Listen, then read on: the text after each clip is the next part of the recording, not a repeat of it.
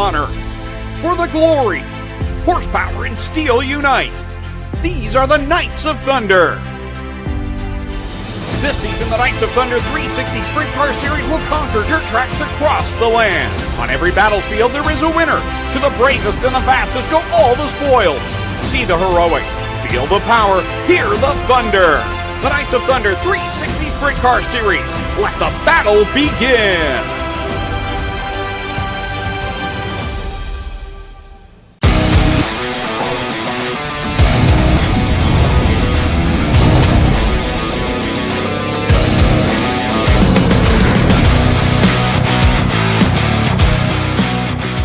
Welcome, race fans, to night number 2 of the Fall Classic here at Humberstone Speedway.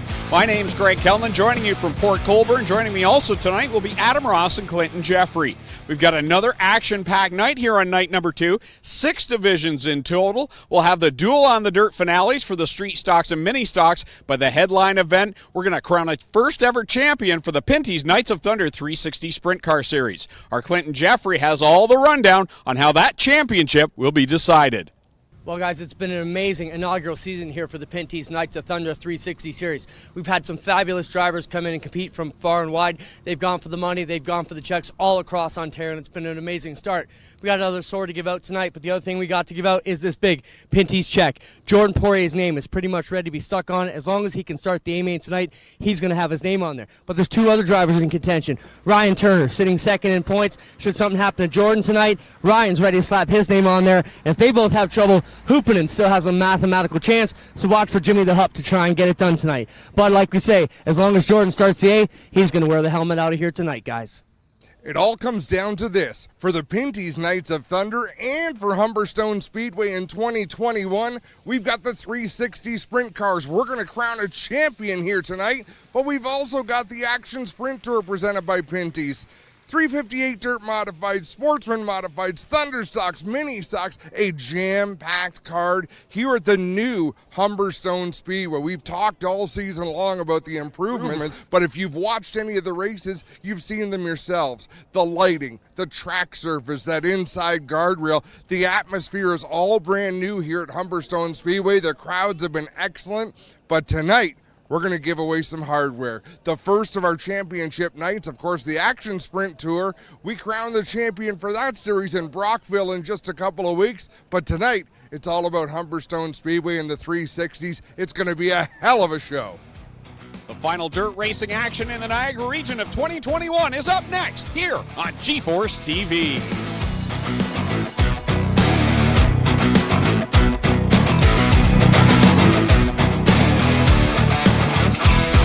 A little bit of up next, a little bit of right now. That was the completion of block number 1, the very first mini stock qualifying heat. Olivier Larocque in the 91, Ken Hare in the 5K, the 7 of Jordan Denabriga, 6X of Mike Sarantakos, the 09 of Clinton Barrett, the 7B of Braden Cuse, the 62 of Lyle White. That is how they run.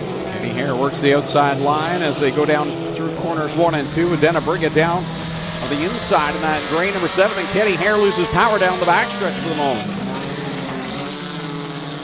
And Denabriga down low, he slowed right down into turn number 3 as well. It bunches everyone up at the halfway point as though they're back on the pace laps in the first 2 rows. Side by side amongst the top 4 right now is Sarantakos back there. And again, Kenny Hare comes off that second corner, loses all steam, and then it picks up by the time he goes to corner number 3. That's got to be a little frustrating behind the wheel. Can you imagine being that frustrated right at the start of a race night, Greg? Not at all. I cannot imagine it. I can feel it, but I can't imagine it. Through osmosis. Is that the right word? Sure. Anything works. Down through 3 and 4, they are still bunched tightly in a pack as the white flag comes out. Jordan Denabriga on the inside in the 7. Mike Sarantakos on the outside in that white number 6. 4 cars all closely matched here in this first qualifying heat. Denabriga out in front. Hare again as you see him go down the backstretch. It's where you want the car to pick up speed. Instead, he gets it about Hare. Sarantakos made a run at the line. Kenny Hare's got to have that car looked at, I think, going into the pit area. The most disappointing third-place run ever for Kenny Hare. Also, Jordan Denabriga, the rookie, his first ever heat win for the season. Good run for Jordan. I appreciated their TikTok prowess this summer. Remember that video they made after Merrittville? Ka-chow. Heat number 2 for the Dow Automotive Mini Stocks. Starting on the pole, a pair of rookies. Out of Thorold, the number 60, that's Richard Hadler. On the outside, out of Welland, that's Hannah Rothwell in the number 19. Happy birthday to the driver of the 61, the Rebel, Chris Lasky. Chris is out of Welland. The 09, that will be driven by Clinton Barrick. Clinton is from right here in Port Colborne. Out of Fenwick, driving car 38S, that's Sam Iftadi. And from right here in Port Colborne, the 14L, John Lubeck. Once again, 6 laps will be the distance. Hello, how you doing, pool family? Nice to see you. Field slowly rolls down the backstretch, ready to come to the green flag here in mini stock heat race number 2. With Hadler and Rothwell on the front row. Now, white flag being displayed this time, rather. A little premature, Greg. Everything is. I want to welcome to the Speedway Jim and Bob Poole, the sons of the original owner of the Speedway. The Poole family, original owner John and Hazel, and their sons Jim and Bob are taking in the races tonight up here in the tower. Welcome back. You know, it's great. The fall races always seem to bring people out of the woodwork. Everybody wants to catch a glimpse before it's too late. We get into the long winter months. We're going to go, how many months, Greg, without seeing each other? It's devastating. I cannot wait. It's marked on my calendar.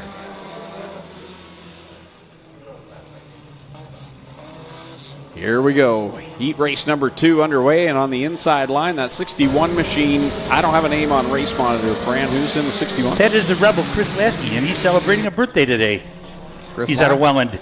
Lasky celebrating in style out in front. John Lubeck runs second in the 14. Lubeck got a great start there on the initial green. He's going to challenge for the lead on the inside off of turn number 2. Here's Lubeck, the leader down the backstretch. And Barrick now to the inside will take the second place as they roll it down the front stretch and across the line to complete lap number 2. Lubeck, a winner here on GeForce TV back at Merrittville Speedway. A big celebration for him to grab that win. That was a big night. That was a happy crew as well, if I recall, in Victory Lane. Off of turn 4, it'll be halfway, 3 laps down, 3 laps to go for Lubeck as he drives away from Clinton Barrick in the 09 machine. So it's Lubeck. There's the battle with Iftadi right now, and Hadler in the 60 as we watch that on screen. 2 more times around, Lubeck right around the bottom of the racetrack. Clinton Barrick running that same line off of turn number 4. There was a lot of bite in this racetrack, and there was bite all night long yesterday as well. Drivers were all commenting on that. And the other thing all the drivers have been commenting on is, of course, the sun goes down earlier and earlier, is how great the lighting is here at the Speedway. White flag comes out on the field with Lubeck leading it down in 1 and 2. Barrick giving chase right now. Final time down the backstretch for John Lubeck in that 14L machine. He'll set sail to the checkered flag over Barrick. Then Lasky looks like he's going to cross the line in the 3rd spot. Sam Iftadi in 4th. And it's Hadler in the 5th position, and Rothwell will complete the running order in heat race number 2. Another one lined up in the chute. Now, is Sam Iftadi Sean Iftadi's brother? That's a good question. I'm not sure. I would prefer if you didn't have a question mark at because the end. If it was his brother's son, he could be the Uncle Burger. It is his uncle. It is Uncle Burger. Perfect. Uncle Burger, Sam Iftadi. Love that burger. Heat number 3 on the pole. And this guy is known to pick up some last lap feature wins. We've known this guy is Craig Vlasic, the Vlasic Classic. He's out of Welland, driving car 44. On the outside, out of Welland, the 96, Tyler LaFontaine. out of Port Colborne. And the 71 out of Niagara-on-the-Lake, that's Austin Worstro. And the number 44, that's Danny Worcester, and Danny's out of Welland. Driving the 71, that is Leroy Buscombe from Port Colborne. And the number 10 from St. Catharines, that is Jay Moulton. Jay Moulton, thank you. No problem, Fran. We're here for you. 6 divisions of racing here tonight. Each of them have a solid crowd. I think Terry had to do some grass cutting this week to make some room for all the cars they've got. Over around the warm-up track, the mini stocks are kind of circulating that with their pit crews, so might get dark for some of them. I don't think they all have those lightsabers, as you call them. No, I think you're right. But these crews are used to it. They've worked in all conditions, and the turn 2 lighting will actually work for them. I think over there. Vlasic, the leader, as they work it off of corner number 4 for the first time. With LaFantasy there in second, and Worstraw. And that white number 71 right on his back bumper. Worstraw up the racetrack, opens the inside to Leroy Buscombe. Buscombe drives around on the bottom. Jay Moulton right behind them in the 5th spot as they work down through 3 and 4. But we're about to have, I think, a battle for the lead. Craig Vlasic holding a nice line, but LaFantasy right on his tail as they pull away from that battle for 3rd. Fantasy all over the back end of the 44 down there in corner number 2 as Worstraw continues to drop spots. Moulton gets by him, now setting sights on the top 3. Coming down cross flags, 3 laps on the scoreboard here in this 3rd and final mini stock qualifier.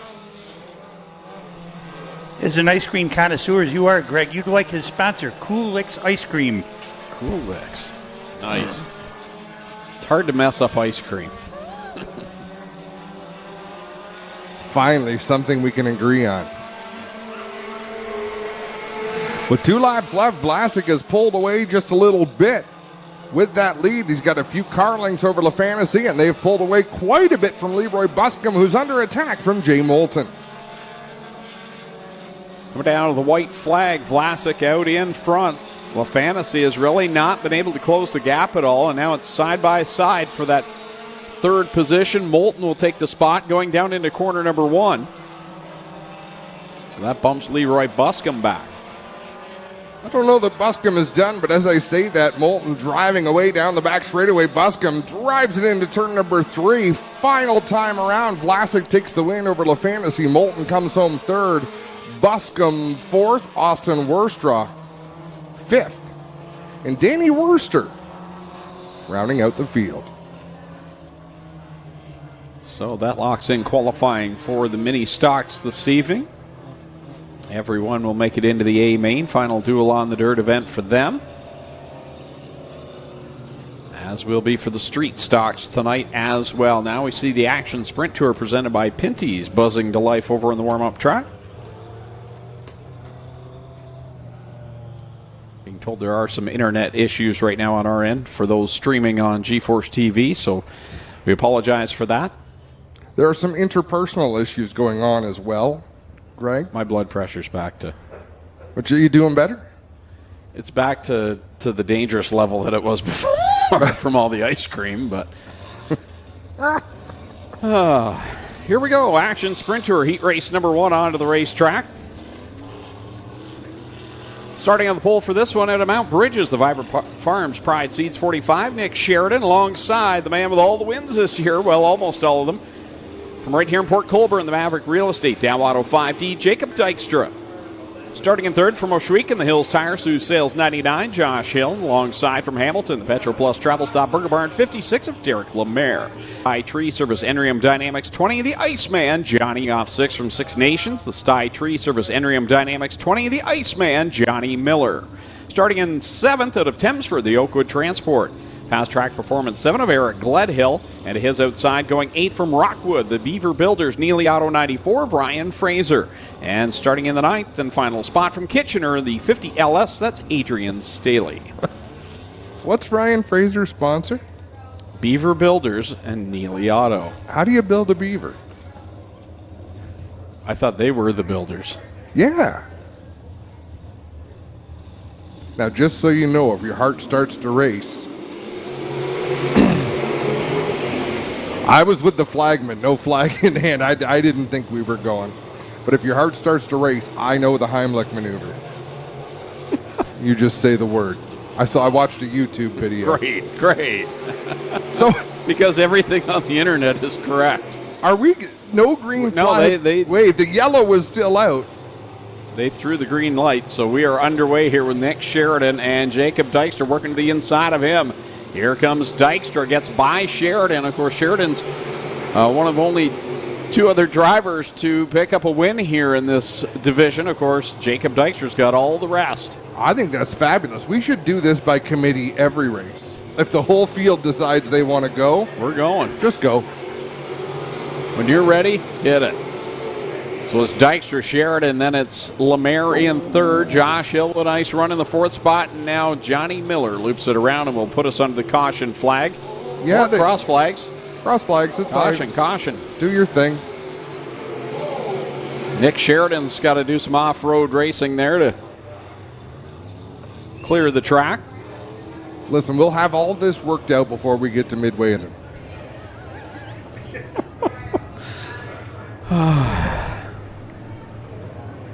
All right. So 4 laps complete. 4 to go. Johnny Miller. Hey, young Jacob Dykstra, 4 for 4 this season here at the Speedway. And off to a great start tonight already. Well, he's darn close to undefeated, Fran. It's been an amazing year for Jacob Dykstra. Not so much if you're the other 30 to 40 cars trying to track him down. But you watch Dykstra on the racetrack, and he does things that other drivers just aren't doing. He makes decisions faster. He commits to where he's going. It's been amazing to watch him race. In the same situation with the Knights of Thunder is Jordan Poirier, 4 for 4. Amazing talent we have. Oh, in this division, we talk about it so often. So many champions from so many types of racing converging into one class. And this division is breeding definite talent for the 360 Knights of Thunder group also. For example, we're going to see in one of the later heats here, young Lance Erskine, a teenager racing for the Burger Barn team. He won a $1,000 to win special down at Little Middleton, I guess, when we were at Delaware Speedway last weekend, in impressive fashion. A young animal behind the wheel. I had a conversation with Doug Erskine on your Tuesday night show about the Erskine family. They began here back in the 70s with Jack Erskine in the six-cylinder Sportsman. I would not want to guess how many Erskines have been behind the wheel. Off the top of my head, there's Doug, Dan, Craig, Don, Lance. That's like the Ferry family, Ferry Fast Racing and Multi. But what was the father's name? What was Doug's dad's name? Well, I remember Jack. Larry Erskine? Son of a gun. That's terrible.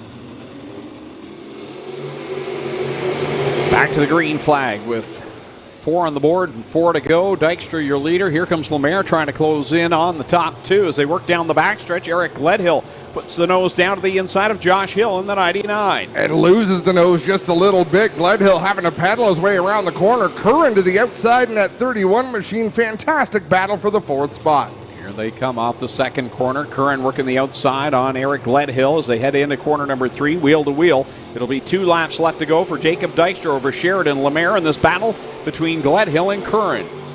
Curran had the spot at the line that time. Top 2 have strung out. In fact, the top 3, Derek Lemaire in the 56, but he is about to be approached by the 31, Dale Curran. 1 more lap, and I think Curran can do this if he hits his marks. Swings to the outside in 1 and 2. Yeah, here he comes looking to the outside of Derek Lemaire as they come across the line. The checkers will come out. Jacob Dykstra gets the win over Nick Sheridan. Lemaire will hold him off of the line, but Curran made it interesting. Curran finishes 4th, and then it's Gledhill, Josh Hill, Staley, Fraser, and Johnny Miller completing the running order in that first qualifying heat of 3 for the Action Sprint Tour presented by Pinty's. Not to step on Quint, but an early track report. This is only the 6th second of 6 divisions. They're working in a nice upper groove already here at the Speedway. You step on Clint all you want, Fran. You're the man of the house. We need to respect our elders. Just want to make a mention, guys. Don't forget, these are the Friday Night Thunder qualifying heat races for the sprint cars tonight. The Friday Night Thunder documentary crew, who've been filming here all season and for the past couple years following the sprint car stars and cars of Wash Weekend as they tour around here on Aboriginal People's Television Network, put up $100 per heat race for the sprint cars tonight and last night. And we'll also have a bunch of random draws for drivers in both of those divisions that participated in both nights here at the Fall Classic. So I want to send a shout out and a big thanks to Friday Night Thunder crew. Yeah, we also have to say thank you to Nitro 54 Variety and Burger Barn for bringing us the Fall Classic weekend here at Humberstone Speedway. Came together very quickly, but unbelievable car counts, fan count here this weekend. Lots of trailers over there, folks camping here. Fantastic weekend for a first try and a very short notice this week. But thanks to Nitro 54 Variety, Burger Barn, of course, Pinty's, Corpac Merchandising, GR Enviro Rail, S&W Service Center, and Peters Excavating for bringing us this weekend of racing. Second qualifying heat onto the racetrack, going from the pole from Mosley in the CarStar Brantford Bobcat of Brantford 3S. It's Austin Rose to his outside from Oshweek in the Canada Fuels Nitro 54 Variety 9C of Brian Nanico. Starting in third from Stouffville, the Gananoque Chevrolet's Instapanels 52. It's the gunslinger, Ryan Hunsinger. And to his outside from Oshweek in the Nitro 54 Variety MK8, Matt Hill. Going from fifth from Rockwood in the Radio Shuttle Neely Auto 74, it's Rob Neely. And from sixth out of Brantford, the Burger Barn East 1 Construction 48, Lance Erskine. Going from seventh out of Waynfleet in the Sundance Pressure Washing Castle Plumbing BS 39, Brett Stratford. And going from eighth from Six Nations, the True North Bet Nitro 54 Variety 38 of Derek Miller. And in the ninth and final starting spot, finished second last night from Brantford, the National Building Group JDL Distributing 49L Lucas Smith. Ready to go. Heat race number 2, 8 laps the distance. So we're about to take the green flag in this heat. We should explain, if you're wondering how they decide the lineups, it's just luck of the draw. But have no fear, whether you start at the front or the back, you've got the same amount of points. Whoa, as Ryan Hunsinger gets squirrely in turn 2, stacks up the field. Brett Stratford to the inside. Lance Erskine looking for room to get by on the bottom as well. Whether you start at the front or the back, it's a passing point system, so there is really no advantage or disadvantage no matter where you start, Greg. Austin Rose breaks away with the early lead in this one. The Nathan Ackland Racing number 3S. Side by side for second. Rob Neely will swoop by Brian Nanicoke. But Nanicoke back to third. Brett Stratford running fourth. And here comes Erskine and Lucas Smith, who started in the tail, already working his way up to fifth. Lucas Smith having a solid run so far, advancing 4 spots in the early going. Out in front, Rose having his way with this field. Rob Neely comfortably in the second spot as Brian Nanicoke missed his entry into turn 1. You could see that develop for about 30 feet. He just could not keep that car in the ballpark. Cross flags go up in the air. 4 in, 4 to go for Austin Rose. His lead is dissipating right now as Rob Neely has caught the 3S. He's about 4 car lengths back now as they stretch down the back stretch into corner number 3. Rose, Neely, and Stratford right now the top 3. Brett Stratford, where did he start in this one? Towards the back, 7th spot. Yep. He's up to 3rd, so a good run for him as well, advancing positions. That's going to be a good qualifier right now for Brett Stratford and Lucas Smith with the passing that they've been able to do. As we come down the front stretch, 2 laps left to go for Austin Rose over Rob Neely. Battle deeper in the field. Ryan Hunsinger up on the high side of 3 and 4. Down low, it's Derek Miller looking for racing room. Miller will take the spot at the line.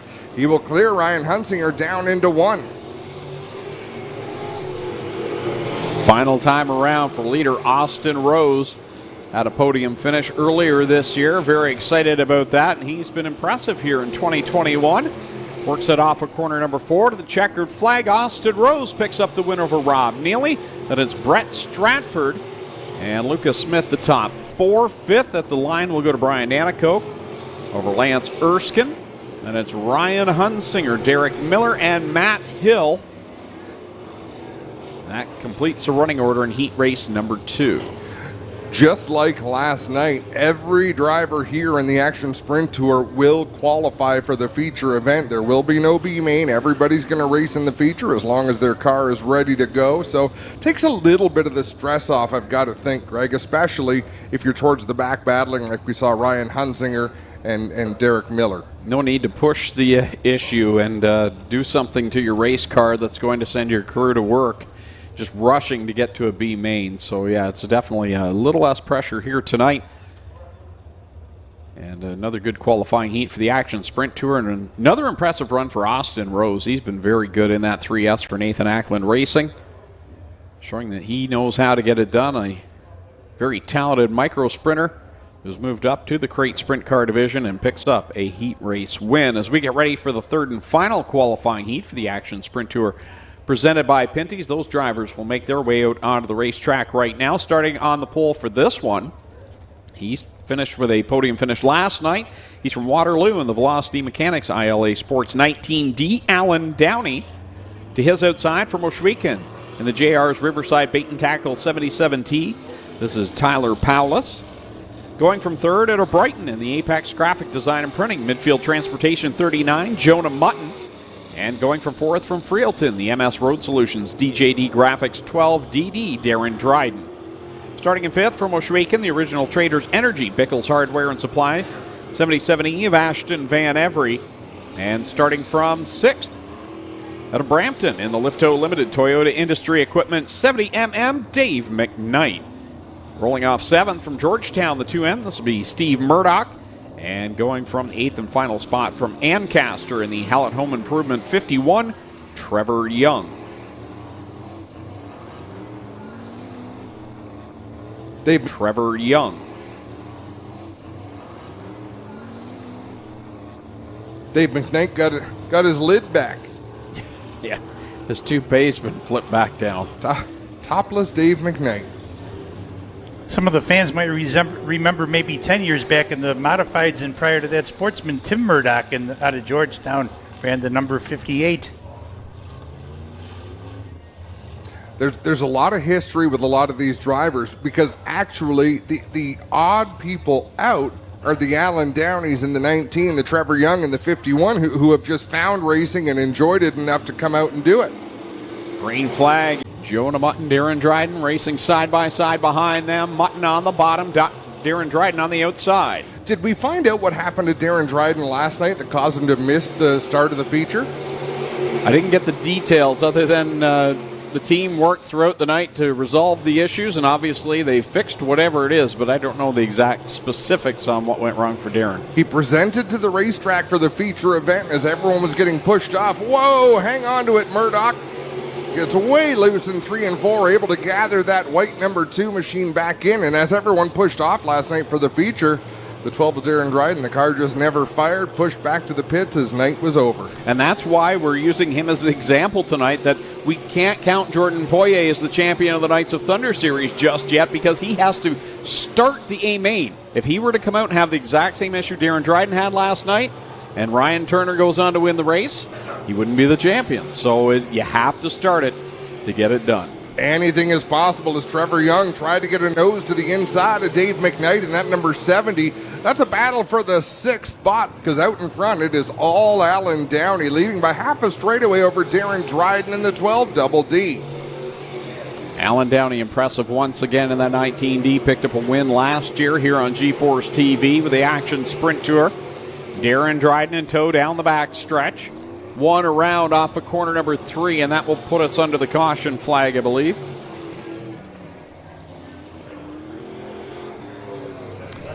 Off the end of turn 2. It's going to be Tyler Paulus in the 77T. It goes off the track. So 3 laps complete. Make that 3 laps left to go in this third and final qualifier for the Action Sprint Tour presented by Pinty's. Looks like on deck we've got the Thunder stocks lined up on the warm-up track, ready to do their qualifying. Still have the Dirt 358 modifieds and the Sportsman. Solid card for Terry Vince tonight.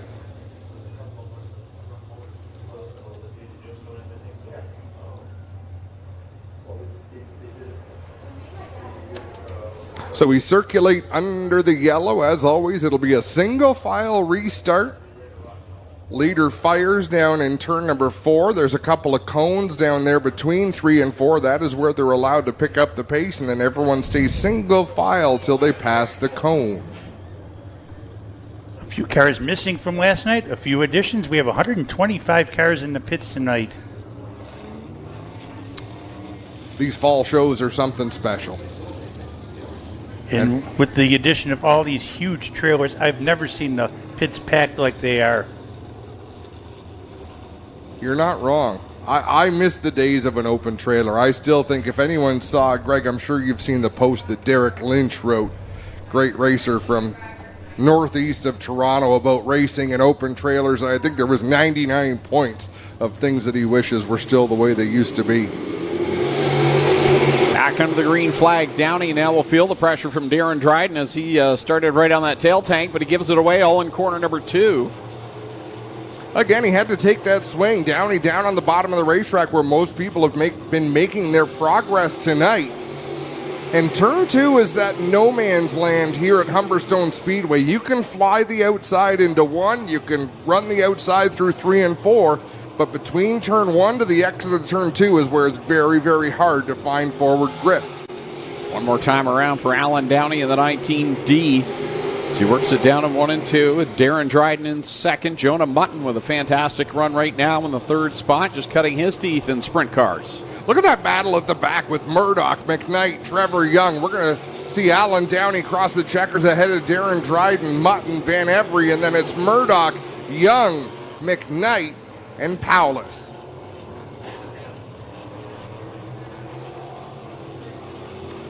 So Action Sprint Tour presented by Pinty's qualifying is complete now. Street Stocks up next with their, looks like 3 qualifiers here tonight. They're duel in the dirt finale. Just 2, Fran says.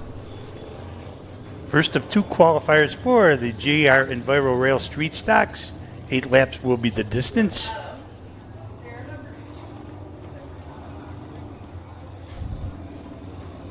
Nice clean racing for the Action Sprint Tour group.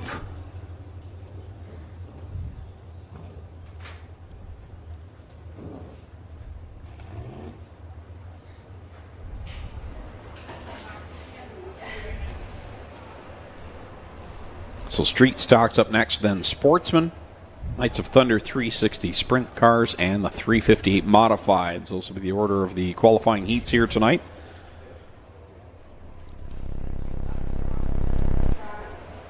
And leading them out on the Speedway, out of Thorold in the 11th. It is Go Fast Teeple, and he's out of Thorold. In on the outside, the number 16 of Scott Sook, and Scott is out of Blenheim.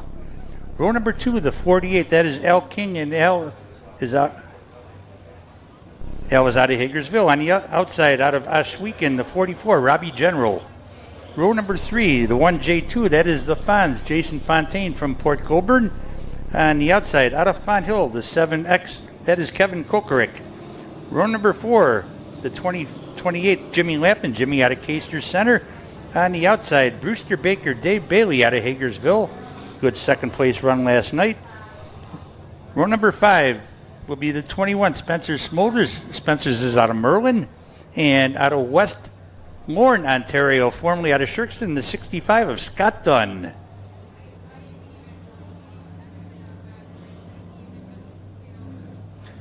Ready to come to the green flag, the first of 2 qualifiers for the Street Stocks. Go Fast Teeple and Scott Sook out there on the front row. And they pile up on the front stretch, and Jim Lampman's stuck together with Braden King. That wasn't great. Under the caution. Yeah. They get separated. You could see how that right front, and there's a bar there that got locked into the 48 car. We'll get a good look at the 28, the right side as he comes by. And there's the left side of the 48. I mean, that could be ugly. Let's have a look at the replay here as they're coming to the green.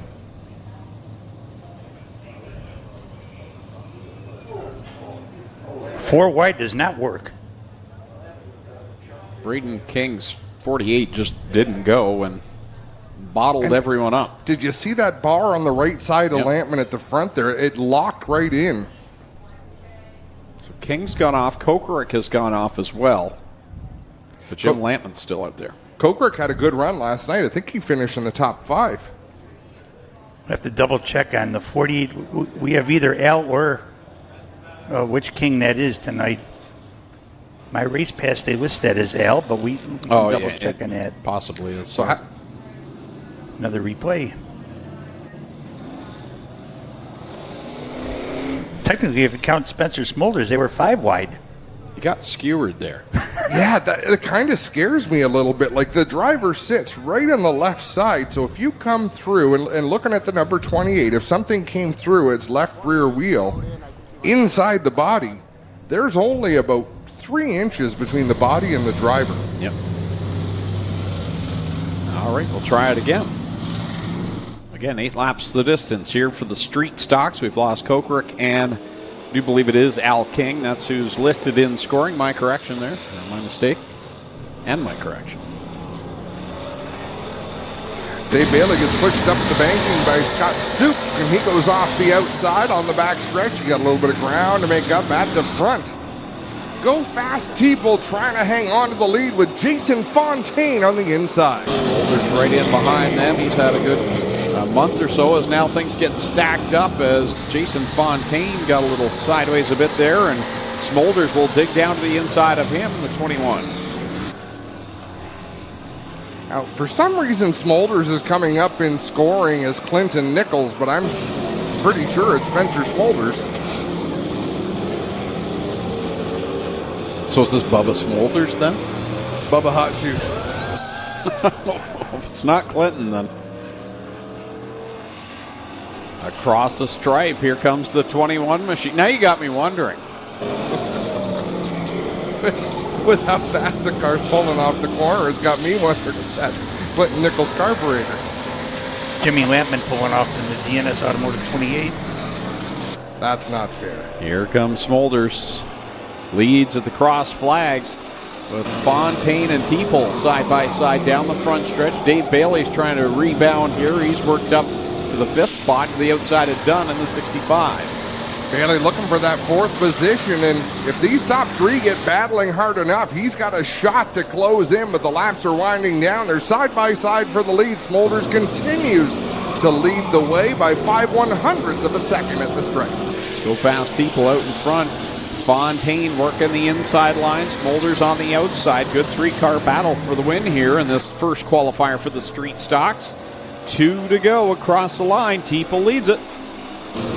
Fontaine slides up off of turn number 4, leaves just enough room for Smolders to drive in there, but Smolders runs out of banking. That allows Dave Bailey to the inside. Bailey closing that gap. He's got about 8 car lengths he needs to make up on the lead duo. Here comes the white flag out of corner number 4. Teeple slides the back end of the car. Fontaine's all over him. Going down into corner number 1. Bailey's caught the top 2. Here comes Fontaine down to the inside of Teeple. Oh, watch this. If Fontaine slides up the track to take away Teeple's lane, Dave Bailey will come in high and look low. If Fontaine keeps his car on the bottom, he'll take the win. Teeple to 2nd, Bailey for 3rd, Smolders 4th, Dunn is 5th. General in 6th, and Suit will finish in the 7th spot. Stealing a line from Steve Petty, our regular announcer here at the Speedway, for 7 of the 8 laps. It was a Teeple chase. Nice.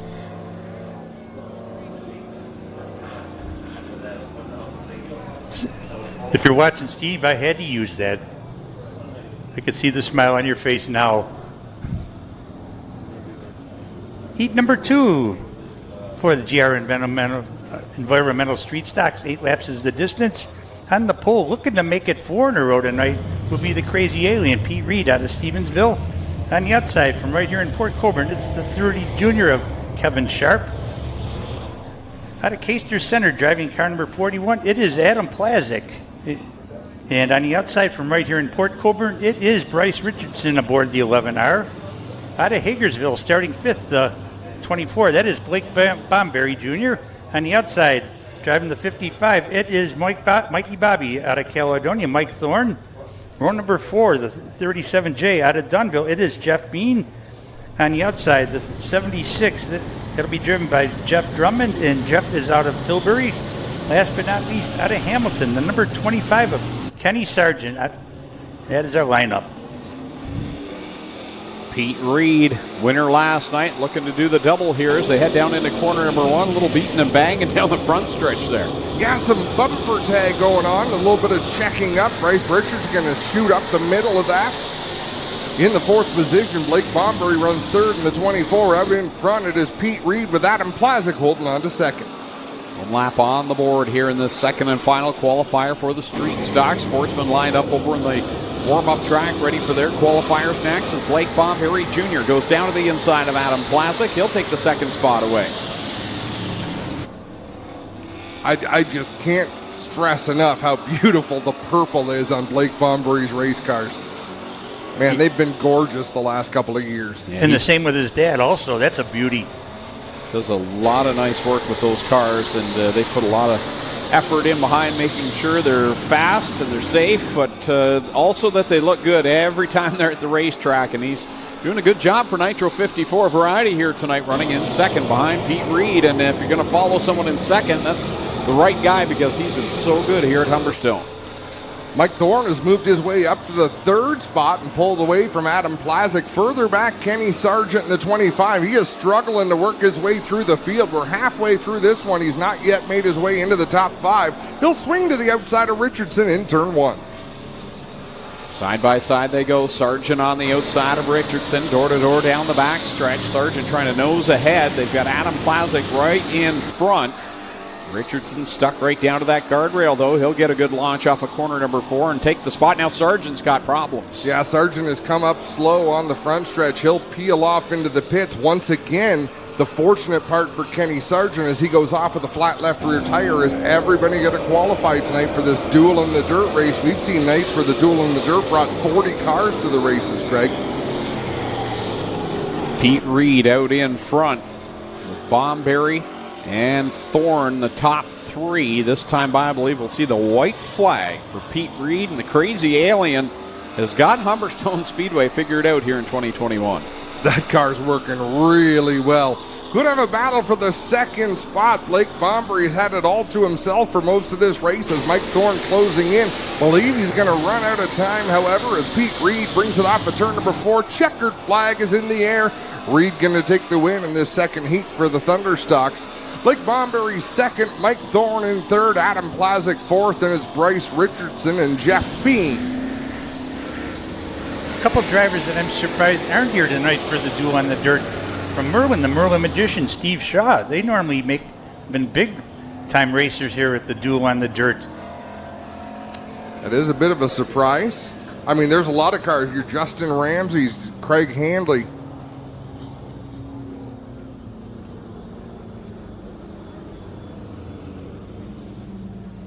Dirt Sportsman making their way out onto the racetrack now. Healthy field of Dirt Sportsman in attendance. Here's how they're going to line up for heat race number 1 in the Willard Concrete and Trucking PVM Hydraulics number 7 out of St. Catharines. It's Cody McPherson. Also from St. Catharines, the Kenny U-Pull, Oshwegan Speedway number 20 of the Mongrel J. Mallory. Row 2 on the inside, the Nickel Street Clothesline, Smithville RV number 21P from Port Colborne is Tyler Pachelski. Alongside him from Niagara Falls, the 22 is Terry Smith. Starting 5th from Welland, the Mountain View home, Steve Dubé Caldwell Banker number 1, a Jason Van Mill. To his outside from Port Colborne, the Canadian Tire Port Colborne, King Street Clothesline 12P of Emily Pachelski. Row 4 on the inside from Hamilton, the Posner Medal 53 is Jason Faraway. In the Mike Knapp Ford, number 108 from Thorold, it's Bill Bleach Jr. And rounding up the field from Port Colborne, Matt Sharp drives the 5S. Oh, boy. Well, that didn't start very well. Crazy start there on that one as Van Mill goes around. Sharp also involved in that one. Last night was a pretty clean night from heats to features and everything, and tonight the qualifying heats have been a little physical. Looks like Van Mill just trying to get his car pointed in the right direction. Wasn't sure if he was going to express any displeasure with anybody. But he spins the car around. He'll rejoin the tail end of the field. Jason will have a little body work back at Too Cool Automotive. Let's have a look at the G-Force replay. Van Mill starting third row on the inside. Bobbled a little bit on the start, but Jason Fairway needed to lift just a little bit. Caught that rear wheel, launched up in the air, and that number 53. You can see the damage to the nose on the 53. That was a pretty solid hit there. Piece of debris on the front stretch. I saw it come flying off. Not sure what it was. Still no clear on what it is. Like a side skirt or something like that. Yeah. Chris Hawkins with a nice shot of that overhead. Also second generation driver. His dad, Doug, used to drive the old Bomber division here at the Speedway. It's one of those things. Our families drag us into it, and there's no escape, Fran. White flag goes out on the field. We'll try this one again with Cody McPherson and Jay Mallory on the front row.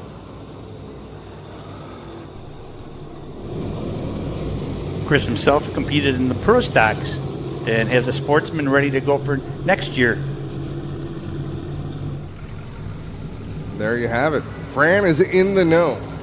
Cody McPherson and Jay Mallory going to fire from the front row here side by side. A lot of experience behind the wheel of these Sportsman cars. Here we go. Take two. McPherson on the bottom. Mallory riding around the top. He had a good solid run last night in that 20. Mallory did a good job of maintaining his bite through turn number 2. Doesn't lose too much ground up on the high side, but still gets right to the bottom when the opportunity arises in 3 and 4. So Mallory settles into second deep in the field. It's quite a cluster there going into 1, Greg. I was going to say, cars are juking around out there, and it is a bit of a chore to drive these cars right now, it seems, in the back of the pack. As we watch them fight it out, Billy Bleach back there right now with Smith down to the inside of him. Good battle, little hip check there off of 4. Terry Smith in the 22 trying to get his nose to the inside of Bleach. That's where it's so hard. You can get your nose in. There's just nowhere to go from there because the car ahead usually can get the forward drive they need to accelerate down the straightaway. So the field, trouble for 1. That is Bleach. Heads off the end of the front straightaway back towards the pits in the 108. His race ends prematurely. Cross flags out. We're halfway home in this qualifier with McPherson out in front over Mallory. Pacholski riding in third. Fairway up to the 4th position. Sharp running 5th, and it's Smith, Van Mill, and Emily Pacholski at the back. Fantastic battle. That's where I'm watching. All the way at the back, Terry Smith in the 22 hits some bumps down into 3, goes up the racetrack. Van Mill to the inside, couldn't make it work, but Emily Pacholski gets to the bottom of Van Mill, and she can't make it work. Yeah, Van Mill caught the guardrail down in corner number 1, and that opened the door for Pacholski. With 2 laps left on the scoreboards, the leaders head down into 1 and 2. And at the front, it is all Cody McPherson, so you're not missing anything in that battle. Everybody is kind of strung out. Is the white flag going to fly? Van Mill may try to close in on Emily Pacholski, but it looks like Pacholski has enough speed in that Canadian Tire number 12 to pull away from the Van Mill 1. Down the backstretch goes Cody McPherson for the final time through 3 and 4, and the checkers will come out. Heat race number 1 goes to Cody McPherson over Jay Mallory, and it's Tyler Pacholski across the line in the 3rd spot over Fairway. Matt Sharp, Terry Smith, Emily Pacholski, and Jason Van Mill will complete the running order, and Billy Bleach headed pit side. He'll be credited with 9th. Cody McPherson drove part-time for the last couple of years, but he was driving for the Fairway team, but hopped back into his own ride this year. That the 53, that's been Daryl and Jason, but tonight it's Jason Paz or Medal 53. That family's been racing a long time, both asphalt and dirt out of Hamilton, Ontario. But let's talk about heat race number 2. On the pole from Port Colborne, the Sterling Lubricant St. Amant Auto 18L is Adam Leslie. Alongside him from Port Dalhousie, the United Rentals Dow Auto Supply 1F is Ryan Ferry. Row 2 on the inside from Fort Erie, the Bellinger Electric Sterling Lubricants number 18R is Brad Rouse, and alongside him from St. Catharines, the Blue Moon Potatoes 8S is Justin Sharp. Row 3 on the inside from Ridgeway. The Dandy Curbs Atkinson Delivery 66P is Jeff Pinty. Alongside him from St. Catharines, the Reeds Haulage 68 is Curtis Friesen. From St. Catharines, the Stormproof Contract number 174 is Chris Storm. Alongside him from Fort Erie, it's Bill Gill in the 49. And rounding out the field from Thorold, the Hartzell Home Hardware Performance Heating 13M is Daniel McKay. Green flag on the field. Ferry and Leslie on that front row. Brad Rouse, last night's winner, tucked in there in that third spot as they head down through corner number 3. Ferry trying to ride the outside line, but Leslie is going to lead lap 1. Ferry tucks in line behind him. Now Rouse will step upstairs. Both of those 18 machines able to really hook the bottom of the racetrack last night. Of course, Brad Rouse taking the feature win in the white number 18 is team car Adam Leslie in the 18L. I think he finished 5th or just outside of the top 5. A solid outing for Adam Leslie. He's got control of this heat, however, as he pulls away from Ryan Ferry. Ferry going to have to fend off the 18R, Brad Rouse. Off of corner number 4 comes Leslie. Ferry doing a good job holding off Rouse in that second position. Rouse trying to get it done on the outside line, but just can't get the traction, the bite to pull off the corner. Ferry doing well on the bottom, so he holds down second. And a good 3-car fight behind them with Sharp, Friesen, and Pinty. It's one crossover move after another. Curtis Friesen able to fire into turn number 3, but he can't keep the car on the bottom. Jeff Pinty gets into the back corner of the Curtis Friesen number 68. Now Rouse is all the way alongside Ryan Ferry in a battle for second. 3 laps left to go for Adam Leslie. Rouse inches ahead at the line that time. He'll hold the second spot down. He's getting a little bit more speed out of the top side, and here they go down the backstretch, wheel to wheel into corner number 3. As I've said, that 3 and 4, he's really able to keep the momentum going, and he'll clear them in 3 and 4. It's turn number 2 where it's just very hard for anybody to keep the car on the banking. You see them wash up, have to check up. That allows Ferry to drive back underneath. We're down this time will be the white flag for Adam Leslie. He's been out in front since the drop of the green flag. Brad Rouse trying to clear Ryan Ferry, but Ferry's credit, he's putting on the pressure, doing a nice job holding on to that third spot. Yeah, Ferry's looked great here last night and tonight, having solid runs. Out in front, though, it's Adam Leslie going to take the checkered flag. The battle for second will be Brad Rouse over Ryan Ferry. 4th goes to Justin Sharp. 5th to Curtis Friesen, just ahead of Jeff Pinty. Then it's Chris Storm, Bill Gill, and Daniel McKay. That's how they finish in heat race number 2. One more heat for the Dirt Sportsman. Here's how they roll off on the pole from Ridgeway. The Performance Acura Pams Welding 3N of Noah Mamo. On the outside, the front row, and the Gaston's Auto Sale Atkinson Delivery number 99P from Port Colborne is Greg Pinty. Starting 3rd from St. Jean, Quebec, the Nokian Tire 35R of William Racine. Alongside him from Port Colborne, the LeMays Meats TC Deckel 62 of John Babian. Starting in 5th from Niagara Falls, the Haynes Tire and Auto Repair 2K is Rob Knapp. Starting 6th from Niagara-on-the-Lake, the Bobcat of Hamilton Advantage Trailer 72, James Michael Friesen. Starting 7th from St. Catharines, the Centennial Construction 74 of Dave Flanagan. And rounding out the field, his final night behind the wheel, the Performance Acura Pams Welding number 3 Mamo out of Ridgeway. It's Dave Mamo.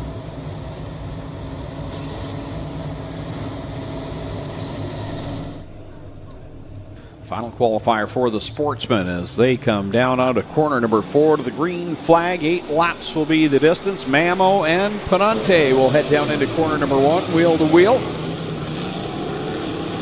Side by side they remain off of turn number 2, down the back straightaway. Pinty trying to get a run to the outside. Mamo with a good head of steam on the bottom. They'll continue side by side to the stripe where Mamo is going to lead lap 1 by the narrowest of margins.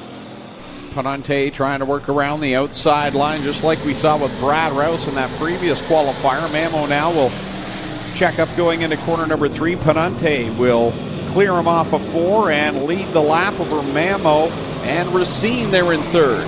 Greg, in my opinion, that's the best we've seen anybody come around the outside of turn 2 is Greg Pinty. Yeah, it's been a slippery predicament for a number of drivers, but Pinante's got it going well here. He's fast on that outside line, leads another lap, and now Mamo's going to feel it from Racine, who's closed the gap, looking for second. William Racine all the way from Montreal, Quebec, battling for second, but he's better watch out. James Michael Friesen in the Bobcat of Hamilton 72 is flying around the outside. Cross flags from the starter halfway home in this third and final qualifier for the dirt car Sportsman. Racine will take second away. Here comes JMF now down the backstretch to the inside of the Mamo machine. Friesen with a good head of steam down the backstretch, just kept it rolling up the inside of 3 and 4. He'll pick up that third spot. Rob Knapp in the 2K trying to close in as well. The door was open. Knapp couldn't quite get there, but we'll see if he can make that run down the backstretch. 2 laps left to go for Greg Pinty over William Racine. Then it's James Michael Friesen. And now Rob Knapp into the 4th spot over Noah Mamo. That's your top 5 coming to the white flag. It's been all Greg Pinty in this one from the drop of the green flag. He worked to the outside. Once he got out in front, brought the car down towards the guardrail, ran the bottom of the racetrack. The battle now, James Michael Friesen trying to close in on William Racine to take over that second spot, but he's only got one more set of corners to try to do it at the checkers. It's Greg Pinty. Racine going to hold on for second, then it's Friesen in third, Knapp in fourth, the 74 of Dave Flanagan fifth. Then it's Noah Mamo, John Babian, and Dave Mamo rounding out the field. So there's your winner, Greg Pinty. Tell me something, Adam. Noah Mamo, does he not have an interesting interior light? I noticed it last night. Here he goes by the flag stand now. It's like looking in an aquarium. Yeah, like you don't need to read a book in there. That's what it reminds me of a little bit, right? The reading lamp. I'd never noticed that, yeah.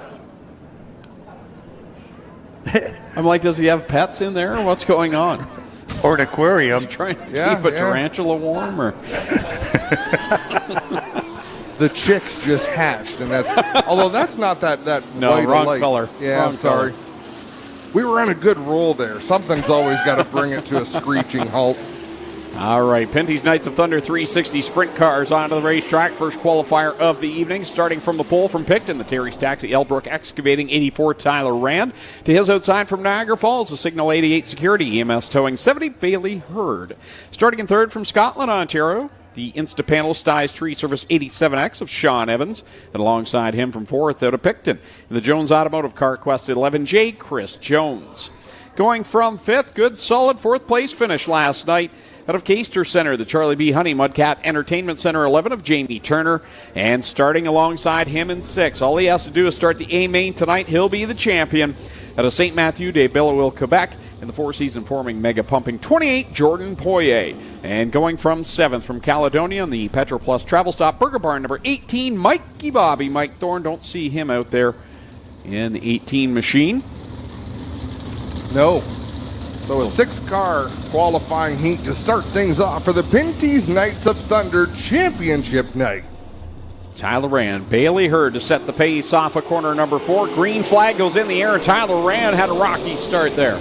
Yeah, Bailey Hurd got a good jump on the outside as Rand sort of bobbled there. Chris Jones off the outside of the racetrack. Jordan Poirier squirts through to take that spot. Now Poirier going to set his sights on Sean Evans for third. Bailey Hurd took off like a rocket ship in that 70 machine. He's out in front over Tyler Rand, who's done a nice job recovering from that rocky green flag start, but bearing down on him, Jordan Poirier as Bailey Hurd shoots it off of corner number 4. Rand goes to the lead, and Poirier now closes the gap on the top two. Everything was great until it wasn't, Greg.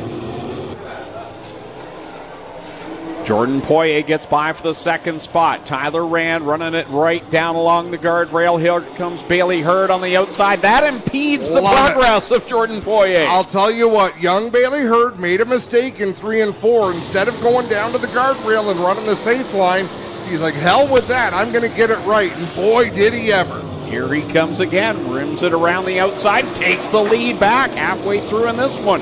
4 laps on the scoreboard. Bailey Hurd, Tyler Rand, wheel to wheel with Jordan Poirier riding there in third. You got to think, if you're Jordan Poirier, don't get into any issues in this qualifier. No, absolutely. But, Greg, that's what I love about racing. You know, it's conquering the same thing that took you down. You go back and you face it head on, and Bailey Hurd leading the way. But, boy, the top 3 are right together through 3 and 4. Tyler Rand pedaling the bottom. Jordan Poirier slinging the outside now as well. 2 laps left to go for Bailey Hurd, the youngster out of Niagara Falls, Ontario. Poirier clearly into the second spot as he gets by Tyler Rand. Now Poirier will try to reel in the leader, going down in 3. Poirier on the bottom around the guardrail. Normally the quick way around. Bailey Hurd has changed his line just a little bit on the outside. He's not running quite as high on entry as he was. Here comes Poirier on the bottom. Bailey Hurd's going to take another shot up top, but Jordan Poirier shut the door off of 3 and through 4. Poirier will pick up the win over Bailey Hurd. Sean Evans third. Then it's Tyler Rand, Chris Jones, and Jamie Turner completes the running order.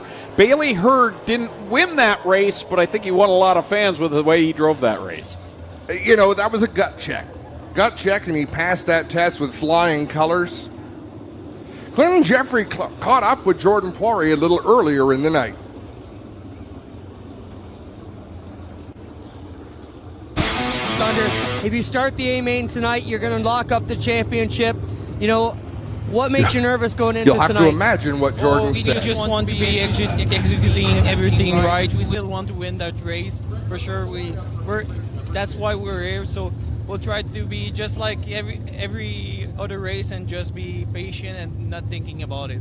Is it safe to say you're doing exactly what you did last night when you won, or have you made any changes? Yeah, we've been starting just like we were on the feature. The car was really, really good. We expect the track to be a bit more slick than last night. We didn't know with the wind, with that cold temperature, it can be more tacky. We'll see after hot lap. All right, we'll let you get out. Thank you. Jordan Poirier, we'll watch him here as he continues preparation to get ready to head out to put heat in the motor here, guys, to get ready to try and be the first ever champion of the Pinty's Knights of Thunder. All right, heat race number 2 on the racetrack, starting from the pole from Fenwick. And the Ohsweken Speedway Racehorse Enrium Dynamics number 0. This is Jim Hoopinen. Had some folks say, is that not Glenn Stiers in the 0 last night? No, Jim Hoopinen driving the 0 here tonight and last night as well. Alongside of him, making the tow here tonight, wasn't here last night, from St. Catharines in the Jason Enterprises Bodyline Auto Recyclers 46, Kevin Pauls. Starting in third from Beachville in the Castrol Edge to Groot Hill Chevrolet, Quick Wick Firestarter number 5, DJ Christie. And going from fourth out of Ohsweken, the Ohsweken Speedway Racehorse Case IH number 68 is Aaron Turkey. Going from fifth from Dunville. Second place in points coming into tonight from the Kingpin Farms Burger Barn. Number 91, it's Ryan Turner. And his outside starting in sixth from Dorchester, the Malcolm Mills Mill riding Ohsweken Speedway 1 of Holly Porter. And going from the seventh and final starting position from Brantford. Also in the Malcolm Mills Mill riding number 27, Paul Ballantyne. 7 cars make up heat race number 2.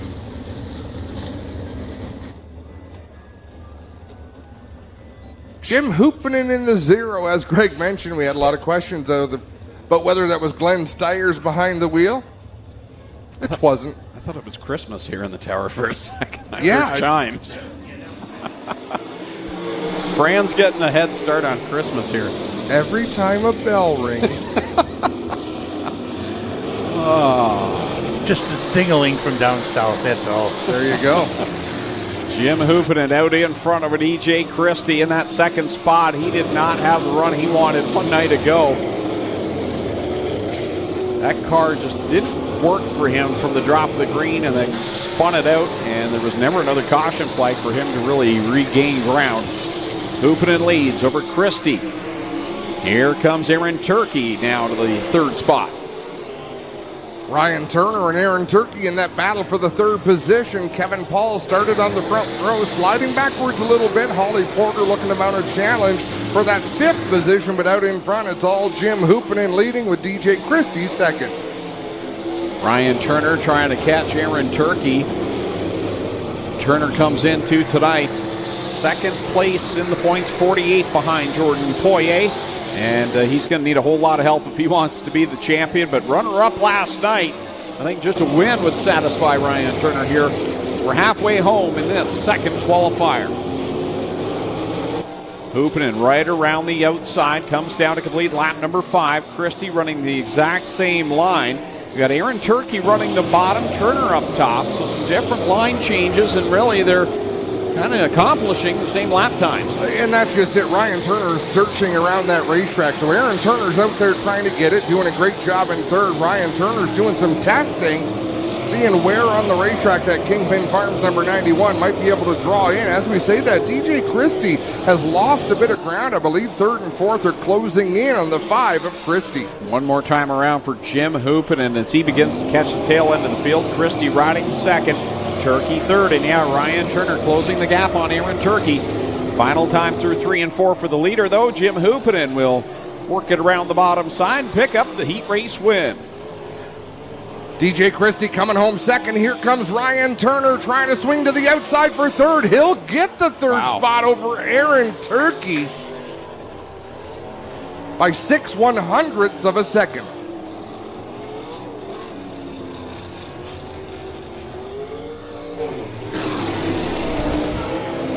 Nice power move there.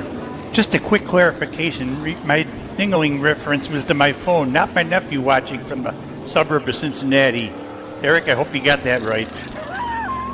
I think that label could apply to a number of people in this room. But hey. Wasn't that a Chuck Berry song? It was. Was it Chuck Berry? And I think probably. I think there were radio stations that wouldn't play it. We've come a long way. Stuff they play now, wow. That's mild. Most of the people singing the songs today are dinglings. Here's Clinton Jeffrey with Jim Hoopinen.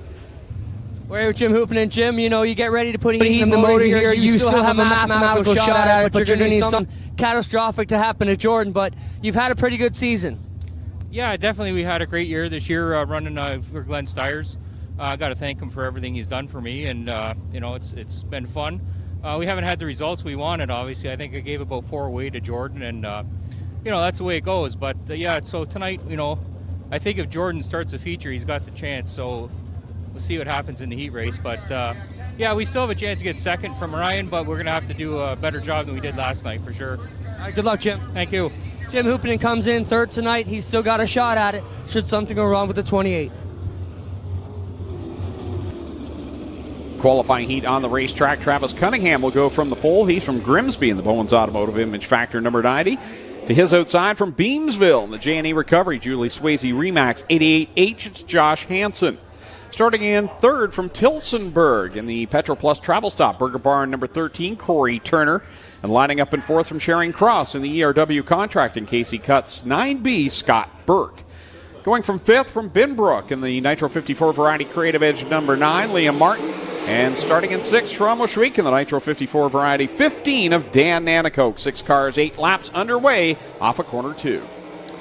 Dan Nanakoke drove it hard down into turn number 1, then had to chase the car up the racetrack, managed to keep it in the ballpark. Liam Martin overtakes him for position as Corey Turner is in a battle with Scott Burke for the third spot. And Scott Burke almost launched his car off of corner number 2 over the right rear of Corey Turner. As around goes Liam Martin. Wow! Baby holds on to it. I thought he was going to be in the cornfield.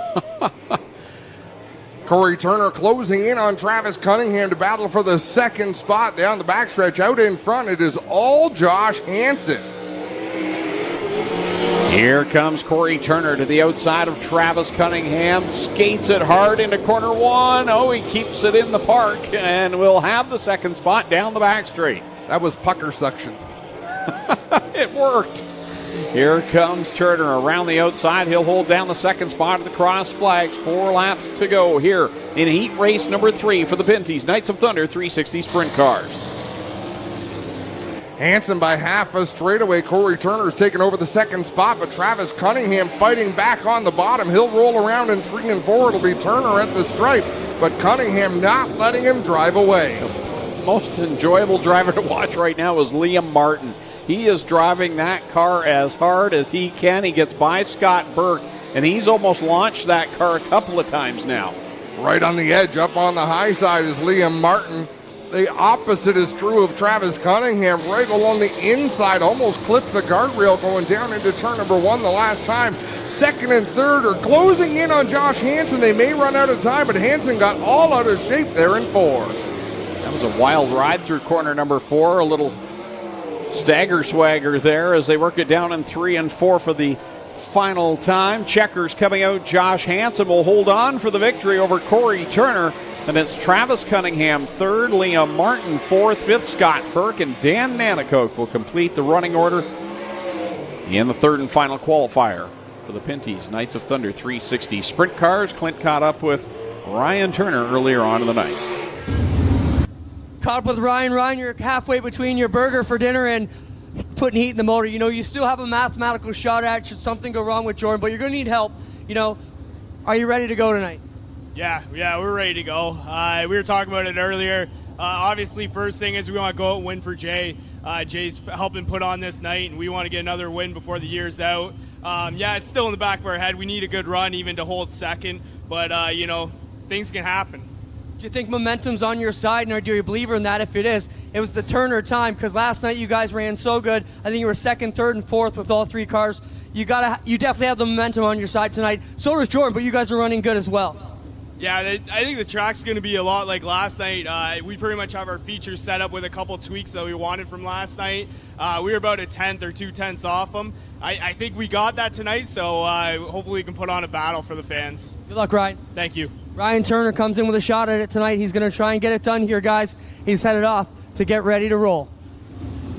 Heat number 1 on the track for the Dirt 358 Modifieds. On the pole in the Niagara Employment Center, number 96. At the Niagara-on-the-Lake, it's Fred Carlton. Alongside him from Port Colborne in the Niagara Employment Center, number 96, it's Luke Carlton, a brother affair on the front row. Row 2 on the inside, the Willard Concrete and Trucking, number 88 out of St. Catharines, it's Shane Pierce. Alongside from Smithville, the 08 is Mark Delario. Starting 5th from Thorold, the 38 is Scott Wood. 6th from Caister Center, the 72 is Tanner Podwinski. Rounding out the field from Port Colborne, the 12 of Chad Chevalier. Green goes up in the air. Fred Carlton jumps out to the early advantage. Here comes Shane Pierce. He was a lot of fun to watch last night. Adam really driving that car hard. Here he is on the bottom side looking for the second spot. Down along the guardrail, Shane Pierce having to use a lot of finesse. I think if he had his way, he'd rather be up on the cushion, just pounding it on the high side. But he'll make that work on the inside. He'll get around Luke Carlton in the 96. So Pierce to the second spot. Carlton back to third. Now he's got Scott Wood all over him. Mark Delario riding behind him in the 08 as well. Oh, wow, Wood squeezes that car to the inside between the guardrail and that 96 of Luke Carlton. Chad Chevalier to the inside of Mark Delario on a race for fifth. Fred Carlton out in front over Shane Pierce, Scott Wood, Luke Carlton, Mark Delario, Chad Chevalier, all right there. Tanner Podwinski not far off either. As we come to the cross flags here in this first 358 modified qualifier. Halfway through this one, and Freddie Carlton is having his way out there in the 96. Shane Pierce in the 88 has Scott Wood closing in on his back bumper, and they've got a gap back to Luke Carlton. Hanging on to that 4th spot, a good run for Luke Carlton. Normally a Sportsman racer, but I believe this is an engine from the Costco's that he has put under the hood of the 96. Here comes Scott Wood now, trying to make a run on Shane Pierce for the runner-up position. 2 laps to go, this time by under the stand for Fred Carlton. And then it's Pierce and Wood, and a good 3-car fight back behind them. Luke Carlton, Mark Delario, and Chad Chevalier.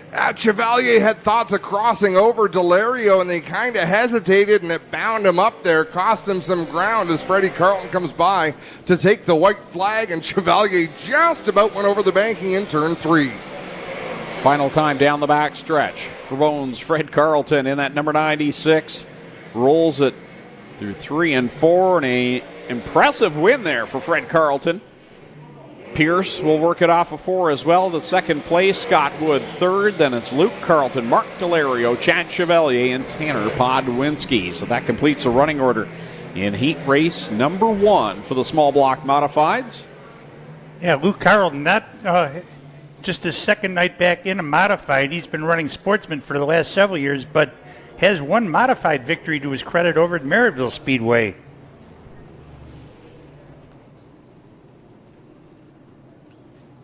Heat race number 2 going to roll out next on the pole in the 1XP in the Peters Construction Group Kendale Products car from Thorold. It's Austin Wood. Alongside him from Welland, the Too Cool Automotive number 2 cool, it's Derek Van Mill. Row 2 on the inside from St. Catharines, the Blue Moon Potatoes number 28, it's Todd Gordon. Alongside him from St. Anne's, the 72K is Bill Podwinski. Starting in 5th from St. Catharines in the Outlaw Chassis 82, it's Tommy Flanagan. And rounding out the field from Ridgeway, the Rona Welland 37S is Gary Lindberg. Looks like Podwinski has elected to start at the back of the field. That'll put Lindberg up into the 4th position. Melissa Stevens, the race director, redirecting traffic, saying, hey, 72, you're supposed to be starting 4th, so he will take that 4th starting spot. And we should be ready to take the green this time at a turn number 4.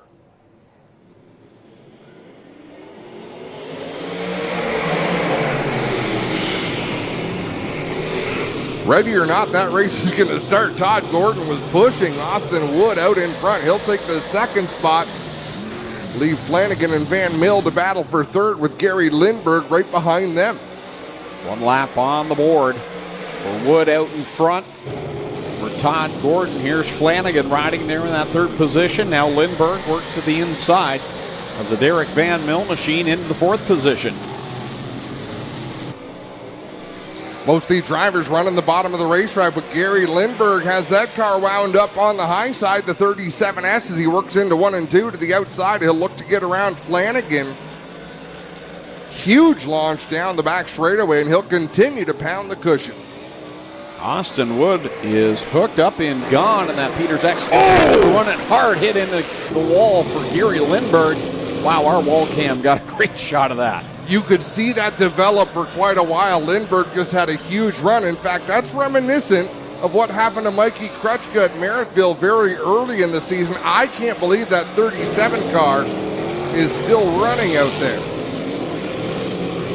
Hasn't lost any steam at all. Still trying to work the outside of Flanagan down the back stretch.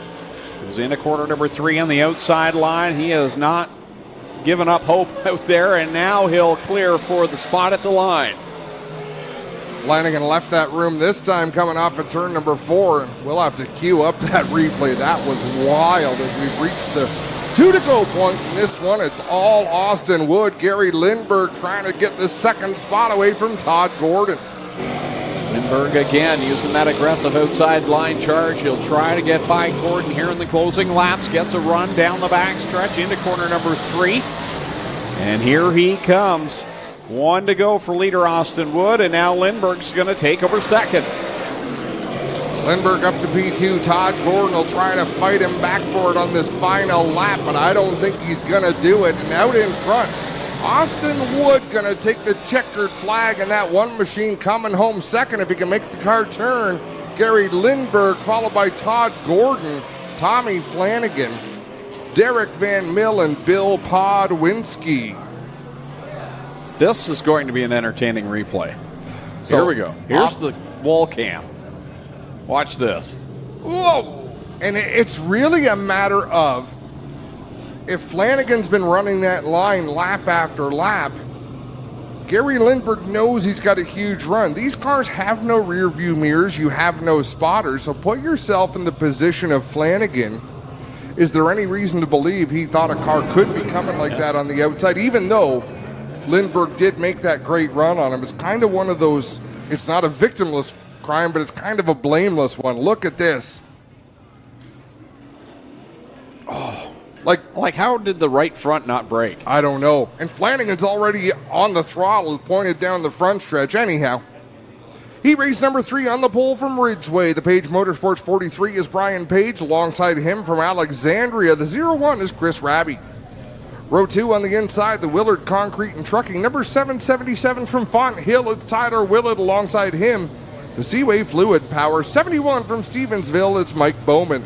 Row 3 from Montreal, the 96J is JF Corvo. And rounding out the field from St. Hyacinthe, Quebec, the two brothers racing SWL Farms 25B, Steve Bernier. They are green down into corners 1 and 2, and Bowman slid up the track there, and Willard got to the inside and by him. Bernier trying to work the inside as well. Lap number 1 goes to Chris Raby, last night's winner. Some close confines here on the front stretch. Mike Bowman giving a little bit of help to Brian Page to get down the front straightaway. Tyler Willard hanging tough on the bottom. He'll take the spot, clear that number 43. Here we come, off of 4 another time. Chris Raby leads at the line, and practice hot laps earlier on tonight. His first trip down into corner number 1, that car almost went over. He hopped and skipped it, and then off the banking in 2. So a rough start tonight for Chris Raby after winning last night. But he's got things straightened out, and he's leading right now with 3 on the board. Steve Bernier in the 25 struggling to get around Brian Page in that 43. Bernier swings to the outside in 1 and 2. Down the back straightaway, he'll draw even with the 43 and try to clear the Page machine in 3 and 4. He'll make the pass at the stripe out in front. It continues to beat Chris Raby by a healthy distance over Tyler Willard. Mike Bowman, taking over that 3rd spot, was able to drive away from Page and Bernier, but I don't think he's closed in at all on Tyler Willard. 3 to go in this one for Chris Raby over Tyler Willard, Mike Bowman, and Bernier back there with Page and Corvo. 2 laps left to go for the driver of the 01. Corvo and Page side by side. Corvo will take that position in the grinder number 96. Isn't that an app? One that you're on often, I guess. I watch Letterkenny. I think you're right. The battle is on for the 3rd spot between Steve Bernier and Mike Bowman. Bowman has the position. Bernier heading up to the high side down the back straightaway. Install that on your phone, Adam, I dare you. Checkers out. Chris Raby gets the win over Tyler Willard. Oh, who got it at the line? Was it Bernier? Yeah, he got Bowman at the line over Corvo and Page. Bernier by 2/100ths of a second. A similar move to what Gary Lindbergh had made, but Mike Bowman sort of got the memo. Because Spencer loves it when we request replays, if we can get that replay from the speed shot, you'll see Mike Bowman just at the last second leave enough room, sort of redirect that 71. Close quarters there coming to the stripe. Spencer, can you back that up even a hair further? I don't know if you can or not. Because look at the direction Mike Bowman's car is heading coming off of turn number 4. And then he just leans it over. You hear that car coming. Nice job by both of those drivers to squeeze in a fairly tight hole. Just got an update from Melissa Stevens. 26 Sportsman, they're going to start them all. No Consi. That's what we like to hear. So that means we should be set to go for feature action here momentarily. We'll watch that replay one more time. Oh, man. There's no hesitation. If you're Bernier, you're there, you're committed, and he makes the pass at the line. So as we can see over in the pit area, the mini stocks are getting lined up, so we're going to take a short break. And we'll be back, feature time from Humberstone Speedway Fall Classic, night number 2 here on GeForce TV. Early man discovered fire, but Quick Quick perfected fire. Quick Quick is the only fire starter that guarantees to start your campfire, wood stove, or fireplace without the need for kindling or paper. Find your nearest Quick Quick retailer at quickquick.com.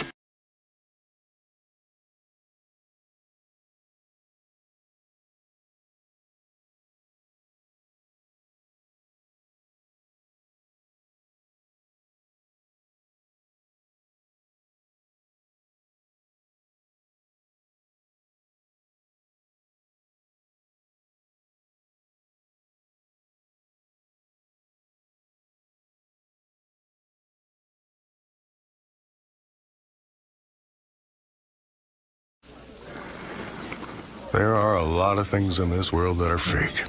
Your food shouldn't be one of them. Pinty's Man Cave Chicken Wings. Authentic food for real people. Crave the cave, friends. Pinty's Man Cave. A guy like this, who relies on his truck for work, knows that his truck will take care of him if he takes care of his truck.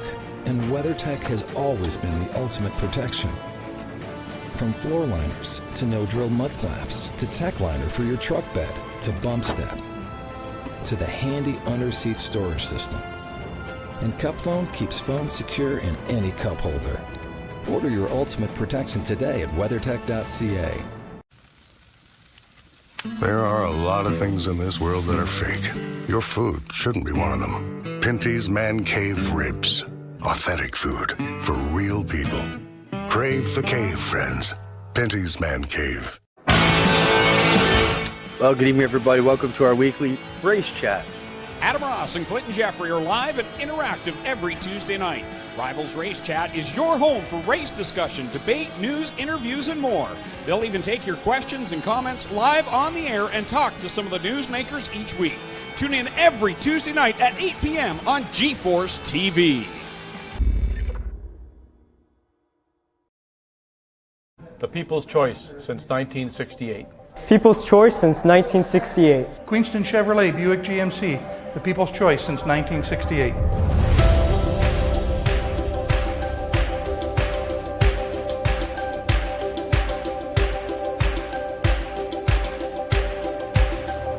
Hey guys, my name is Jose and welcome to Queenston Chevrolet Buick GMC. Today I want to talk to you about what makes us stand out and apart from other GM dealerships. So we're family owned and operated since 1968. In those years, we've been actively involved in our community through numerous endeavors. We're also a proud member of the Hamilton Chamber of Commerce. So our GM dealership has won multiple awards throughout the years for sales, parts, and service. So as a thank you to our customers, we have a loyalty rewards program. So any expense that you do at our dealerships will get you points and money.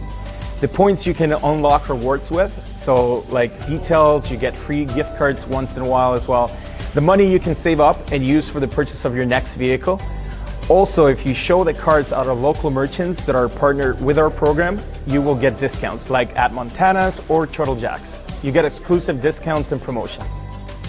Additionally, we also have a very large lot and inventory, lots of trim levels, lots of colors for you to choose your perfect vehicle. Thank you. Remember to visit us online on QueenstonChev.com or come say hi in person at our dealership so we can show you why we have been the people's choice since 1968.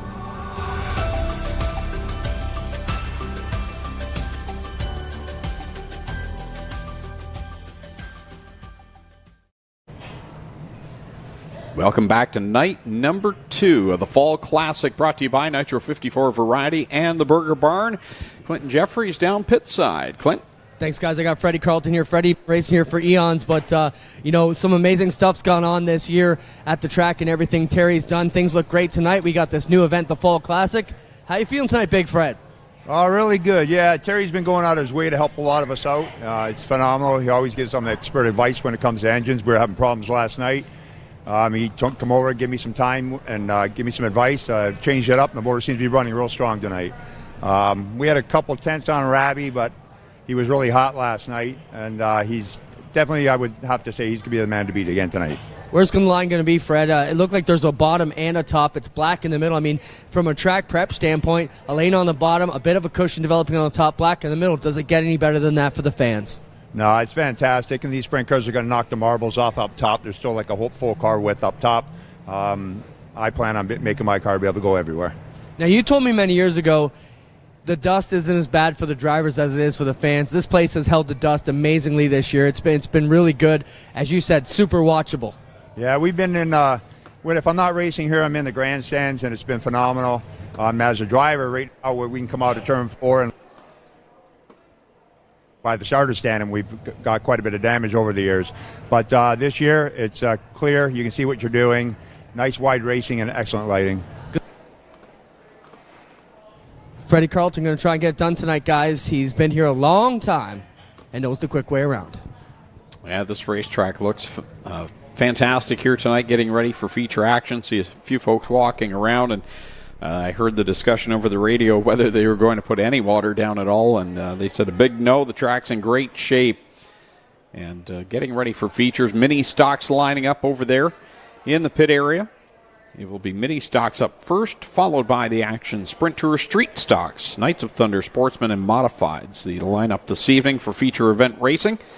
Once again, want to thank Nitro 54 Variety and the Burger Barn for presenting both nights of the Fall Classic here at Humberstone Speedway. Also want to thank Pinty's Delicious Foods, Corpac Merchandising, GR EnviroRail Inc., S&W Service Center, and Peters Excavating, also proud sponsors of this Fall Classic weekend. And it's been a lot of fun. It came together very quickly, but I can see this becoming an annual tradition. This is traditionally an open weekend on the schedule. All the racing's completed in this region, but this is a good start for what was really just kind of promoted in the last couple of days. It's been exciting to see how quick things have come together. Now, the action here at Humberstone Speedway is not over after tonight. Coming on Saturday, October the 16th, Attar Metals presents the Eve of Destruction. 6 o'clock is showtime, so they're going to do this under the lights. It's Canada's wildest motorsports event.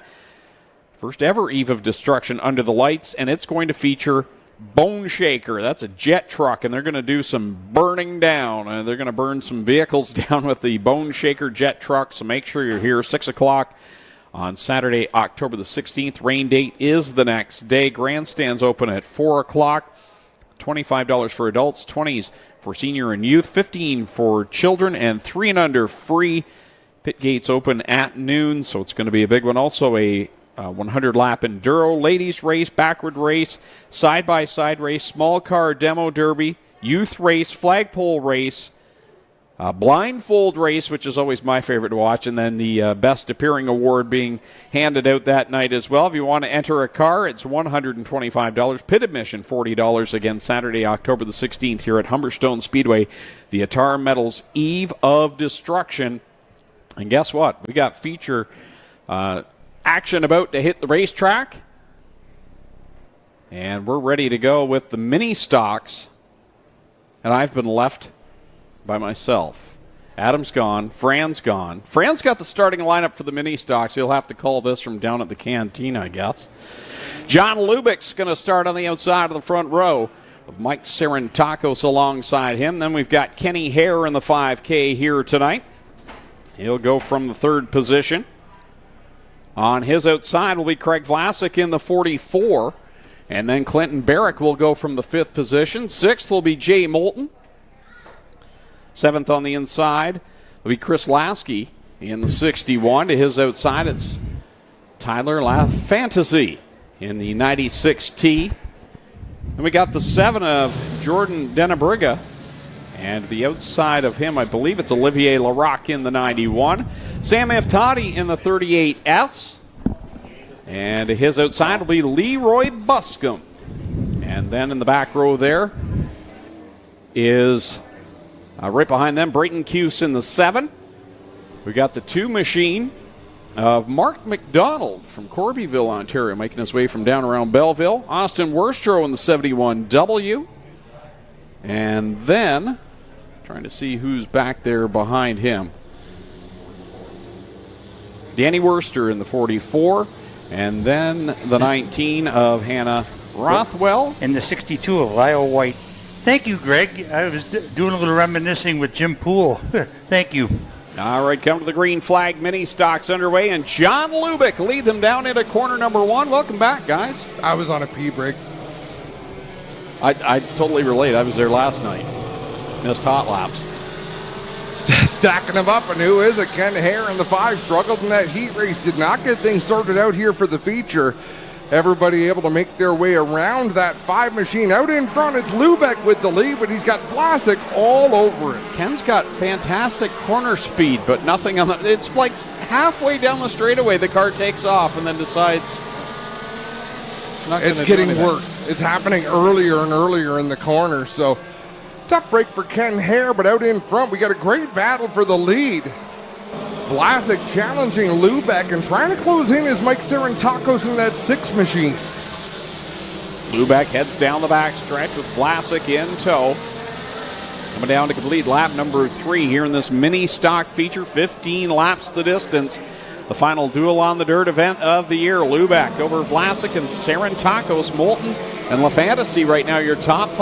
I think Mamo loaned his lights to Hannah Rothwell in the 19, and she's put them everywhere. Yeah, they're at the front bumper and everything. If you're looking for lost contact on the track, you can find it with Hannah Rothwell. Kenny Hare and Leroy Buskenwell both pulled to the infield, keeping the race green. Sportsman-like thing to do by those drivers. Is out in front. Lubeck continues to lead the way. Vlasic 3 car lengths off the back bumper of that number 14 as they work through 3 and 4.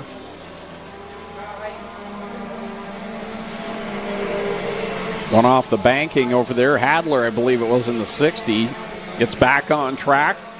As the leaders bear down on Rothwell. Going down into corner number 3, Vlasic is right there on the back bumper of that Mustang of John Lubeck. Lubeck was going to go to the inside, change direction. Vlasic had to check up just a little bit. They both get around the Rothwell number 19. They'll continue their battle with 6 laps complete. Mike Sarantakos, good solid run right now in the 3rd spot. He's got Jay Moulton and Tyler LaFantasy tucked up behind him. So the top 5 have broken away. A bit of a gap back to Barrick right now in the 6th position. And his car not showing up in our scoring. There's actually a jump from 5th to 7th. So Clinton Barrick right now in that 6th spot. All right, he just appeared. Oh, he's back. And there he was, gone. Lubeck working through some more traffic. Slides up off the bottom. Here goes John Lubeck as we reach the halfway point of this mini stock feature. Contact into turn 1. Oh, and Lubeck goes around. Vlasic continues on. And the caution flag will come out, and now this is where the race director gets paid all the money. Man, it's scary. You know, I know they delay yellows sometimes, but when a driver's door is exposed to the field like Lubeck's is, and his arm is out the window. Flat left rear tire on the Lubeck number 14. Craig Vlasic sent tail for contact. Fran, do you have a one-way radio in your ear? I could just hear Melissa in the background. There you go. Melissa Stevens, the race director. And we got some compliments on her work down there while I was down in the concession area. They said, tell Melissa she's doing a good job.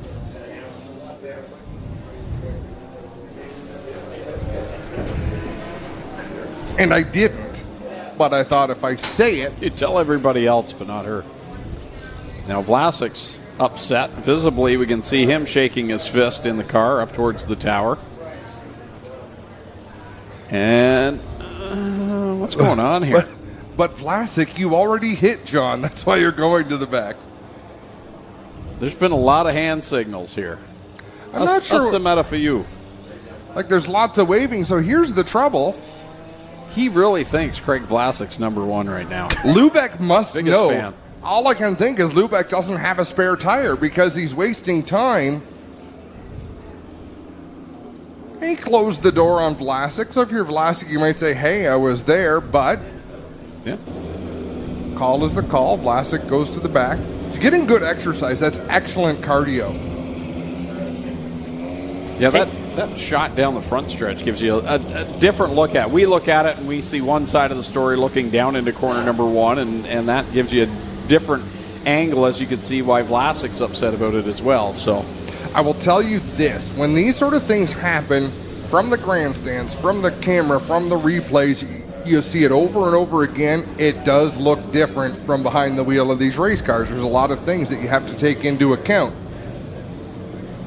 Taste Buds Lamp and Salvage 6X. Mike Sarantakis has been a good regular here at the Speedway. One of the better running Mustangs. Driver to keep your eye on. Well, we're going to have to now because he's the race leader.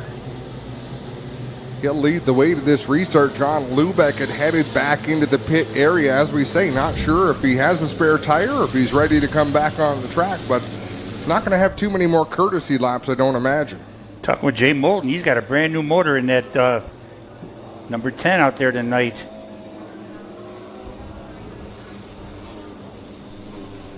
get it broke in, and then let it cure over the winter. Let's do a quick fire it up. One of our great partners in G-Force TV, quick fire starters, and this was a feature we started this year. I thought it was incredibly witty, Greg. I think this was your idea. The artwork definitely was yours. Quick fire it up.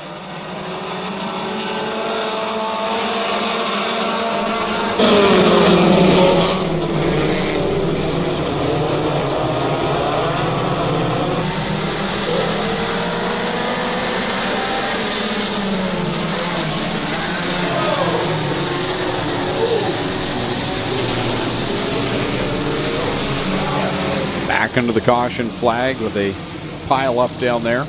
It's Denabriga and Cuse. And Austin Worstrow. It's a meeting of the sevens down in turn number 3. What just happened? Did I miss something? There's a lot of excitement here in the tower. I was going to make a comment. It was kind of like when Harry met Sally up here. Like, what on earth? I'll have what she's having.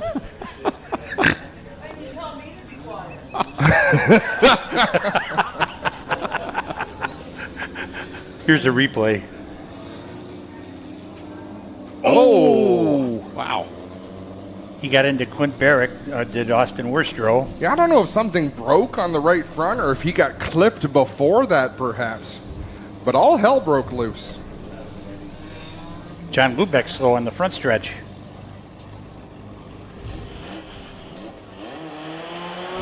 Oh, he's doing a burnout here. Still mad. That's 4 cylinders of frustration on the front straightaway. Sunday. I don't know what he's angry about. Like, Melissa made the call, put plastic back. The only thing she didn't do was turn back time and put him back in the lead. You know, and I mean, racers are passionate. It doesn't matter if you're a 4-cylinder racer or if you're a sprint car racer. You know, you're passionate about what you do on the weekend. But we're still going to poke a little bit of fun no matter what class you run in. So you'll be here for the eve of destruction now, I'm assuming. No, that was it. That's all you do? There's Jack down there. Don't fall in the mud, Jack. I'm kind of like that. You think it's going to be great, and then it's over. Is that right? Looking at the Hannah Rothwell car, it looks like they turned off the inside light. Well, the inside light should probably remain off. Braden Cuse in the pits aboard the 7B. Papa Sean, the former Pro Stock driver, has been out with that car a few times and said they're looking to put their daughter into racing next year. It was just strange with Worstrow turning. As soon as he right checked there. up for the corner, the car just turned right. Watch the 09. Oh, I think it was an overcorrect maybe because he started going down left and then the overcorrect. If you back it up a little bit, you'll see that movement in the front end of the car. Sorry, Spencer. We're going to ask you one more time if we could have a look at that angle. Watch the slight 09 of Sean Barrick. Clint Barrick. He got a little bit right in front of them, and here we go. One more look. So watch the white number 71. Turns to the left, then up on the correct, and maybe it was a little sloppy down there in the inside or something, but that was just weird the way the car quickly turned to the right and collected everyone. So weird.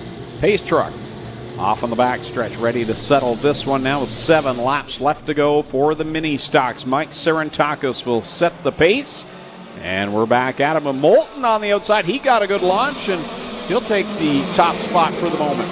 LaFantasy had a look to the inside, but backed out just a hair. Maybe because he thought he could get that same run down the backstretch and really do it right. Fantasy on the bottom of Serentakis. Clinton Barracks right there on the back bumper of the 96T. no. Now they're going to all gather up. How did they all save that? Barrick still hasn't. Now he has. Wow. For our next act. And don't look now, but John Lubeck is almost back to the top 5. Serentakis, I thought he was going to lose it there in corner 4. Back end got around on him. And Craig Flapsick is up to 4th. The charge back through the field. Man on a mission right behind Serentakis. He flopped his arms so hard for propelled him all the way into fourth. Off of corner number 4. This time it'll be 4 laps left to go. Vlasic and Sarantakos with Clinton Barrick right behind him in the 44. Barrick in the 09, Vlasic 44, 6 Sarantakos. John Lubeck getting a little squirrely deeper in the field. He's in the middle of a 3-wide situation out in front. It continues to be LaFantasy in the lead over Jay Moulton. And as it turns out, Mike Sarantakos again back in the 3rd spot as if Toddy, the Uncleberger, just about cleaned the front stretch wall. Down into corner number 3 go the leaders, LaFantasy and Moulton, 1 and 2, and a big gap back to the 3rd spot. 2 laps left to go. Moulton trying to find the line that's going to get him to victory. LaFantasy kind of parking himself in the middle of the track on the straightaways, works down to the bottom groove in the corner. Jay Moulton a little bit higher there in turn number 2. He'll drive into 3 as, Clinton Barrick in trouble down the backstretch. He is way off the pace. Here comes Moulton, one more chance. He'll look to the outside at corner number 1, trying to keep the momentum going in that number 10 machine as they go down the backstretch. LaFantasy protecting the bottom. Final time through 3 and 4, Adam. Way up to the top goes Jay Moulton. He's going to carve the car back to the inside, but it's not going to be enough. LaFantasy for the win. Moulton comes home second, 3rd to Vlasic, 4th to Sarantakos. 5th to Lasky in the 61, then it's Austin Werstro and John Lubeck. Let's see if Lubeck closes up on Craig Vlasic. He's still at racing speed here. He's coming. He's on a mission. Through 4, he's at full speed. Here we go.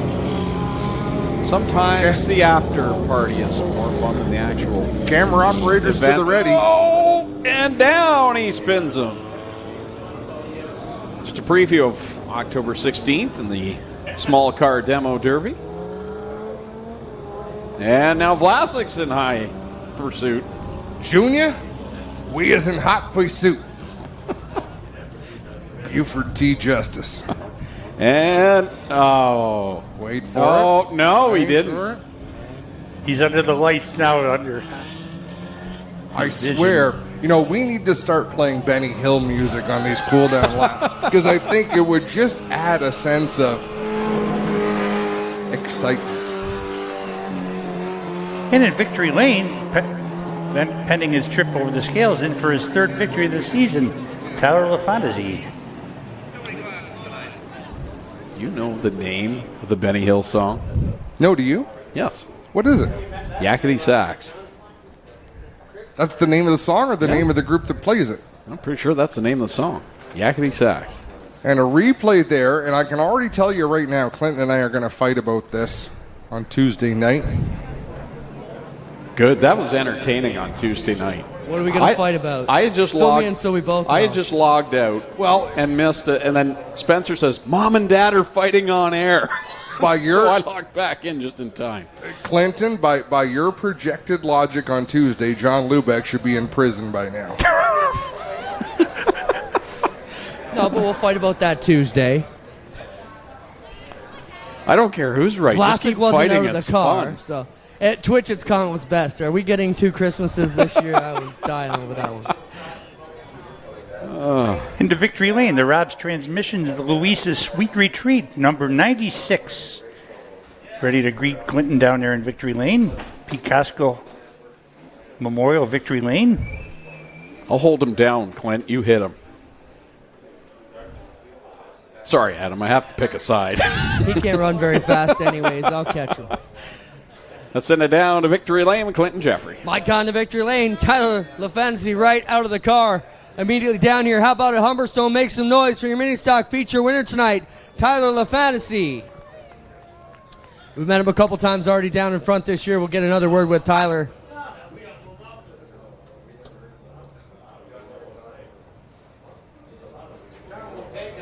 Tyler, since about mid-season on here, you've been awfully quick. You got to love this way Humberstone has been reconfigured. It certainly suits your style. You basically started your career here and continuing to put these feature wins up. That's got to feel really good. Yeah, you know what? I always love racing here. It's a great track, and Terry did a great job here this year. The track, it was weird. I'm not used to being able to squeal the tires in a mini stock, but it was pretty fun on the bottom there. Let's talk about your battle with Jay Moulton there. You guys went at it pretty hard. He's a solid runner. Yeah, it was a 3 wide and looked like someone got sucked out of there. I think it was Saren Tacos, but it was a good race. Moulton always good racing with him too, and we always have a good time. Anybody you want to thank, Ty? I got to thank APC, Auto Parts Center, Rob's Transmission Auto Service, Louisa's Sweet Retreat, and everybody at Twisted Metal Racing who helps with this car get it out here. Thanks a lot. Tyler the Fantasy picks up the feature win. We'll be right back here live on G-Force TV from Humberstone for the Fall Classic.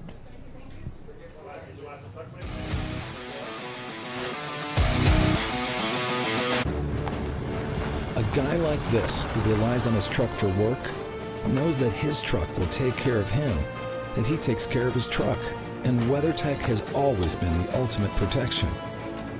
From floor liners to no-drill mud flaps to tech liner for your truck bed to bump step to the handy under-seat storage system. And Cup Phone keeps phones secure in any cup holder. Order your ultimate protection today at weathertech.ca. Well, good evening, everybody. Welcome to our weekly race chat. Adam Ross and Clinton Jeffrey are live and interactive every Tuesday night. Rivals Race Chat is your home for race discussion, debate, news, interviews, and more. They'll even take your questions and comments live on the air and talk to some of the newsmakers each week. Tune in every Tuesday night at 8 p.m. on G-Force TV.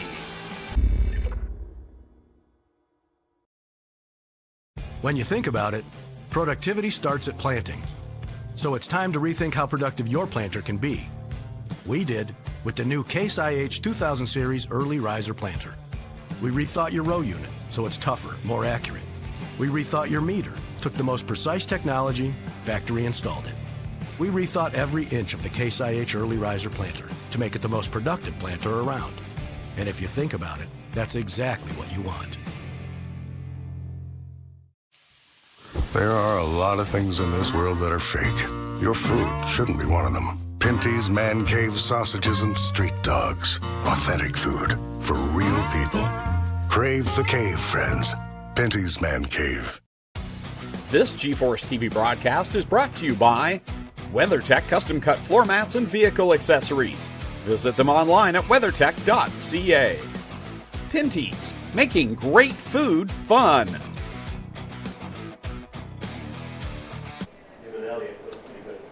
Back live at night number 2 of the Fall Classic here at Humberstone Speedway, brought to you by Nitro 54 Variety and the Burger Barn as we get ready for the Action Sprint Tour presented by Pinty's main event.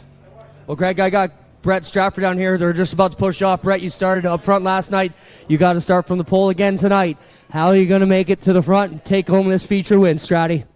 Well, I'm a little nervous, but we're just going to stand on the throttle, man. That's all we're going to do. Brett Stratford hoping for not a mid-race restart that caught him last week, but he's going to go for it tonight. We got any Stratford fans in the house? Let's hear ya. Pushing on the push trucks, and away we go. Starting lineup for tonight's main event for the Action Sprint Tour from the pole, as Clint just said, from Wayne Fleet in the Sundance Pressure Washing Castle Plumbing BS 39, Brett Stratford. Alongside of him, from Rockwood in the Radio Shuttle, Neely Auto 74, Rob Neely.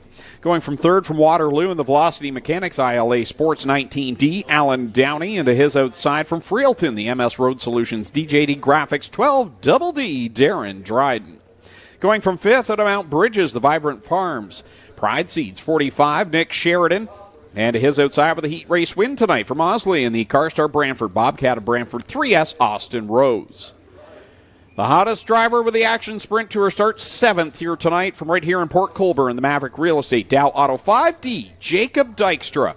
And his outside runner-up last night from Brantford in the National Building Group, JDL Distributing 49L, Lucas Smith. Going from 9th out of Hamilton, the Petro Plus Travel Stop, Burger Barn 56, Derek Lemaire. And lining up in the 10th spot from Brighton, Ontario in the Apex Graphic Design and Printing, Midfield Transportation 39, Jonah Mutton. Going from 11th out of Bowmanville, it's the 31 of Dale Curran. Alongside of him from Oshweek the original Traders Energy, Bickles Hardware and Supply, 77E Ashton Van Every. Going from 13th out of Thamesford in the Oakwood Transport, Fast Track Performance 7, it's Eric Gledhill. And lining up in 14th from Georgetown, the 2M Steve Murdoch.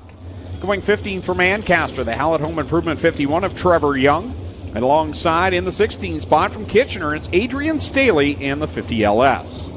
Starting 17th from Oshwegan, the Canada Fuels Nitro 54 Variety 9C of Brian Nanakoke. And to his outside going 18th from Brantford in the Burger Barn East 1 Construction 48, Lance Erskine. Starting at 19th from Oshwegan, the Hills Tire Sioux Sales 99 of Joshua Hill. And alongside in the 20th spot from Brampton in the Lifto Limited Toyota Industry Equipment 70mm, Dave McKnight. Starting 21st from Stouffville, the Gananoque Chevolds Instapanels 52 with the Gunslinger, Ryan Hunsinger. And to his outside, starting 22nd from Rockwood in the Beaver Builders, Neely Auto 94, Ryan Fraser. 23rd starting spot goes to Derek Miller from Six Nations in the True North Bet Nitro 54 Variety number 38. And to his outside going 24th from Oshwegan and the JR's Riverside Bait and Tackle 77T Tyler Palace. And in the back row, starting 25th from Six Nations, the Sty Tree Service Enrium Dynamics 20 of Johnny Miller. And his outside, starting 26th from Oshwegan, the Nitro 54 Variety number MK8 Matt Hill. 26 cars, 25 laps the distance for the Action Sprint Tour presented by Pinty's. Another fine field of cars for these crate engine powered sprint cars. It never ceases to amaze me how deep this field is, how talented this field is, and how Jacob Dykstra has torn it to pieces this year. He has been absolutely dominant here at his home track and looking for yet another win. Winner last night. Very popular win every time he can do it at home. He even had pom-poms to celebrate as they drove him down to victory lane. Can he do it again? We'll find out here in 25 laps. They can go by in a hurry if you're not careful. 10 wins so far for Jacob Dykstra. The other two winners on the circuit, Darren Dryden at Southern Ontario Motor Speedway on September 11th. And Nick Sheridan all the way back on August 6th at Merrittville. Otherwise, it's been all Jacob Dykstra. A lot of success this season. Sounds like he's got a busy winter plan. Some racing down in Florida, some 360 action next year. Great to see this young talent ready to move up the ranks. And we are crowning the champion tonight for the Pinty's Knights of Thunder 360 sprint cars. For the Action Sprint Tour, still have 2 events left, and they will come up in a couple of weeks' time down at the Boss, the Brockville, Ontario Speedway. We'll crown the champion down there October the 16th. 4-wide salute for the Action Sprint Tour presented by Pinty's. Fans, get on your feet. They are 4 wide and fancy for you. These are the Action Sprint Tour presented by Pinty's.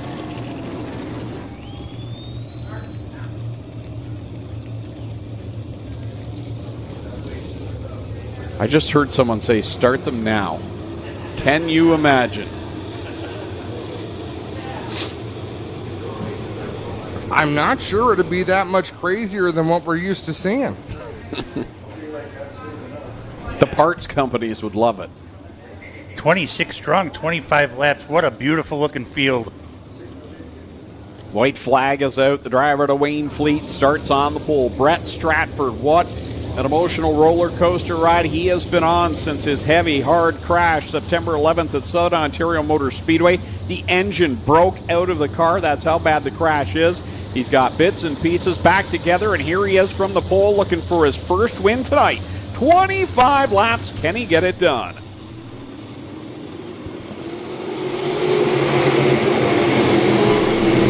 Stratford jumps out to the advantage. Rob Neely to the bottom of the racetrack. Darren Dryden up high. Alan Downey looking to the inside, but he'll back out of that. Dryden takes on that second spot, but it'll be Brett Stratford leading lap number 1.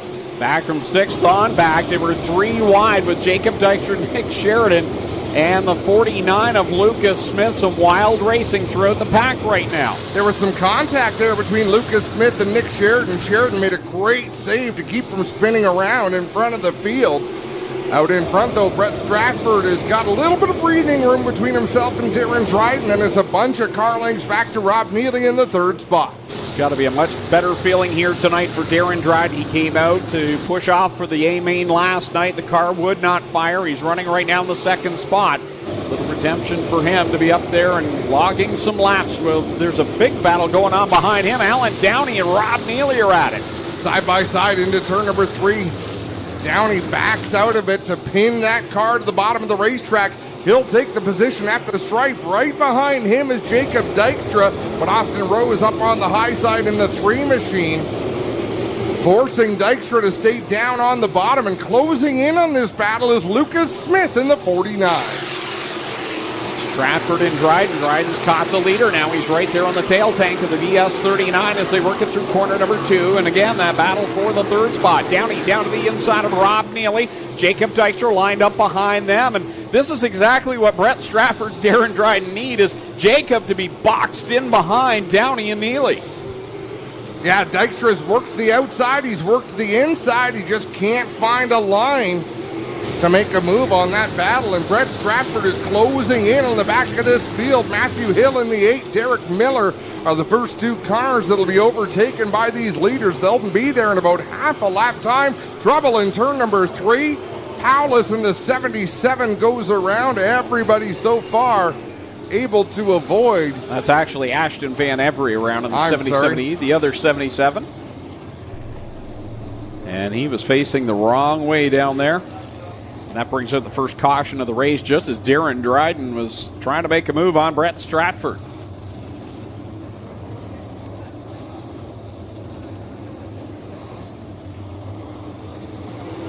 The traffic definitely lends itself to the favor of Jacob Dykstra in that 5D. We talk about it so much, you almost get tired of talking about it, but he's a young man with a great ability to make fast decisions on where to go to get around traffic, and that's something you have to be a successful sprint car racer. Yeah, he puts it in places that some drivers just can't seem to get it or aren't willing to go to, and Jacob just so talented, and now he'll line up behind Rob Neely, and he pulls up along the outside of Rob and says, hey, I'm here. That's who's behind you. Here's what I believe about sprint car racers. If you have to think about the move you want to make, you missed your opportunity. Yeah. It has to be natural. You've got to do it quickly. If you have to think about whether or not you're willing to make that move, you've waited too long. One of the things I've talked about with some of the drivers in the pit area between yesterday and today, the unfortunate not opening of Osh weekend, but these drivers have gotten a good chance to run many other speedways. It's just making them all that much better. And I'm sure they can't wait to get back to the Big O. I'd love to know what these tow trucks are doing. Like, I get what they're trying to do.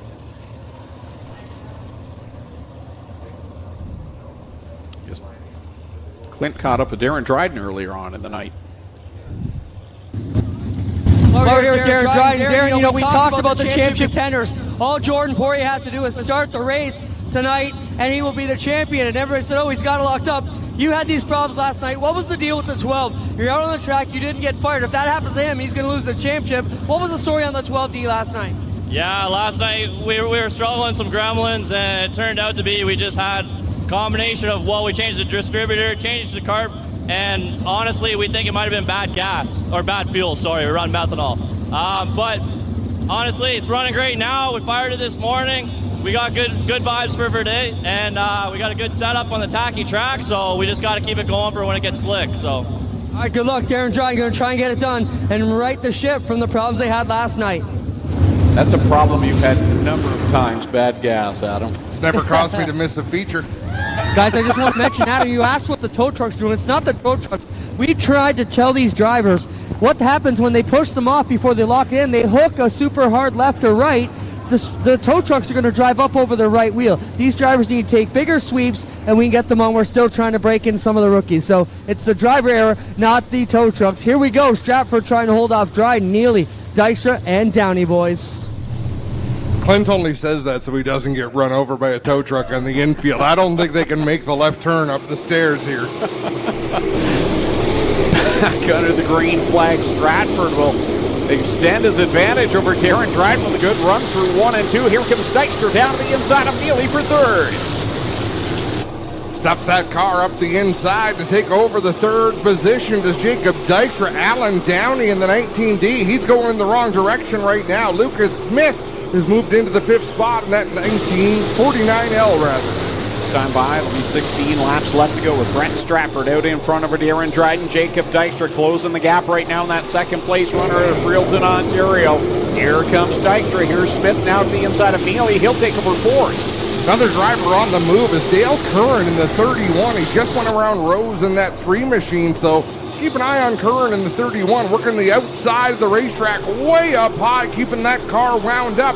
Meanwhile, Jacob Dykstra got around Darren Dryden for a second, but Dryden said not so fast, drove it in on the outside, took over the second spot again, pushing Jacob Dykstra back to third. Remember, Darren Dryden's one of those 2 drivers that does have a win this year that doesn't have the name Jacob Dykstra. So Darren Dryden seeing if he can get his second win of the season as they both trail Brent Stratford through 3 and 4. Stratford holding a pretty wheel right now, running a steady line. The disadvantage Stratford has is he has not seen what line other drivers are running. He's been out in front all by himself. That can be unnerving for a racer because he doesn't know what else is working for other people. Stand by. It will be 13 laps complete and 12 to go. We're at the halfway point. Dykstra still working on Darren Dryden, and the leaders are catching heavy traffic in front. Darren Dryden working the outside. Dykstra on the bottom. Darren Dryden is actually doing better on the outside in 1 and 2 than he is in 3 and 4. We've not seen that with anybody, and he gets around Dykstra again for the second spot as they encounter traffic. That high outside line might just be Dryden's ticket to victory lane tonight. Yeah, he's going to catch Brent Stratford there. Oh, and Van Every gets in front. Darren Dryden overcooks it into 3, but saves it. Now Dykstra gets hard into the guardrail. Chain reaction works its way back, and Jacob Dykstra, is that the left front of his car on the inside of the guardrail? Wow.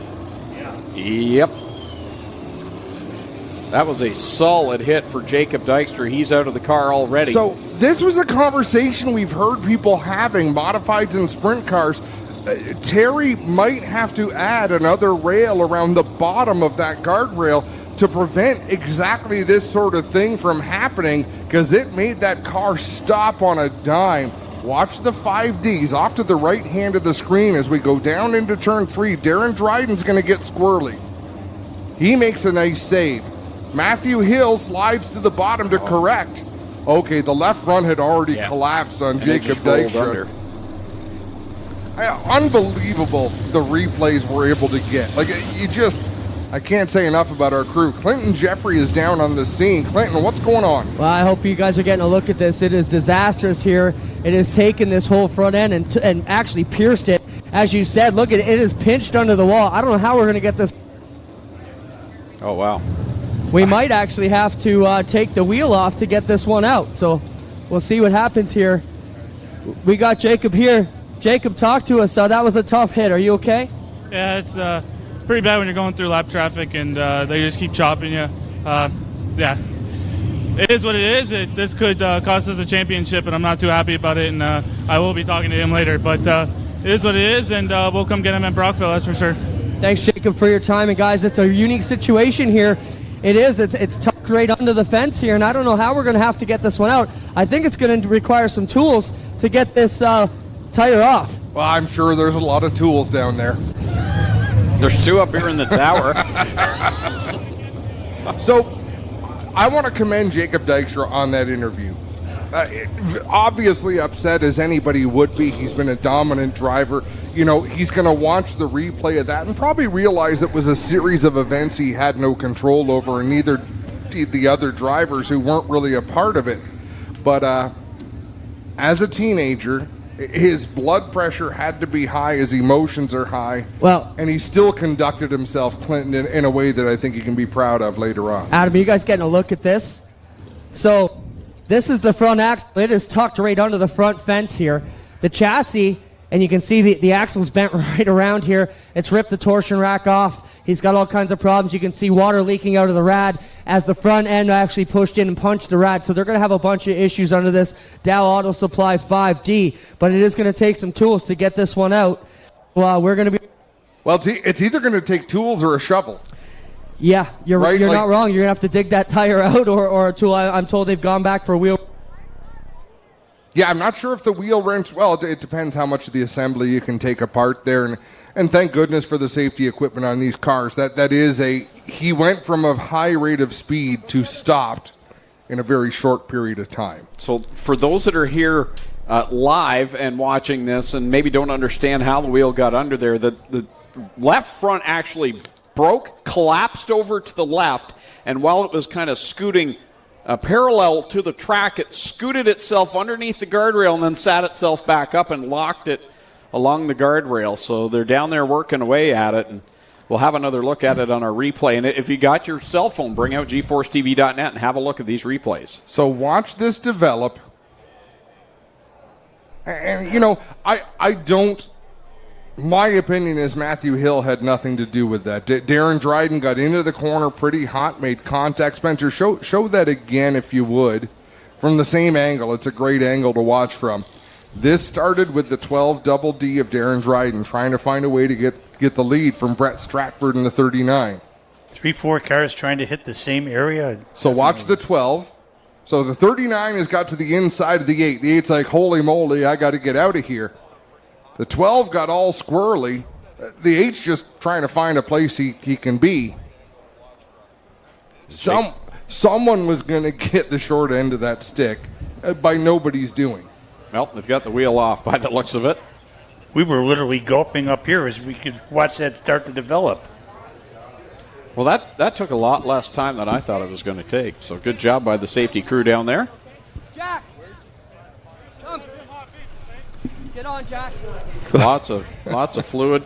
You're about to see the reason we went to a firm-mounted camera on the back of these tow trucks. Jack Krutchka going to jump on the back of this thing and Billy Tripp and the CAA crew. Give us a view of the 5D of Jacob Dykstra. And again, let's talk about our Tuesday night shows. Clinton often uses my son Connor as an example. What are you going to do when someone gets out of the race car and punches your kid right in the mouth for something that happened on the track? It may happen. Thankfully, Clinton is a responsible dad because he climbs up on the back of the tow truck, and I'm sure he's got Jack by the scruff of the neck there to make sure nothing happens. But that is the price they pay to get us these amazing views as the 5D being towed back. Yeah, he's got him by the hoodie. Yeah, I'll just choke him if he falls. Let's talk about it, though. Dykstra came over. They needed the Dykstra crew. Father Dave came in. They've asked for their 2 minutes. Dad said it's just the axle. It is just an axle, but I think they're going to have an issue. But we're going to watch the Dykstra crew as they try and put this one back together, guys. And we'll be here in the pits to cover it as long as we can get you a signal. Yeah, that'd be the view to watch. Now, the concern would be the radiator, Clinton. There was water coming out of that. Was the radiator punctured out of the 5D? And we're not sure. That the signal has to go a long way here to get back to our production trailer. So if we can get that, we will. Where did the Dykstras park? In the pits. Thank you, Greg, Ba-dum-bum. for that astute observation. I got you in the area. You have to find the exact location. Is it the trailer with the lights on, right? It is, actually. Yes. The road into the pit area, they were in that area to the right. Thank you, Fran. Oh, thank you, Fran. There's 30 trailers up that side. Well, he narrowed it down to a They were quarter one of them. pits. Thanks. Well, there's several in the back area also. Greg pointed out 120. Fran narrowed it down to 30. So we're getting warmer. So Clinton Jeffrey, if you can hear us, go ahead and text us on our message group if you think they're going to be able to fix this or not. I don't think they're going to be able to get this one done, but we're going to try and give them the opportunity to get it done, guys. Yeah, they get their 2 minutes in the work area, so once the car is back there, they'll set it down. They'll be allowed to work. Okay, there we go. Chris Hawkins has the shot. I thought the tow truck already made it back there. He's doing another lap. Practice makes perfect. That is a veteran tow truck driver. Watch the video. There's Jacob Dykstra's trailer. What do we got? Jubes. No, thank you, Mr. Spiteri. I'll take some for later. There we go. Thanks. I don't think I should chew these on air, but I got, as a kid, I got sick on jujubes. There's not much I won't eat. Like I will. Like, I don't refuse to, but It's pretty rare. I want to see this. Have one.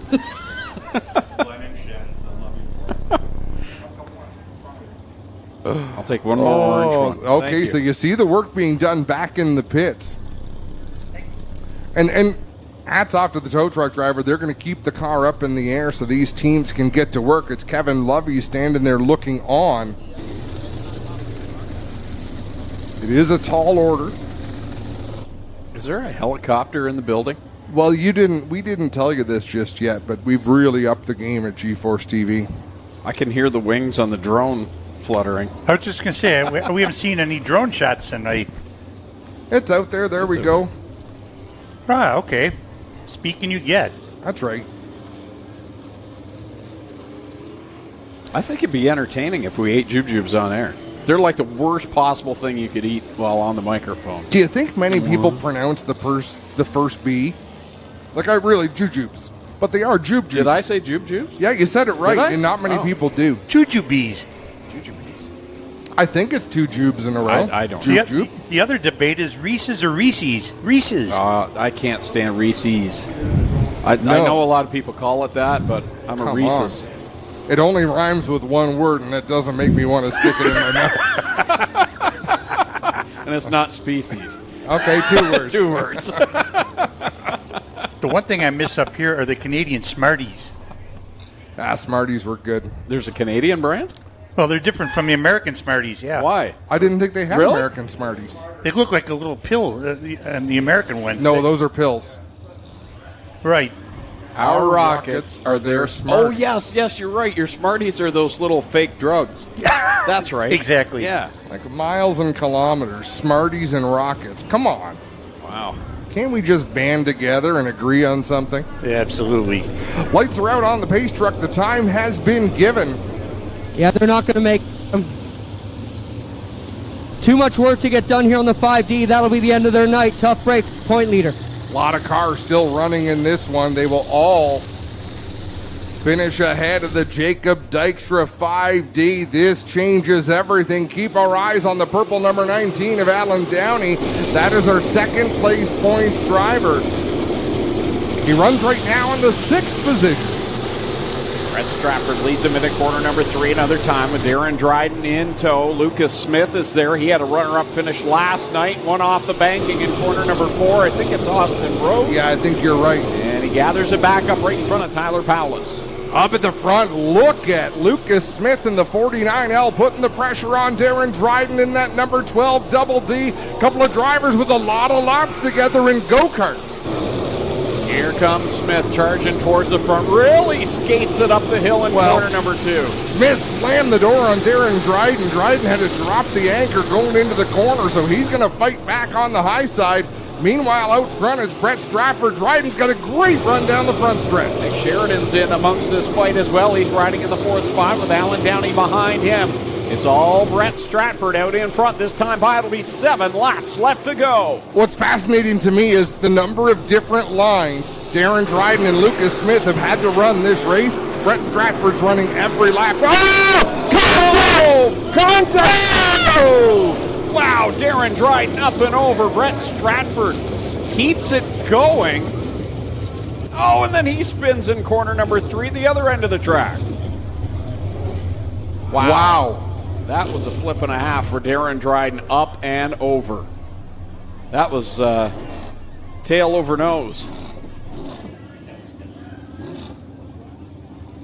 So Stratford pointed the wrong direction in turn number 3, although he did come to a stop for the red flag. And so Lucas Smith sailed that car down into the corner. I believe what we're going to find on replay is he just caught the back bumper of Brett Stratford in the 39 to send Stratford into a quick spin. Stratford, trying to keep the car running, kept his foot into it. Darren Dryden had nowhere to go. And did that car ever take a curious set? Like that was a bizarre spin. Let's have another look, folks. So Lucas sails it in. Yeah, caught the back of Stratford.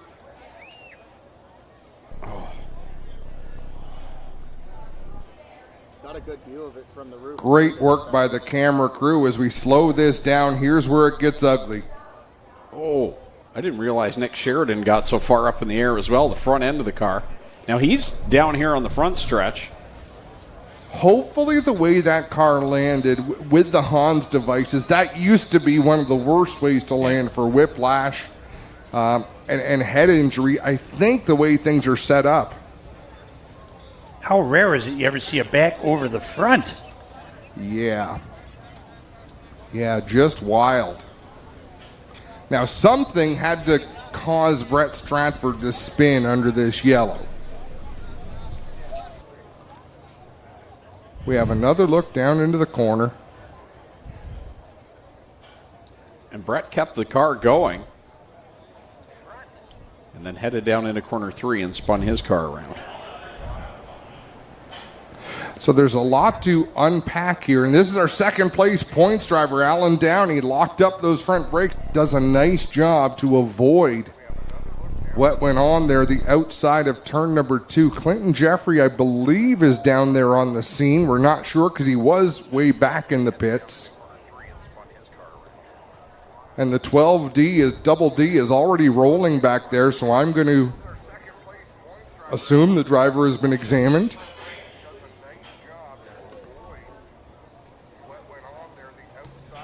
Adam, they took a look at Darren Dryden. He took a ride back to the pits already. He is upset a little bit, but seemed to be okay. They took a quick look at him and released him.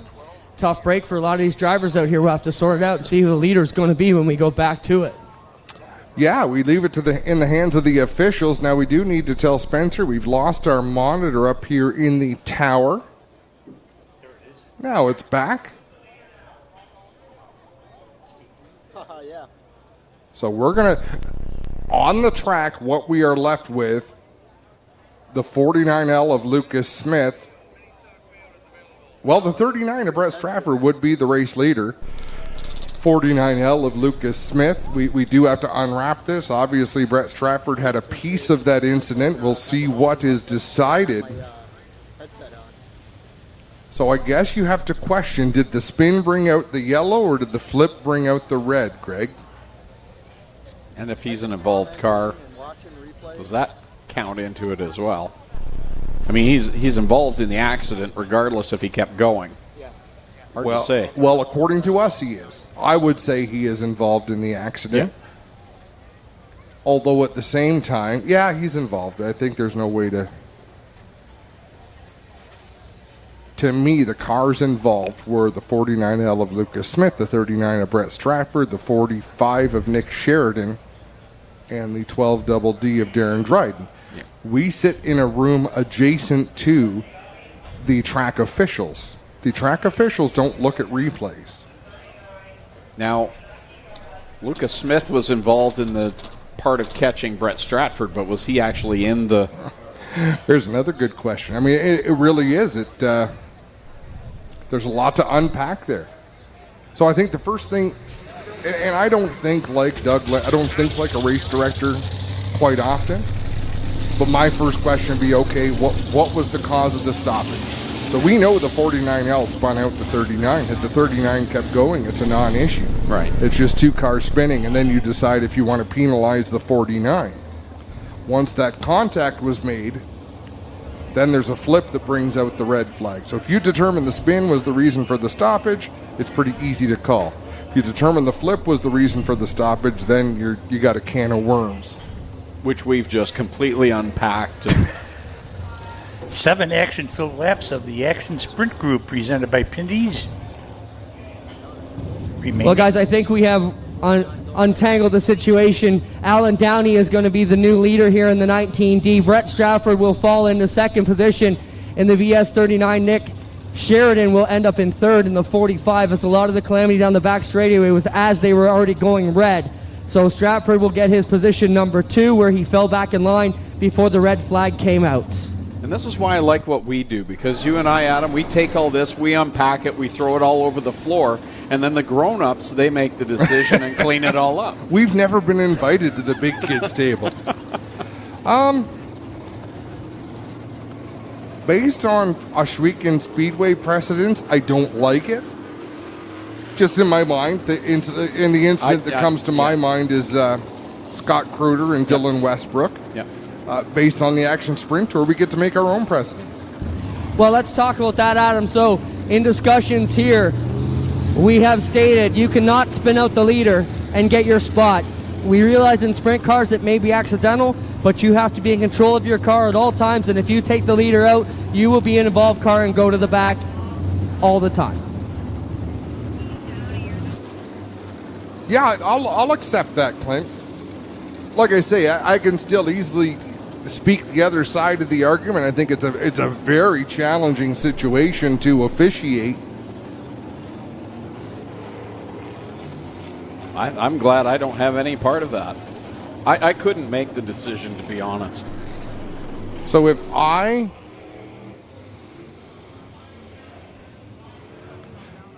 Nick Sheridan's got some funky stuff going on his top wing.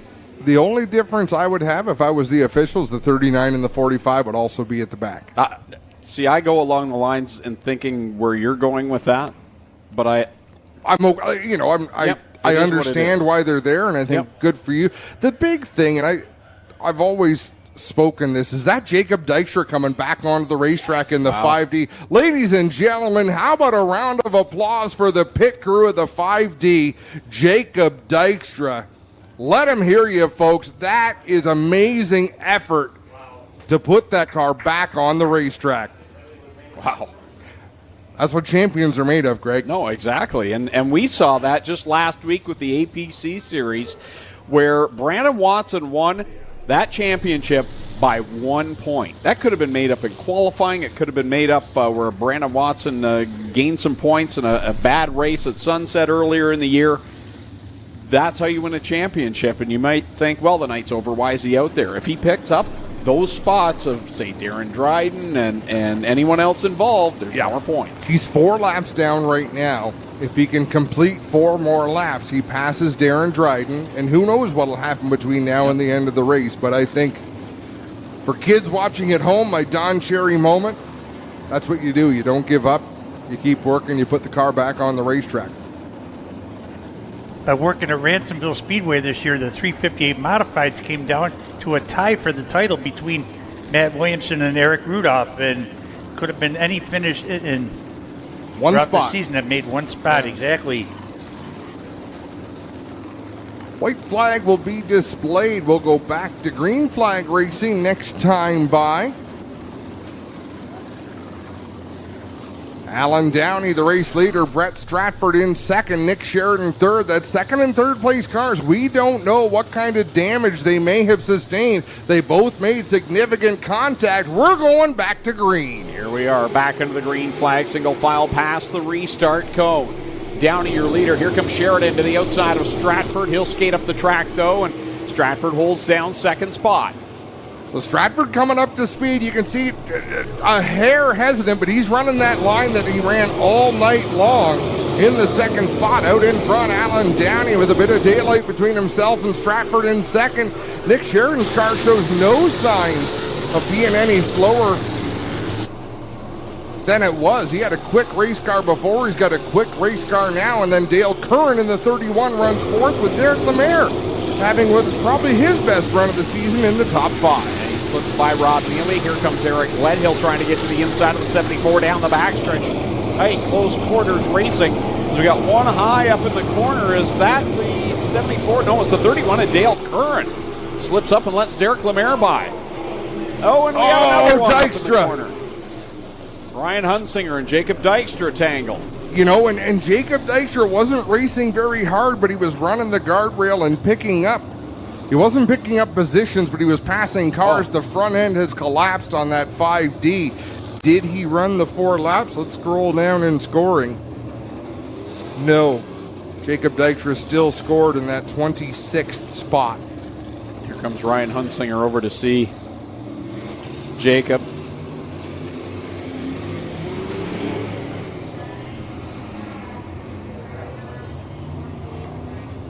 I don't know if that's a supportive conversation or a son. When I was your age, Ryan Hunsinger in his mid-40s. He's been at this game for quite a while. Let's have a look.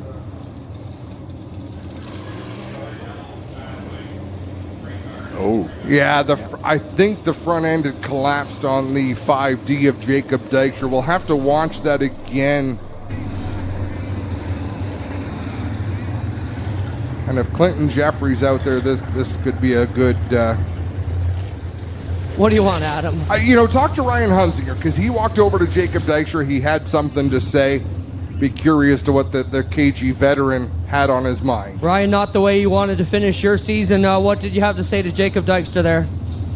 I just said I'm really sore. I just wanted to make sure he was okay. I'm just testing the car for my driver, Matt Billings, to make sure it's okay for Brockville. The car wasn't running right, and I just didn't see Jacob there. I was just kind of riding around, trying different things, and I feel horrible because I know obviously he's not having the best night either. So just not a great night, but it's good to see you guys here. Well, Ryan, if you're going to get into the point leader, his night's already wrecked. This would be the night to do it. Yeah, I still feel really stupid about it. I didn't see him there, and it's 100% my fault, so I'm sorry. Good call by the veteran to take ownership, guys. No, for sure, because even on replay, it was hard to tell what had gone on there. So Ryan Hunsinger, very gracious, very classy. So having heard that, let's watch it again.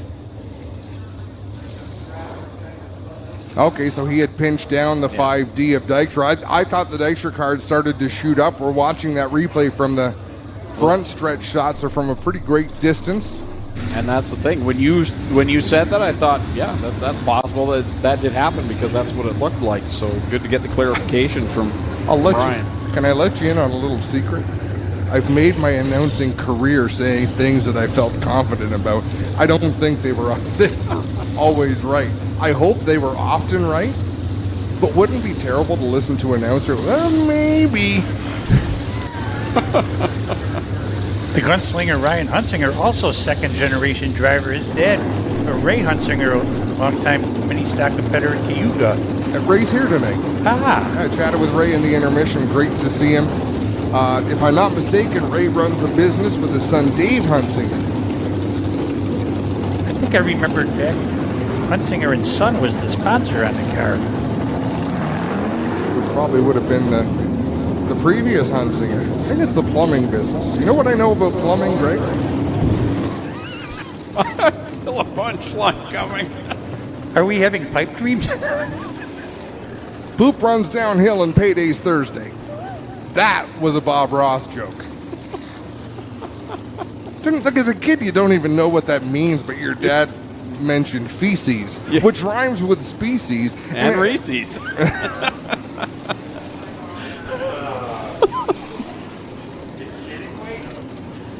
Eat the right one.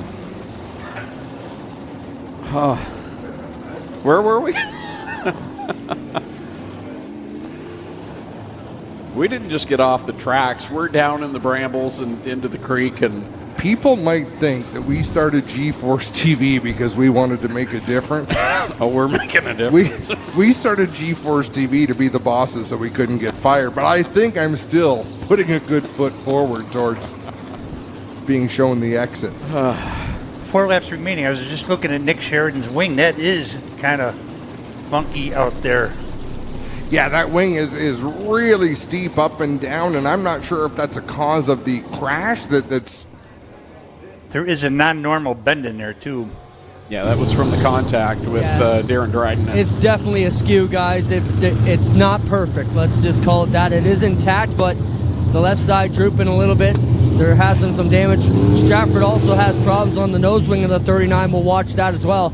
And Alan Downey, the prof, going for his second ever crate sprint feature. You know how I know that top wing was damaged? His nameplate says Sheridan.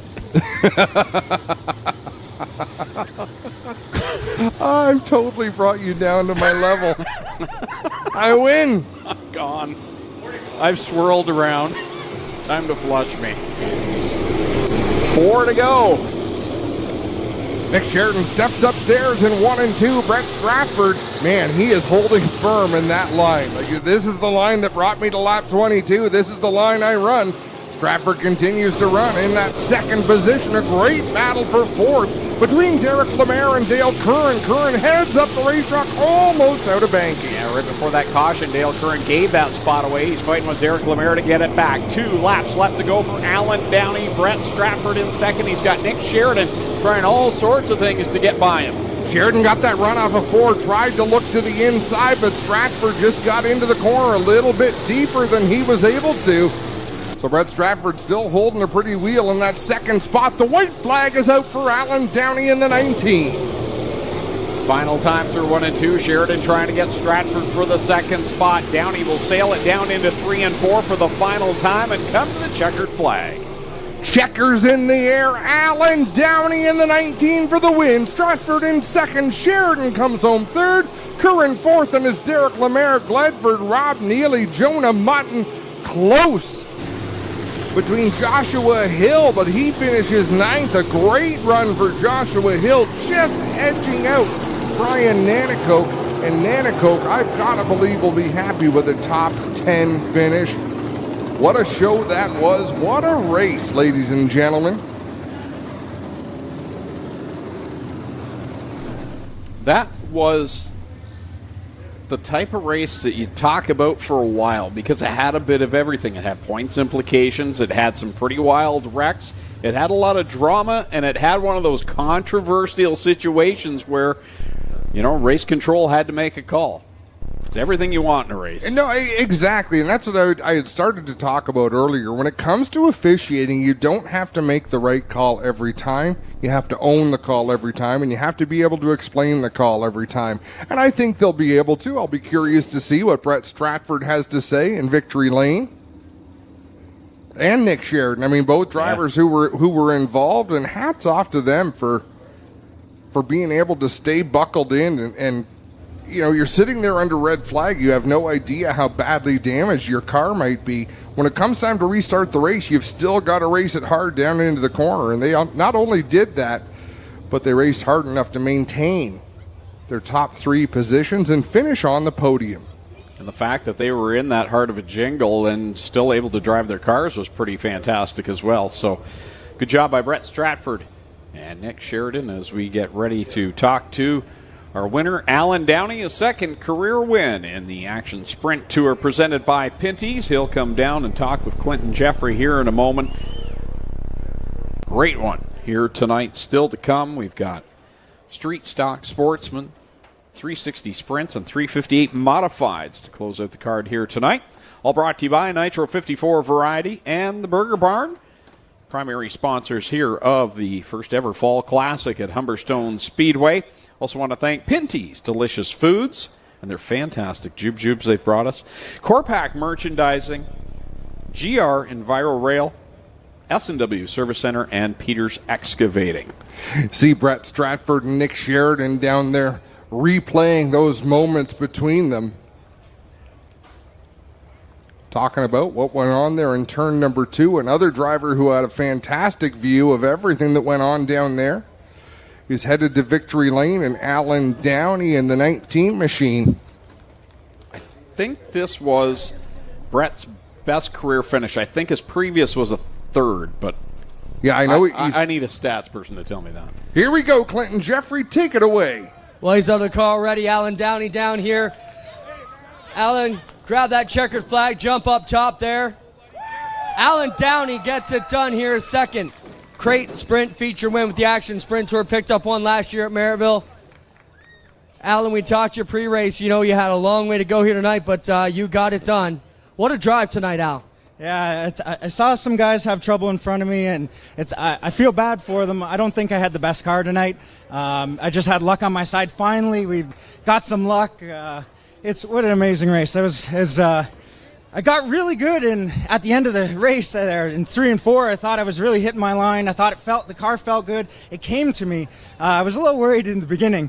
I think I dropped back to 6th or 7th. So, awesome job, Al. Your dad's looking down. He'd be super proud. Second win. I figured this would be an emotional one for you. Yeah, I said last year that if that was my only win, it was when my dad was sick with cancer. If that was my only win, I would have been happy with that. I didn't ever expect to be back here in victory lane. I know he's watching down on us. I just got to thank my crew, Nick, Cassidy, Francis, Jim, Amy, my little guy Caden, all my sponsors, ILA Sports, Velocity Mechanical, Flexivit, King Properties, DJD Graphics, who else am I forgetting? DNR Automotive. I just want to thank everyone for their support. I can't believe we're here. This is surreal to me. Great job, Alan Downey gets it done, ladies and gentlemen. How about it? He's a university professor by day and a sprint car feature winner by night. We'll get over here and talk to Brett Stratford and Nick Sheridan, two drivers who are not where they want to be tonight, but still a solid run. Brett, you know, you were running good 2 nights in a row now. You look like you're getting the handle of this. One of the most outstanding go-kart drivers we've ever seen. It's not surprising you're catching it, Brett, but none too pleased tonight. No, I was just literally hitting my marks. I had a ton left in the car. Car was actually fantastic, and then that 49L again. Anyways, I gotta watch what I say because I'll get in trouble for swearing and blah blah blah. But ton left in the car. That I literally, if anyone had to put pressure on me, I had more left in the tank, and yeah, he took it all away, and now we have no. The steering's gone. The car was just a mess after that, and I was just in survival mode. That's all it was. So you're getting the hang of it, Brett. Congrats. Second's not too bad. Yeah, thank you. A dejected Stratford, as you can imagine. He's getting close, guys, and hungry. We'll get over here and talk to Nick. Sheridan, Nick, you know, solid run for you. You got the wing all banged up, and you were involved in that one too, but you made it here to the podium. That's a pretty good finish to a crazy night. Oh, for sure, Quinn. We haven't had the best luck here at Humberstone, but I don't know. I thought we were done there, and it didn't handle too good afterwards, but still very thankful to be here. I mean, can't thank everyone enough. I remember coming out this weekend and helping us out, but I'm not quite sure how they got their spots back there. We'll talk about that later or whatever, but for sure it was a good run. I think we had a second or first place car until that, but it's all done now. We'll get ready for Brockville. All right, there's Nick Sheridan. How about a hand for the top 3 tonight? Nick Sheridan, Brett Stratford, and your winner, Alan Downey, will complete their portion of the Fall Classic here with the Action Sprint Tour. We'll be right back live on G4 TV after a quick break.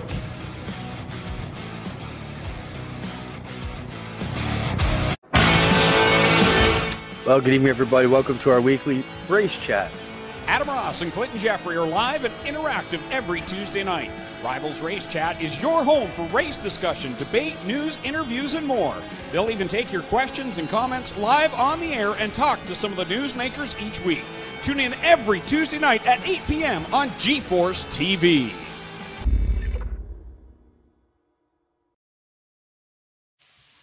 There are a lot of things in this world that are fake. Your food shouldn't be one of them. Pinty's Man Cave sausages and street dogs. Authentic food for real people. Crave the cave, friends. Pinty's Man Cave. A guy like this, who relies on his truck for work, knows that his truck will take care of him if he takes care of his truck. And WeatherTech has always been the ultimate protection. From floor liners to no-drill mud flaps to tech liner for your truck bed to bump step to the handy under-seat storage system. And Cup Phone keeps phones secure in any cup holder.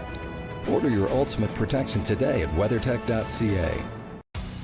This GeForce TV presentation is brought to you by Oakwood Transport. We haul cars.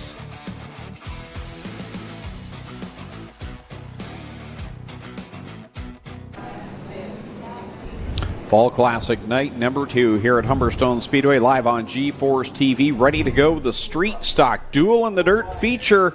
Fran's got the lineup. On the pole, 55, Mike Thorne. Starting second, the 11 of Go Fast Teeple. Starting third, the 21 of Spencer Smulders. Starting fourth, the 24, Blake Bomberry. Starting fifth, the 1J, Jason Fontaine.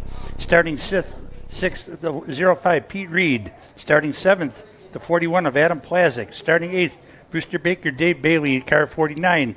Starting 9th, the 65, Scott Dunn. Starting 10th, the 11R, Bryce Richardson. Starting 11th, the 44, Robbie General. Starting 12th, the 37J, Jeff Bean. Starting 13th, the 16 of Scott Suk. Starting 14th, the 30 Junior, Kevin Sharp. Starting 15th, the 28, Jimmy Lampin, and car 28. Starting 16th, the 25, Ken Sargent. Starting 7th, the 48, Al King. Starting 18th, the 76 of Jeff Drummond. And starting 19th, the 7K of Kevin Kokorick. there you have it. That's how they'll line up for this one. 20 laps the distance for the Thunderstocks tonight. Checking the scoring from the previous race, Jacob Dykstra scored as the 26th place finisher in that one.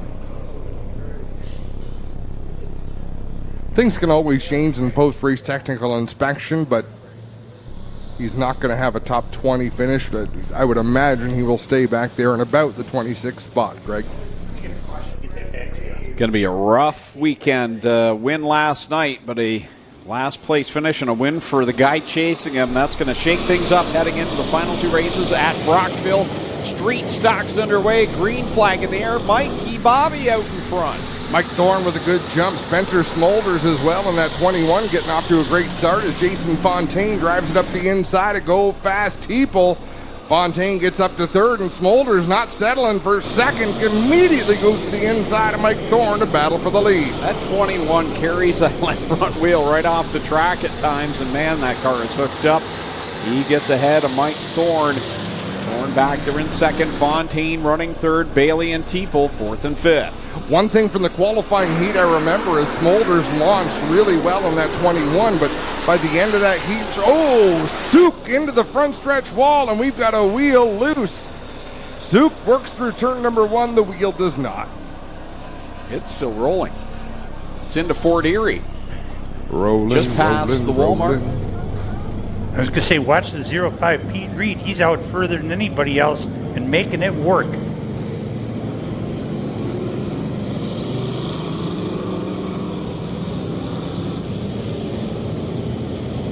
So, caution flag out with 2 on the board. And there's Scott Souk there in case he's cuts.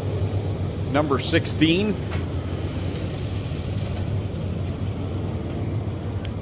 And now the tow truck has the fun job of finding that loose wheel.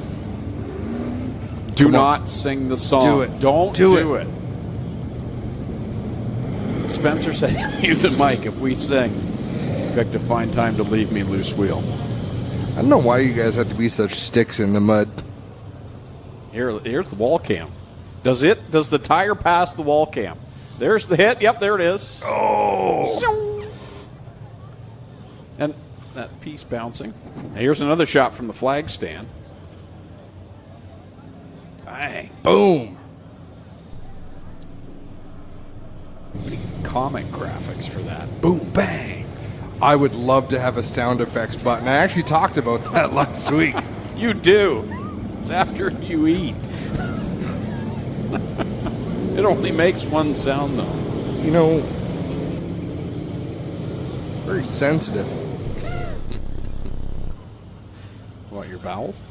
Mm-hmm. Oh, you mean your feelings. Oh, they found the wheel. It's on the trunk.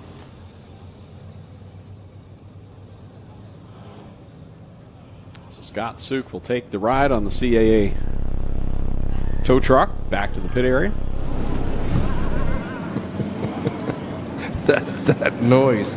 I wonder what it is. Oh, it's someone cueing a radio. That's what it's got to be. It just sounds like it sounds like those vibrating chairs at the mall. Can you imagine if we go to the production trailer after and Spencer has one of those great big massage chairs? That's what that noise is. Eating ice cream. With all the work Spencer does, I think he's earned one of those vibrating rocking chairs. It vibrates some nights. No, that's the vein in his forehead. That's. All right, back to the green flag with 18 laps left to go here for the street stocks. And boy, Spencer Smolders gets a good start, but here comes Mikey Bobby down the front stretch into corner one. He'll tack on the back bumper. Jason Fontaine to the inside of Smolders down the back straightaway. We've got a new race leader, but they're 3 wide for the third spot. Pete Reed in the bottom. Dave Bailey in the middle. Mike Thorne out of the picture. Fontaine, Smolders. Bailey in third. Reed working that bottom side. Winner here last night. Now Adam Plazic goes up the track, then comes down into Robbie General. And we stay green as Plazic plummets through the field. Problem for Kenny Sargent in that 25. He comes up slow there in turn 4. I believe that's going to force a yellow flag.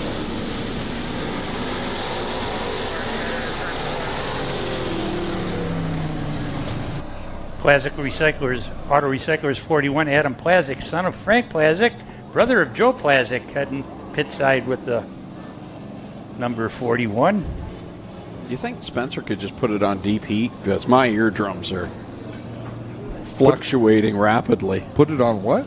His chair. Put it on deep heat. Deep heat. That's not what I heard you say. We're hearing a flutter, and it's not my heart. And I'm pretty sure it's every time a radio gets cued. Kenny Sargent off turn number 4 here, getting assistance from the CAA.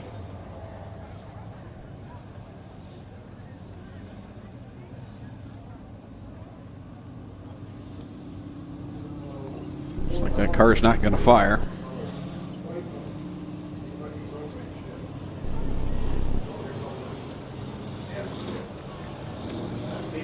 Sounds like a rotary phone dialing. That's right? Yeah.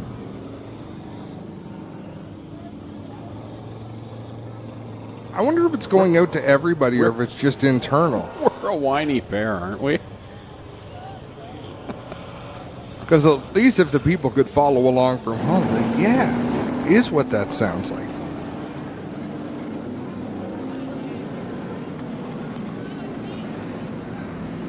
White flag out. Jason Fontaine will bring us back around to the green flag with Spencer Smolders on the outside. Dave Bailey and Pete Reed back in row number 2. Then we got Mike Thorne and Go Fast Teeple in row number 3. Blake Bomberry Jr. back there in the 7th spot. Who's on the outside of him there? Bryce Richardson in the 11Rs. In the 8th spot as we come back to the green flag. 16 laps left to go. Smolders got pretty squirrely there coming to the green. Got into the side of Fontaine just a little bit. Fontaine will lead them through 1 and 2. Dave Bailey right on his tail. Pete Reed looking up the middle, but that's not going to work. He'll fall back behind the 49 of Bailey. Off of 4 they work. Jason Fontaine leads at the line. Smolders in second, but here comes Bailey. And Pete Reed nose to tail down the bottom side of corner number 2. Oh, 3 wide for a moment down there in the corner. Pete Reed on the bottom, Bailey in the middle. Spencer Smolders gets forced out of the line there. Ran out of real estate, did Spencer Smolders at the exit of that corner. He's trying to get back to the middle groove to slide up between Reed and Bailey. That side-by-side battling normally would cause him to fall back from the race leader, but I think both of these cars are a bit quicker than Jason Fontaine. Fontaine strong and steady in the 1J. The Fonz out in front. Here comes Bailey working the outside line. Pete Reed, remember, back a little less than a month ago when we were here, it was Jason Fontaine. Dave Bailey got into it on the backstretch. Fontaine went into the Jersey barrier, and Pete Reed walked home with the win that night. All 3 players up here at the front. Fontaine sticking to the bottom of the racetrack, leaving plenty of room to the outside. Dave Bailey, and it's interesting to me, Bailey's using the middle groove. He's choosing not to go all the way up to where there's some tacky clay on the outside, sort of running that middle line as we've got one around backwards between 3 and 4. And, oh, don't pull away. Don't pull away. Kevin Sharp aboard the 30, Tommy Pearson owned 30 Junior. And I mean, he tried, hats off for trying to drive off there, but boy, oh boy, if anything happened and you're stuck sideways across the track, we've got one around Bryce Richardson in the 11. A little after the fact. We're talking about driving lines earlier. Pete Reed was making that upper lane work, but now he's dropped down to the bottom. Continuing changing track conditions and adjusting to them. How good has this track surface been this weekend, fellas? Excellent. Fantastic racing surface prepared by Terry Vince and crew here. Couldn't ask for anything better, and it's a hard workout on the track when you've got 2 nights in a row, a lot of laps, a lot of divisions, but it's held up well. They were right out on the track last night immediately after the races, and working on it, getting it ready for tonight. Yeah, I'm not sure what they've done on the Speedway surface this year, guys, but it has been amazing. It could just be a major bunch of effort to get it in, but man, this track has come around. Like Fran, you and I worked here as announcers for 15 years together. I don't think I've ever seen it this good or this consistent in many of the past years. From what I heard, they took some of the old surface or the previous surface off and got back down to the base, and that has always been pretty solid. Track has a little bit of sand mixture in with the clay, and as slick as it gets, that little bit of grit, they can hold some a little extra bite. Well, we used to see dry patches, and I don't see any dry patches all the way around here. There's no dry holes in the middle of it. It's been very, very well kept. And now one more slow on the front straightaway there, guys. Looks like the nose is down on that car. I can't quite see it. Possibly a left front suspension issue. Could be. I think he's just trying to get to the back of the field, though, Clint. I see that now. My mistake. No, you're right, though. It does look to be nose down, Fran. Bryce Richardson, always one of the better-looking cars here at the Speedway. Every year they come up with what I would call a creation. They've got a second car that they only brought out a couple of times this year. That each year they outdo themselves. He's got a flat left front, guys. That's why it's dropping down on the left side. Flat left front, or at least very soft in the Richardson 11R. So we'll come back to the green flag. Fontaine and Bailey. Bailey going for win number 100. 11 laps to go. Can he get it done here tonight?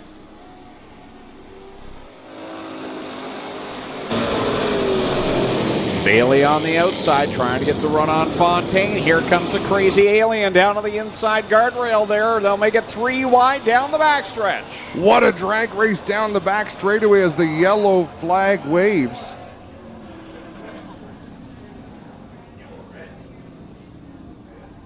Oh, I think we have an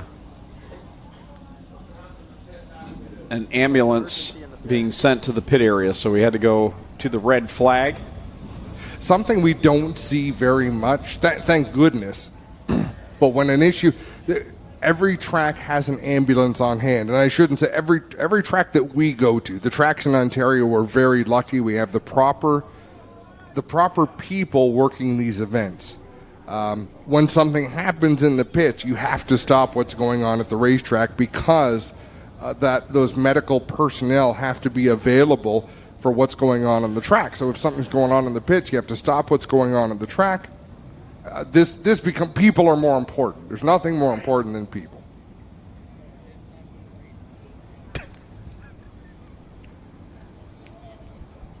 Yeah, nothing worse than an incident out on the track when they're working the pit area. Let's go to a quick break on G-Force TV, and we will be back on the other side, race fans.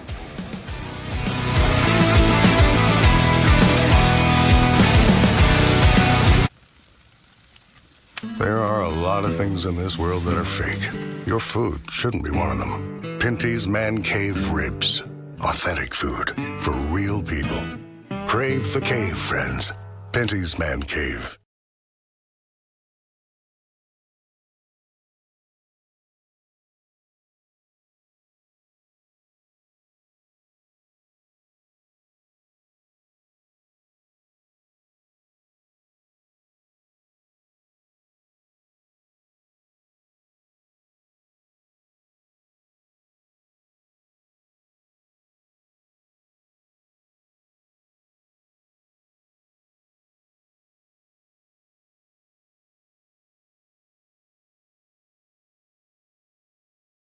When you think about it, productivity starts at planting. So it's time to rethink how productive your planter can be. We did with the new Case IH 2000 Series Early Riser Planter. We rethought your row unit so it's tougher, more accurate. We rethought your meter, took the most precise technology, factory installed it. We rethought every inch of the Case IH Early Riser Planter to make it the most productive planter around. And if you think about it, that's exactly what you want. This G-Force TV broadcast is brought to you by Epic Racewear, race apparel for racers by racers. OSR, Canada's source for race car parts and consumables.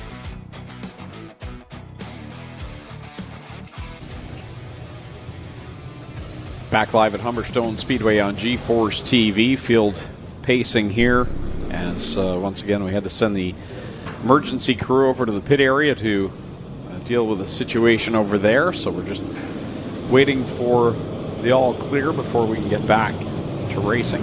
I got a bit of a report for you, Greg. Apparently one of the Thunderstock Street Stock drivers drove into the pits, had his bell rung a little bit, got disoriented, hit his own trailer, then backed up, hit another race car, and then kind of collapsed a bit. So they brought the ambulance in to look at.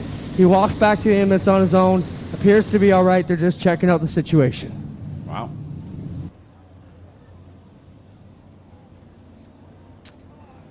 Well, and that's a heads-up move by someone back there. Yeah. You know, to see that, address it. Proper communications and everything. 9 down, 11 to go. GR Enviro Rail Street Stocks. At Delaware Speedway last weekend after the NASCAR Pinty Series race, there was an incident in turn 2 on an ATV where an individual driving an ATV had a crash on the racetrack, and they actually shut down the entire property, the driveway exiting, that you couldn't get anywhere within the property. Well, the police and ambulance and fire were there.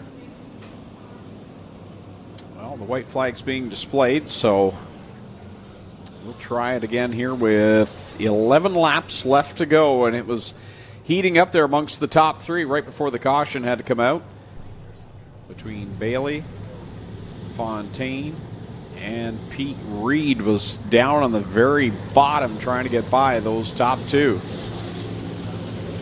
Yeah, I think there's a lot still to watch here tonight. Jason Fontaine wants to get this win. Dave Bailey hunting for number 100 as the green flag flies once again. Off they go. Fontaine pinches off Reed down there on the inside. Bailey trying to work it around the top. They go door to door into 3. They're 2 by 2 going through the corners amongst the top 6. Cross flags in the air. Bailey leads the lap. 10 laps down, 10 laps remain. Spencer Smolders still up in the top 5. Mike Thorne in the 55. Burger Barn Machine there as well. So is Blake Bomberry in the 24. And boy, that made me nervous watching Fontaine come off a 2 with a car to the inside. It was eerily reminiscent of the accident we saw here last month. Deja vu all over again for Jason Fontaine. And while this is going on, Dave Bailey pulling away, looking for that 100th win.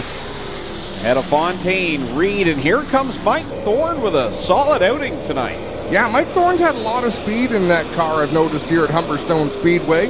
And Pete Reed is doing what I thought Dave Bailey would have done. Once you go to the outside, go all the way to the outside to try to find some bite. The challenge is there's just so much grip on the bottom, it's hard. You've got to go so much faster to cover the extra distance. So 7 laps left to go for Dave Bailey. All the action's behind him. Here comes Pete Reed. He's got the door open. Will he be able to slip by as he goes side by side down the back stretch another time? Mike Thorne right behind him. Blake Bomberry's on his back bumper. And Spencer Smolders, he's the lone wolf out on the outside. Fontaine closed the door going in. Reed kept the bumper there. Fontaine trying to close the door again. Reed pushing the issue down into turn number 1. Pete Reed has been very polite with Jason Fontaine to this point. 5 laps left to go for Dave Bailey, who's stretching his advantage now over the Fonz. Jason Fontaine, Pete Reed riding there in 3rd. Smolders on the outside of this kerfuffle that's going on. Reed went way up the track. Here comes Mike Thorne to the bottom. That's the sort of contact that can cut down a right front tire, so we'll keep our eyes on the 0-5 of Pete Reed, but he gets down into 3 and 4, and he's able to keep that car pinned to the inside.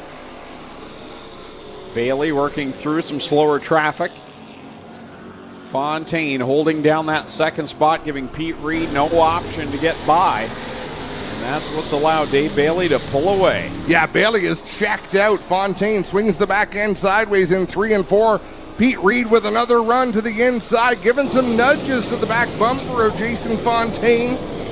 He's done everything but spin him out so far. He's had the opportunity to send him all the way around, but being polite here with 2 laps left to go for Brewster Baker, Dave Bailey. The battle on the track is that battle for second. It's got them stacked up behind Mike Thorne, Blake Bomberry, Spencer Smolders, all in the mix. Fontaine overshoots turn number 1, slides up the racetrack. Here goes Pete Reed. Pete Reed still can't get the run off the corner to get by him. White flag is out for leader Dave Bailey. And you can see Reed trying to time his acceleration through the turn with one more lap to go. Final time down the backstretch for Dave Bailey. Fontaine will get a little bit of a gap over Pete Reed, and off of corner number 4, win number 100 for Dave Bailey here at Humberstone. Jason Fontaine going to hang on to finish second, third to Pete Reed, fourth to Mike Thorne, then it's Blake Bomberry, Spencer Smolders, Go Fast Teeple, Jim Lampman, Jeff Bean with Rob General rounding out the top 10.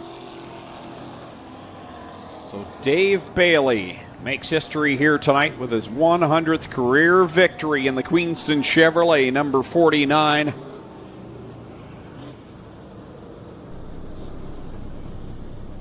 Also, second driver to convert multiple victories. He and Pete Reed have more than one victory this season.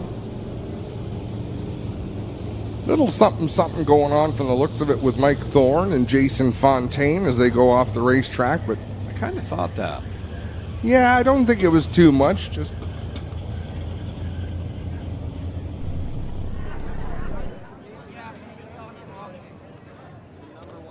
so drivers will go across the scales, and then we'll bring Dave Bailey down here to Pete Costco Memorial Victory Lane at Humberstone Speedway. Glad you could join us here on G-Force TV. Thanks to the live crowd for coming out here for the final dirt racing action in the Niagara Peninsula here in 2021.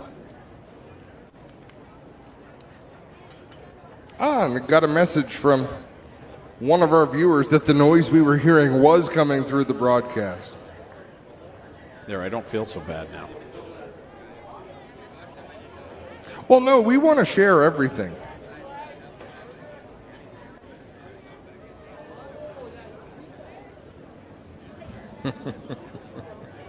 Spencer coming over the radio. It's better, right?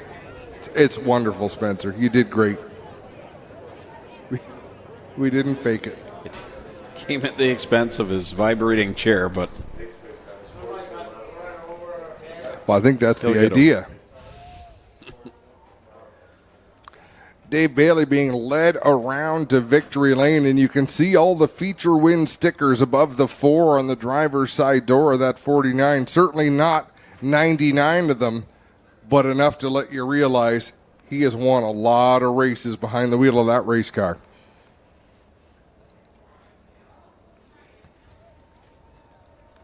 Dave has also been very good with his sponsors, Jib Action Sports, as well as spending a lot of time at the dealership, making his car available for fans and the dealers to see, and QueenstonChev.com. So there's Brewster Baker down in victory lane. Dave Bailey, oh so smooth, as he'll get the helmet off, and our Clinton Jeffrey will go down and talk to him on this historical moment for Dave Bailey. Thanks, Greg. Win number 100 for Dave Bailey, multiple-time champion here over the last 10 years, multiple feature winner. Come on, Humberstone, that's a big accomplishment. Let's hear it for Dave Bailey.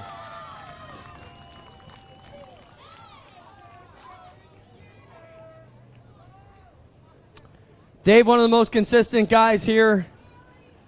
This has got to be a monkey off your back, Dave. We spoke earlier in the night, and you said, I wish Mark hadn't have told anybody. Here you are, win number 100. That's pretty darn cool, man. Yeah, it's, I don't know, it's unreal. Just, I don't know, we got a Thunder car, 2014, and just started racing. And to be here, it's pretty cool. Is this an emotional Dave Bailey? No, not really. Just, I got a cold. Classic table. Let's talk. We talked about what your plans say. You say young Lucas is here learning the ropes, and when he's ready, you may have to hang it up. But still, you got some years left in you. Yeah, I made him make the decision. So if we didn't pull this off, it was his fault. We had Hoosiers on for the heats and put racers on for the feature, and it looked like the track was gonna kind of blew up. And it's like the only time we're good is when it gets blue like that. It's back to the pavement days, and that's what happened. So here we are. Shane Mark's not here to celebrate with you tonight. Yeah, it is. And just another thing, I had to say just thanks. Vaughn's race me awesome. It was a clean race. I'm sure that we're on TV. I'm sure you guys played it up. But the awesome race was with Vaughn's and whatever. Vaughn's didn't have an issue with you tonight. It was the 05. Bailey gets it done, ladies and gentlemen. How about it? Make some noise for Dave Bailey. Win number 100 here. And a classy reference to Jason Fontaine and, of course, the incident on the back straightaway, which I was a bit surprised it didn't escalate in following weeks, Greg, as far as I heard anyhow. No, it's such a scary scene, and yeah, I thought for sure there was going to be more fallout from that, but both moved on with great stride, and Dave Bailey celebrates here at Humberstone Speedway. When we return, the Pinty's Knights of Thunder 360 Sprint Car Series will crown a champion here on G-Force TV.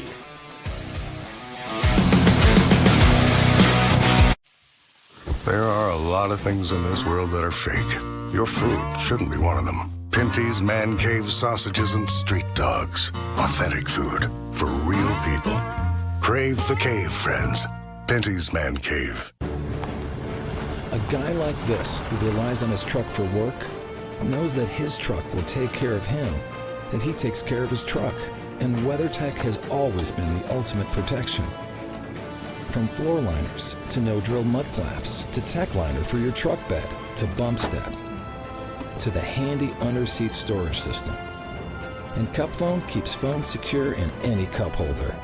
Order your ultimate protection today at weathertech.ca.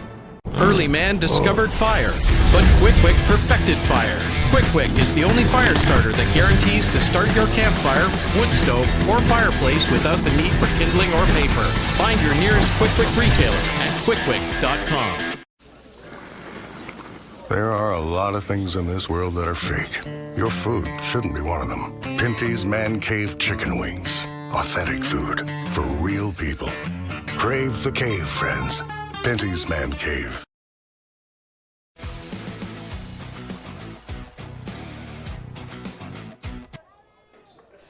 Back live at Humberstone Speedway on G-Force. Sorry, Adam.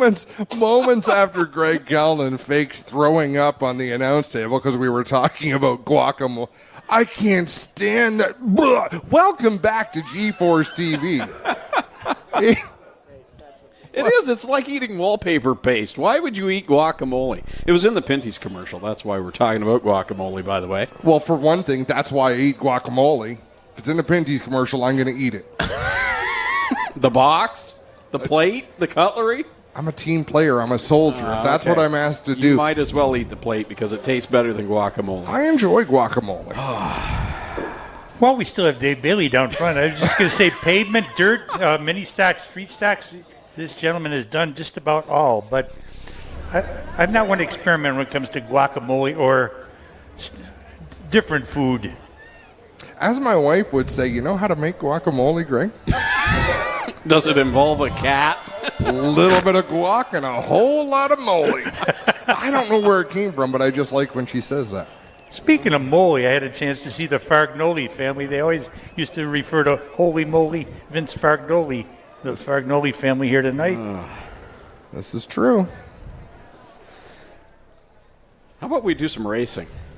What's that? And there's the man that just needs to start the A-Main, Jordan Poirier, looking to become the first ever Pinty's Knights of Thunder 360 Sprint Car champion. He'll have some work to do here tonight to get a win. He'll start from the 5th spot. Here's the starting lineup for tonight's 25-lap main event.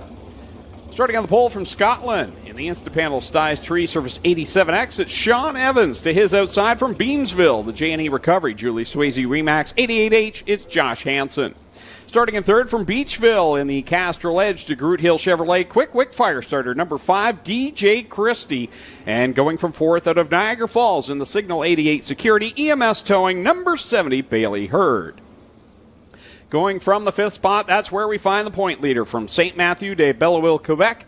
In the four-season forming Mega Pumping 28, Jordan Poirier. And to his outside from Tilsonburg in the Petro Plus Travel Stop Burger Barn 13, Corey Turner. Second place in points, Ryan Turner. He'll go from 7th. He's from Dunville in the Kingpin Farms Burger Barn number 91. And flanking him on the outside in the 8th spot from Fenwick in the Ohsweken Speedway Racehorse Andrium Dynamics number 0, Jim Hoopinen. Starting in 9th from Binbrook in the Nitro 54 variety, Creative Edge Signs and Graphics. Number 9 is Liam Martin. And his outside from Grimsby, the Bowens Automotive Image Factor, number 90, Travis Cunningham. Rolling off 11th from Oshwegan, the Oshwegan Speedway Race Source, Case IH number 68 is Aaron Turkey, and his teammate to the outside going 12th from Dorchester, the Malcolm Mills Millwrighting, Oshwegan Speedway 1 of Holly Porter. Starting in 13th from Picton, the Terry's Taxi Elbrook Excavating, number 84 is Tyler Rand, and his fellow Pictonian is on the outside. Starting the 14th spot in the Jones Automotive Car Quest 11J, it's Chris Jones. Starting 15th from Charing Cross, ERW Contracting, Casey Cutts, number 9, via Scott Burke, and alongside of him going 16th from Oshwegan, the Nitro 54 variety, number 15 is Dan Nanacoat. Starting in 17th at Acaster Center, the Charlie B. Honey Mudcat Entertainment Center, number 11 is Jamie Turner, going 18th from St. Catharines, Jason Enterprises Bodyline Auto Recyclers 46, Kevin Pauls.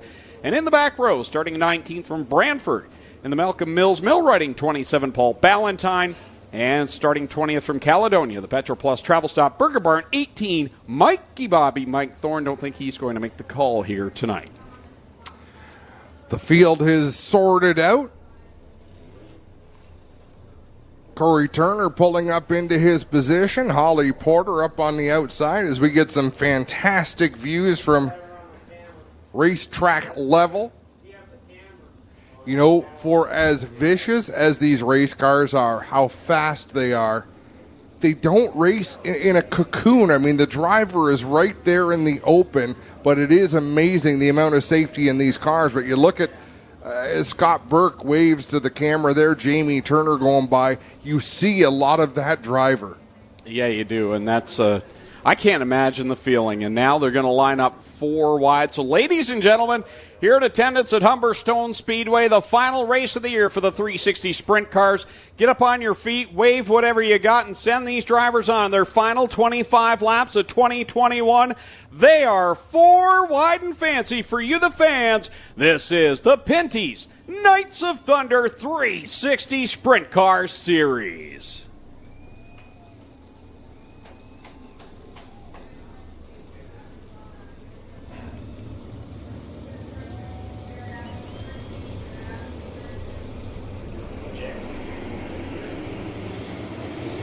You were in fine voice for that, Greg. I had to be serious at some point tonight. Yeah, someone's got to do it. Coming to the white flag, final feature of 2021 for the Pinty's Knights of Thunder 360 Sprint Car Series. One more sword on the line to the winner in the championship haul for Jordan Poirier. As soon as he takes the green flag, he'll become the first ever champion of this series.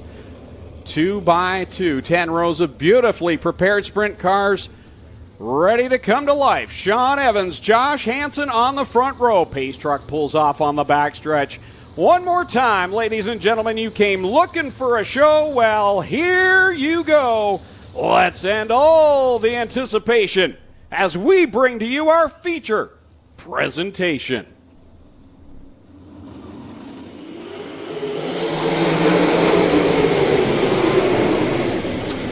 Congratulations, Pinty's Knights of Thunder 2021 champion Jordan Poirier.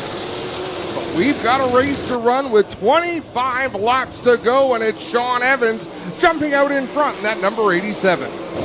The battle right now for the 3rd spot. Here comes Poirier down to the inside of DJ Christie. He'll shoot by him into the top 3. Here he goes, setting his sights on Hansen. Trouble. And Sean Evans with trouble. I believe that's Holly Porter's number 1 machine.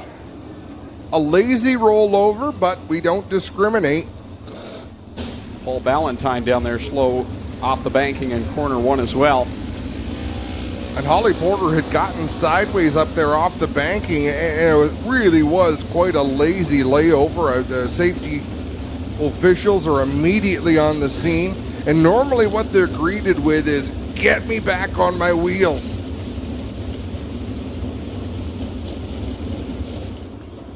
And that's what they will do. Holly Porter going back on all 4 wheels. Jack and Clinton are on the scene, and this looks as simple as a fresh top wing. Yeah, you're not wrong, Adam. It looks like they're going to need new top wings. She'll likely take her 2 minutes in the work area. We will find out what's up here and get right back to you.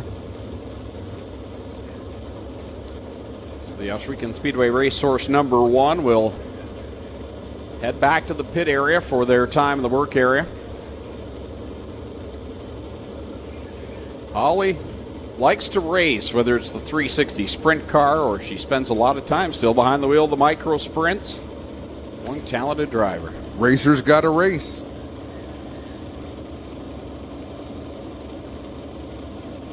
Just got to say, watching G-Force TV right now, we have 1,000 viewers. Yeah, that's kind of been the benchmark that we've run with this season, Fran. You know, looking to get 1,000 viewers at any given time is a good show. We want to see over 10,000 views per video, and I think we've been doing that, Greg. It shocks me every time. How we haven't dissipated that down to 200 subscribers is beyond my mental capacity. We've offended almost everyone, haven't we? Calorie counting is beyond your mental capacity. I mean, we're really not reaching for the stars. They listen for the entertainment, and between there's a little bit of racing. We do our best to tolerate each other for 20 nights a year. So we're back under yellow. The car's being pushed off.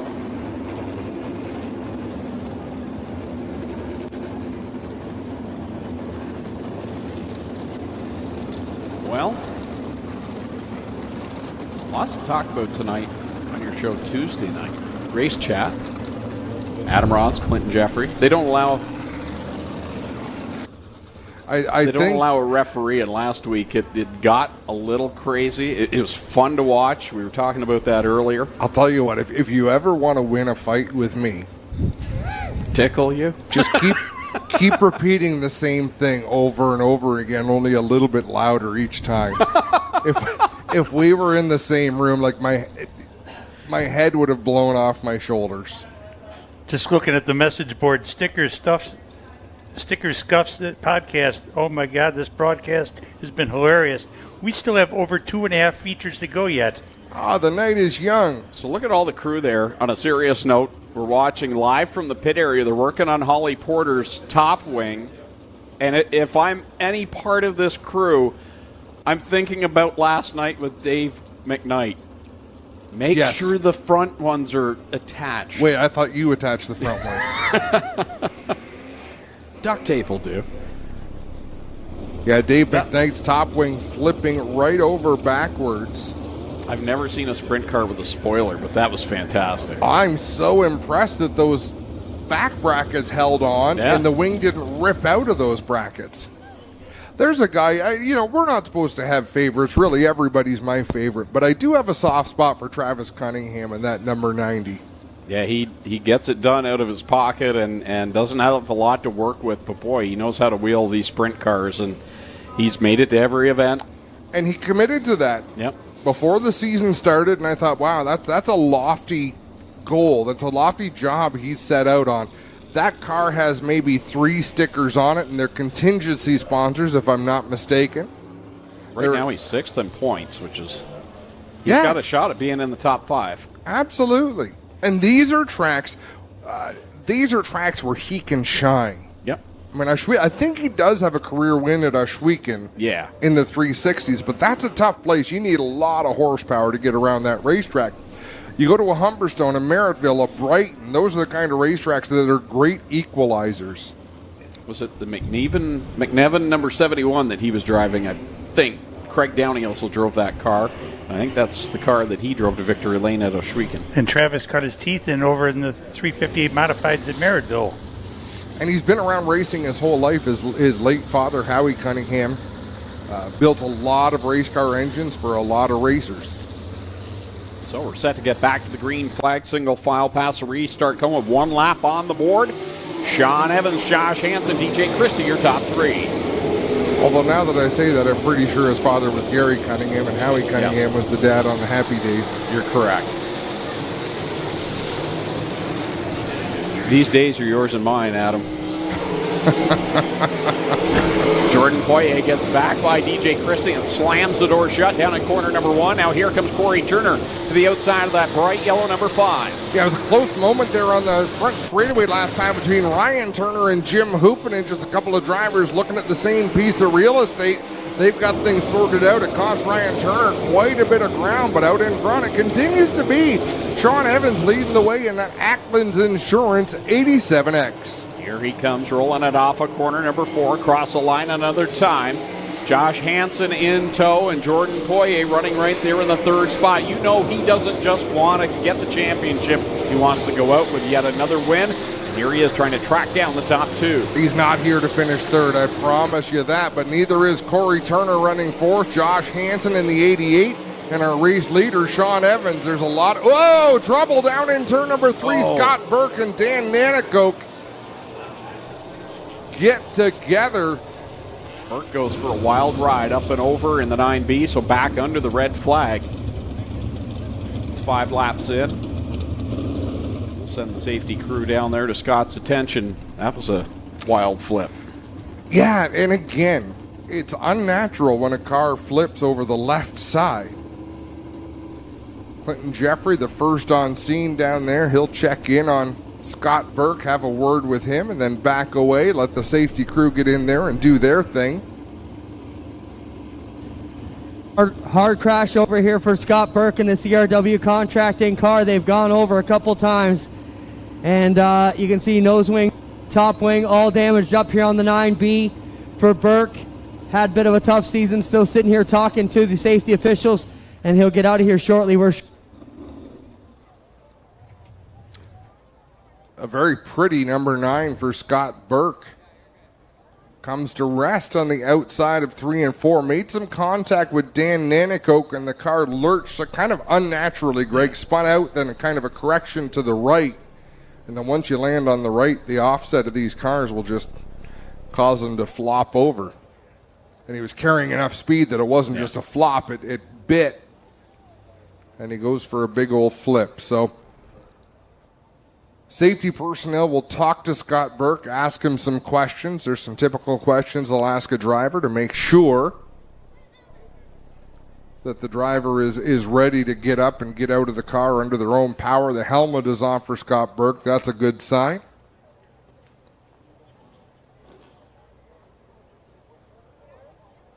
And they'll take their time with him. No hurry to get him out of the car. Make sure he is okay and set to get out. That's the thing I really like about what our area racetracks have going on. Once that safety team gets to the car, they're the bosses. Yeah. They run this show. You saw Clinton Jeffrey get in there, and then he steps away when they show up because they're there to run this part of the program, and we take their cues and lead. And that's how it should be. Driver safety coming first. Consistency is everything. We just happen to be first on scene here, Adam. It happened right in front of us. So, if we could be there, make sure they're all right. I'm wearing a fire suit, so we're all right. But, yeah, you're right. The safety officials are there for a job. And this is a great crew. These are the guys that started out Osh Weekend, branched out here to Merrittville and Humberstone, and just done a fabulous job here. And Scott Burke out of the car on his own power, which is a great thing as we see him walking away here. And he'll go back to the ambulance and clear out the cobwebs. So, great deal. Scott Burke is okay, ladies and gentlemen. You know, some folks look at the safety crew and probably think, oh, they've got a fun job. They get to go to the races every night. They're not there to watch the race. They're there to be on their toes and ready to pounce just like that. And in the middle of the summer, it's not a whole lot of fun wearing those fire suits. Clint can tell you that. Clint's not wearing the balaclava and all the other pieces as well. So it's hot enough for him. You can imagine what it's like for those safety crews. So they really do have a tough job week in and week out at the racetrack. The crew, so now once the safety crew is done, then the tow crew steps in and decide, okay, how are we going to pick up this race car? What is the safest way to pick this thing up and get it back to the pit area? And everything works like a well-oiled machine. And if you don't think so, go to another racetrack, right? Go to a track in different parts of North America. You'll be blown away at how good. And I mean our area, Quebec, Ontario, the places that we go week in and week out, they run a great operation and they do things right. Yeah, there's a few tracks you'd pull into and think, boy, I wouldn't want to be in a serious state of mind or a bad position, and the safety crew showing up in a T-shirt and jeans and trying to pull you out of a fire. We've seen that circulate on social media. That's right. Yep. It's good that Scott's able to walk away and get to the ambulance, and we see the ambulance pulling away now, so we'll get Scott's car over to the pit area and get all these cars fired back up. Plus, with the same crew of multiple tracks, they know the various drivers, their personalities, and what to expect from each one. Yeah, that's a good point, Fran. Familiarity with these race car drivers is a big deal. Have a look at this 9 of Scott Burke as it gets dragged back across the racetrack. So once that left rear dug in, I believe it's pulled off the bead, but maybe I'm mistaken. Hard to tell when the car's up in the air. Okay, so Todd Wilder clarified something. Travis won an A main at Oshwegan in his car, talking about Travis Cunningham. I know because it cost me a right rear tire. Told him I would buy him a tire when he won an A main. And the next week, the expletive won. Oh. Thanks, Todd. Oh, no, then his second message. Well, maybe it wasn't his car now that I think about it, but it still cost me a right rear. That's the important part. Tommy Gooch has to be watching, and he would know. And there's other drivers, Tim Jones in the 11J. Not a lot of sponsors on that. CarQuest on the side of that car. Some of them have lots of partnership. The Insta Panels 87X of Sean Evans, Styes Tree Service, Ackland Insurance. I mean, there's sponsors on every panel of that car that you can put vinyl on. And then there's other that are almost entirely Nitro 54. Dan Nanakoke in that 15 machine. It takes a lot of groups like that. Many thanks to Jay Hill from Burger Barn and Petro Plus for being the driving force behind this weekend's event. Along with Dan Nanakoke at Nitro 54 Variety. They've been a huge supporter of the racing here this year as well. Jamie Turner, Payette Spring and Alignment. The Payettes have been involved with Dave Payette's Pro Stock career years ago. I'm just looking at some of the comments here because I want to see if we're going to get voted off the island. You are the weakest link. Peter Morris says, G-Force is my find of the year, fills my dirt track void in Australia, shut down by COVID. So thanks for joining us, Peter. No, thanks so much. And the fun we have, Greg, is the only thing we have to answer to is the fans and each other. Got another one. Sam at Fan 78,000 viewers. Justin turned 5 and no guacamole. Thanks, G-Force, for putting on great racing all year for us. I got slaughtered over that turn 5 comment at Delaware last, and it was a gloriously stupid thing to say. But the best part was I didn't realize I had said it. Oh, Tommy. Okay, Tommy nails it. It was 2012. He won 3 Oshwegan races in the number 71. Not just one. Okay, good for him. Thank you, Tommy Gooch. Apparently Flamborough is canceled tomorrow. I want to know if that's true before we post on that. That's true. You saw it on the internet. It must be true. Must be. It's a fact. Actually, the weather reports aren't good for tomorrow. No, they're not, but I don't want to cause the Casalis any trouble if it's not verifiable. Casalis, longtime dedicated people to Flamborough. They've had a good year over there. Really good year. So if they race and fans don't show up, that's Fran Bushard, 555. No. We'll call Border Patrol. You'll never get across. There's worse places that I could be than here. White flag. 5 laps are complete. 20 laps remain here at Humberstone Speedway. In the Pinty's Knights of Thunder season finale, Jordan Poirier, by virtue of taking the green flag, has won the title. But can he win the race? He is restarting in 3rd. It'd be nice to see a new winner in victory lane, Greg. Yeah, it would. We've seen DJ Christie get it done this year. Jim Hoopinen's gotten it done. Ryan Turner. What about Sean Evans, Josh Hansen? They're out in front right now. They could grab a sword here tonight. Good launch for Sean Evans. Good launch for Jordan Poirier. Works to the outside of Josh Hansen. Hansen able to edge him down the back straightaway and lead into turn number 3, but Poirier drives it deep into the turn. Poirier to the second spot. And he is charging hard on Sean Evans, the driver to Scotland, Ontario, holding it down against the panel's 87X. He'll lead it down into corner number 3, so Poirier goes down to the inside guardrail, trying to get by that number 87X. Sean Evans holding a pretty wheel right now, out in front in the early stages of this one. Poirier right along the guardrail on the inside. Corey Turner further back, DJ Christie. Watch those two cars. They're committed to learning what they can do up on the high side of the racetrack. If they find a line that suits them, you could see them catapult themselves to the front. Sean Evans, Jordan Poirier, 1 and 2. They've distanced themselves from Josh Hansen in that third spot. As they work it off at corner number 4, it'll be 16 laps left to go. Evans just chose a different line in 3 and 4. He's doing it again in 1 and 2. He stepped up the racetrack, not all the way to the outside, but to that middle groove. Jordan Poirier licking his chops as he closes the gap on the race leader. He can smell the lead, and it tastes better than guacamole. There he goes, right down into corner number 1, grabs it away. Poirier to the top spot, looking for the win, the title, the check and all. Down into 3 and 4, Poirier with the lead extends that gap over Sean Evans. Man, oh man, he has been the cream of the crop this season. He leads the way down the backstretch. First lap car, or first slower car in front of him, that'll be Kevin Pauls in the 46, so Poirier will need to work around him. It's Sean Evans in second, Josh Hansen running third, Corey and Ryan Turner are right there in the top 5 as well, with Jim Hoopinen right behind them. Hoopinen getting way up the racetrack in turn number 2. We are halfway through, 13 laps down, 12 laps to go.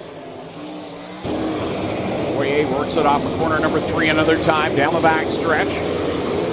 Evans now will work around the lap car of Kevin Pauls. Josh Hansen trying to close the gap on him, but I'll tell you what, Sean Evans, this is about the best I've seen him run solidly right now in second.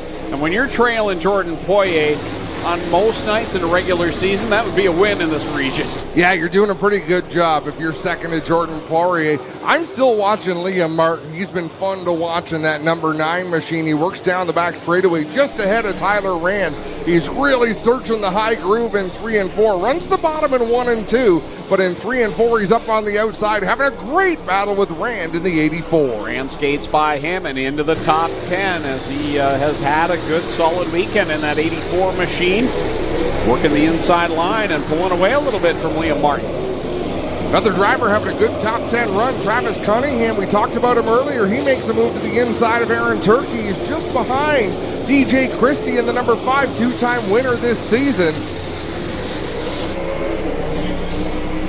There's Cunningham racing with Aaron Turkey, trying to track down DJ Christie in the 5 machine. Meanwhile, the leader catching Jamie Turner and Chris Jones into heavy lap traffic right now, but still a good distance on Sean Evans. 4.2 seconds, the interval.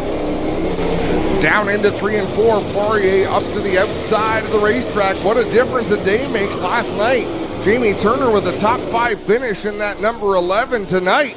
He's fighting to stay on the lead lap as our race leader runs right behind, and Poirier has not been able to get around either of these number 11s. No, he's boxed straight in there, but Sean Evans not really closing the gap. But Poirier doesn't know that. He just knows he's got to run hard, run fast, and get by as many cars as he can. He sails it down the backstretch. Will try and get by Chris Jones and Kevin Pauls. It's all you can do when you drive a sprint car. Drive it as hard as you can each and every lap. Find the holes. Jordan Poirier has been excellent at doing that throughout the 2021 season.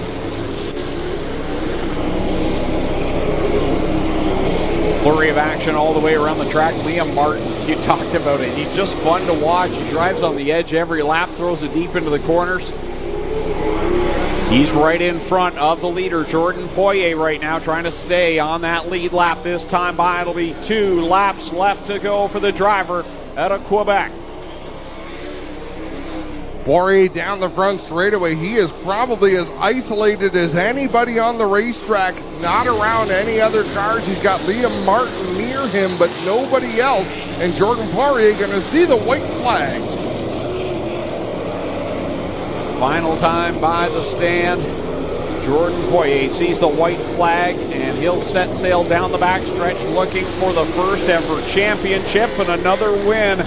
Trying to pick up his 8th sword of the season. Jordan Poirier will take the checkered flag and the championship here at Humberstone. Look at this battle for second. Hansen, Turner, Sean Evans, Ryan Turner coming off of turn number 4. Evans, Hansen, Turner. That battle was phenomenal over the last couple of laps. Sean Evans had to fight off a spirited charge by a number of competitors. So we'll see some fresh faces on the podium. Jordan Poirier will be knighted. So Ryan Turner got by Corey Turner on the last lap there, grabbed the 4th spot. We've got 2 races yet to come, folks, so don't run away yet. We've got the Dirt Sportsman, the 358 Dirt Modifieds as well. Jordan Poirier, 5 for 5. The drive for 5 for 5 is alive. Great show for Jordan Poirier. I'm looking at the comments too. I'm curious about this one. Do the announcers get paid for this? Way too much. So much we're giddy. Well, there's Jordan Poirier pulling it in down to Pete Costco Memorial Victory Lane here at Humberstone Speedway. He'll pick up his 8th sword of the season. We're going to have to call him Scissorhands Poirier soon. He can do the Edward Scissorhand things with all these swords. Or as Clint said, make a couple ceiling fans now out of these things.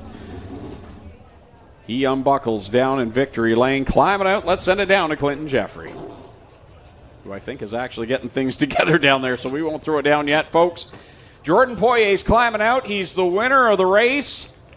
Wins both this weekend, and he is the first ever champion for the Pinty's Knights of Thunder 360 Sprint Car Series.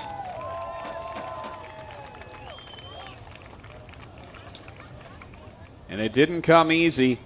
A few weeks back on his way to Merrittville Speedway, had the issues with the trailer. Tony Spiteri from Pinty's had to pick him up along the way, bring him to Merrittville. The Turner family got him a backup car to run and keep the points lead going out of Merrittville, and he is the champion here tonight. I think Clint might be ready down there as Jordan celebrates with his crew. Well, champagne's out. Okay, Clint. Well, Jordan Poirier, open that one too for him, Terry. Jordan, congrats, man. You did everything you needed to do to grab this championship.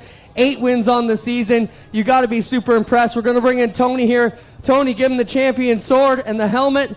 And Jordan, we're going to have to put that one on. You know, you can hold that one up. He gets the Knight's helmet. And yeah, you can put that on. So we're going to put the Knight's helmet right on Jordan here. And there you have it. Your champion tonight, Jordan Poirier. Jordan, what a drive. We'll take that off for you, buddy. But Tony, hold that for you. Congrats, Jordan. All these miles have to feel well worth it tonight. Oh, yeah. I thought my car wasn't great at the beginning. I loved those red flag. I couldn't move my wing back a bit. And I knew the 88 was really good on the bottom. I wanted to try something. He missed the bottom, so I tried, and it worked pretty good. So I could get to the 87 after that. Yeah, my car was just flying after that. It was hard to know how good I was in lap car, but I felt like I was pretty decent.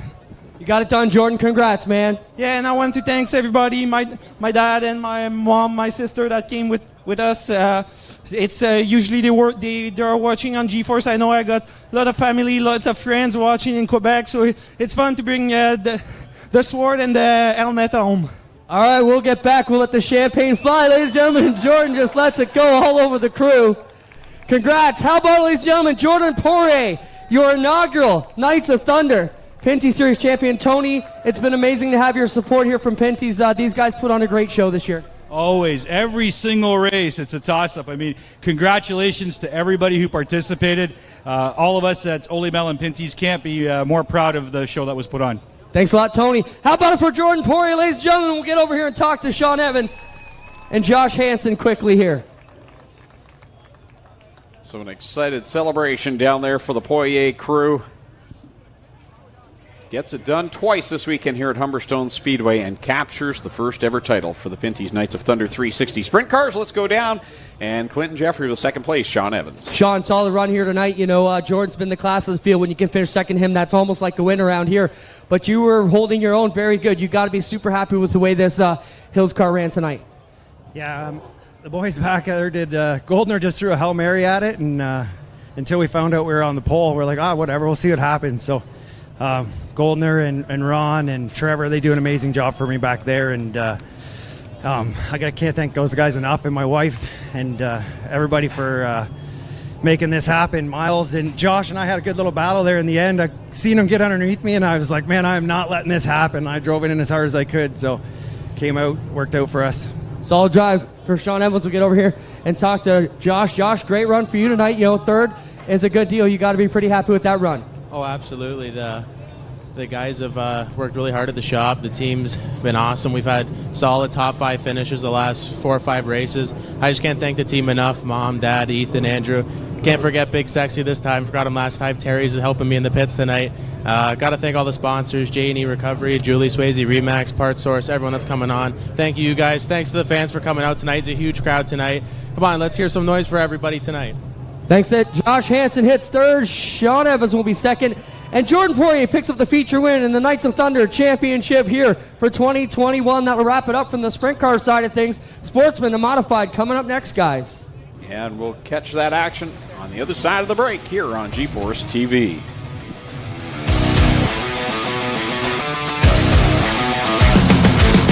The People's Choice since 1968. People's Choice since 1968. Queenston Chevrolet Buick GMC, the People's Choice since 1968.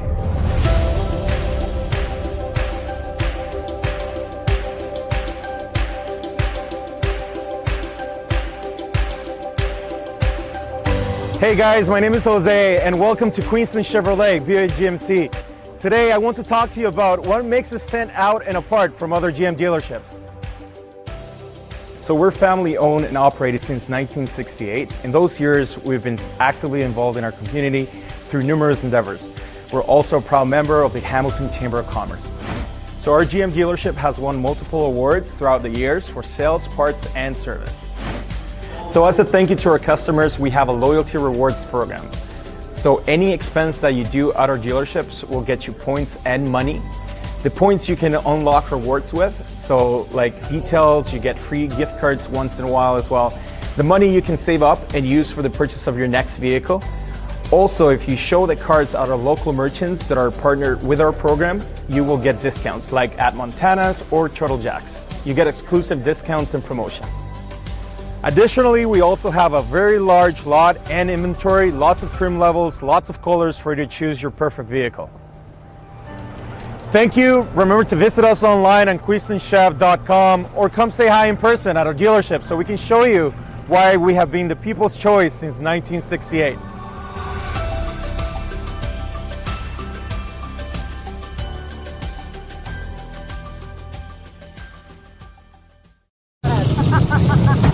Two races left to go on the Fall Classic here at Humberstone Speedway. Brought to you by Nitro 54 Variety, Burger Barn, Pinty's Delicious Foods, Corpac Merchandising, GR Enviro Rail, S&W Service Center, and Peters Excavating.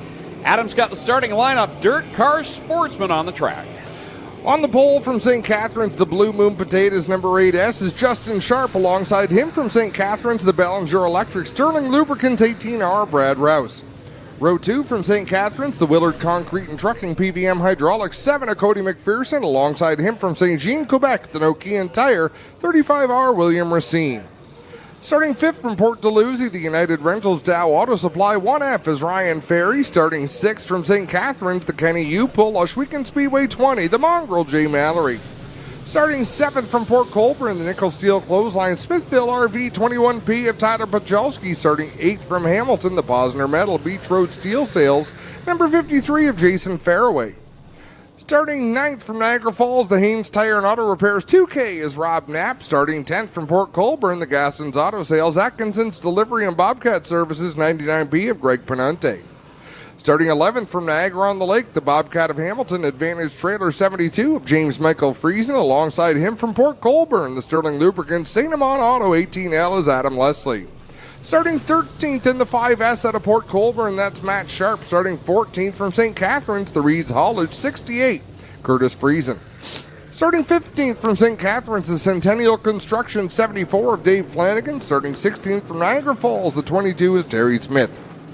Starting 17th from Ridgeway, the Dandy Curbs Atkinson Delivery 66P of Jeff Pinty. Also from Ridgeway, starting 18th, the Performance Acura Pam's Drilling 3N of Noah Mamo.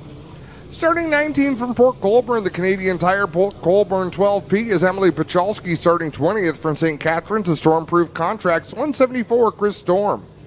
Starting 21st, it's the 62 at John Babian. 22nd, Jason Van Mill in the 1. Bill Gill in the 49. The 3 Mamo is Dave Mamo. The 108 of Billy Bleach Jr. And the 13M is Daniel McKay. Off we go. Dirt Car Sportsman Racing. Brad Rouse on the outside. Justin Sharp on the bottom. Here they go into corner number 3 with Cody McPherson in tow in the Lucky 7. 25 laps the distance for this Sportsman feature event, and Brad Rouse going to lead lap number 1 over Justin Sharp. Rouse using the outside groove, Sharp down low. Right behind them is Cody McPherson in the 7 and Ryan Ferry in the 1F. There's a whole bunch of body checking going down in corner number 1, and Greg Pinty lost that battle, lost a few spots there. He'll try and get things going again in the 99P. Brad Rouse closes the door on Justin Sharp, goes back to the bottom on the entry at turn number 1. Is that JMF going on? I don't know. There's a pickup truck back there.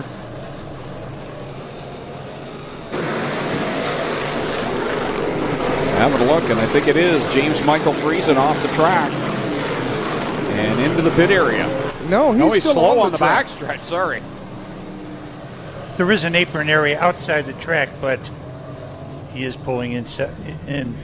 I want to know whose white pickup truck just drove up down through turns 1 and 2. It wasn't the Pace truck. I thought at first it must be the Pace truck over there. Terry Vince has a truck like that. Could have been track owner. Oh, does he think he owns the place? Apparently. The Brian Cullen Pace truck back on track over in turn number 3, and you can't say enough about what Terry Vince has done here. I mean, I still don't wish track ownership on anybody, but he sure has made some improvements. He's had a lot of courage running.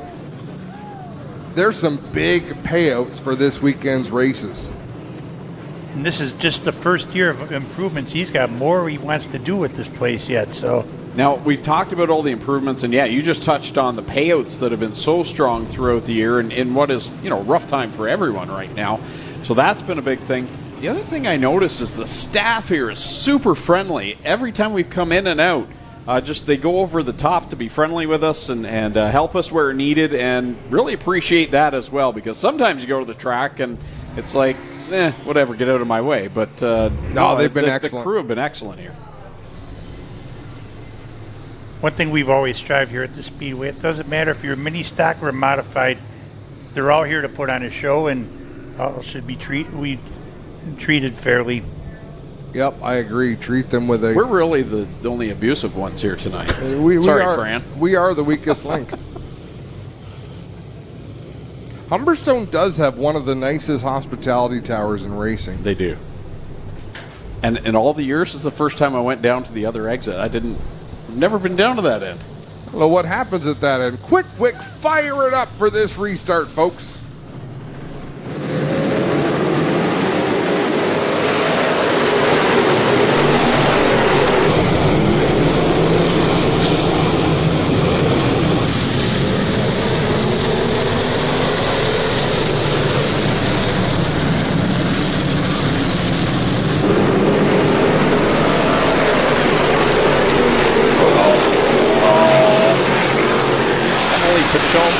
Daniel McKay with a hard hit of the flag span. And Pachalski will be hung up on the wall here under the caution flag. McKay with heavy damage on the right side. I'm a little shocked that this many cars managed to drive away from that incident. Emily Pachalski backed up against the outside wall. Daniel McKay, significant damage. We get the thumbs up that Emily Pachalski is alert and chatting with the staff. She climbs out of that 12P machine. Daniel McKay in the 13M, the safety crew going to lean in there and have a word with him. It's possible he could drive away from this. The way he hit, it's sort of a soft spot on these race cars between the right front and the right rear. It's a lot of body work and supports, maybe some exhaust. Clinton Jeffrey will give us a better report as he arrives on the scene. Well, the door here off the McKay car is just destroyed here. And we'll look at the side of this 13 car. It is all beat up and tore up. The Pachalski car looks all right here. I don't see any major damage to the Pachalski car. You know, the wheels are cocked one way, but I thought Emily could have got back in, but she's already got the helmet and safety gear off. Looks like she may have had enough as the tow truck tries to unhook her. The McKay machine, though, it's got all kinds of body damage. You can see. Once the body comes away there, Clinton, the way he hit, he took all of the brunt with the right side door of that car. So all you've got is a crash guard on the right side. And let's have a look from this speed shot.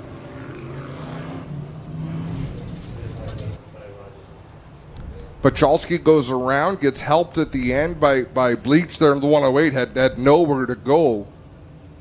From our flag stand shot, we'll get a great look. And watch at the top of the screen, Daniel McKay. You can see him coming up the outside. He won't even know anything is wrong at this point.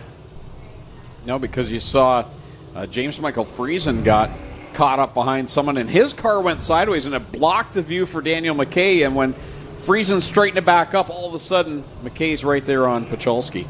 Knowing the Pachalski family and the Armstrong family, they work together, but this will be probably the end of the racing season for Emily, and she'll be getting into further contact. She's quite the hockey player also. Clinton Jeffrey is with her. Yeah, I just want to mention here, Emily just stuck her head out the passenger side window here, said there's something wrong with the car. We're showing you here, this crash bar here is pushed into the tire, and that's a problem for her. They're going to need to get this one fixed. Front end does look okay for Pachalski, but they are going to have to do something with this crasher to get it off the car so she can drive. She still has her safety gear off here, and we're going to see if Dan Sider and Jimmy here are going to pull him off. A shout out to Dan Jr. here. His dad, Moose, was one of the long-time CA employees, one of the nicest guys ever to work at CA, and a long-time track employee, one of the best towers around. So Dan said, hey, you shouted out to everybody but me. Danny, we miss your dad. Moose would be proud of what you're carrying on here. Have another look at this as you see Pachalski up on top of the wall. And a hard hit from Daniel McKay. Now let's watch the back of the pack. Daniel McKay is on the left-hand side dark car. You see Friesen got sideways, and that blocked the view of McKay before he piles in. Is that the message you read, Greg?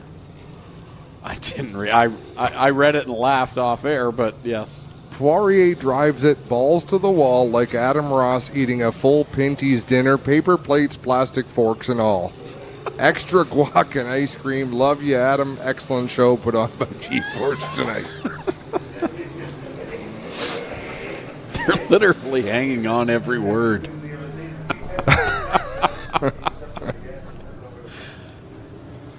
Oh, it's like hanging it's on. Not wrong. It's like hanging on to Canadian Tire money. It's really not worth anything. I worked for Bill Grisdale for a lot of years, Grisdale Racing, and we were having lunch one day at the diner just down the road. And I'm just going along my business, eating a bowl of soup. He looks, Adam, no one's going to take it from you.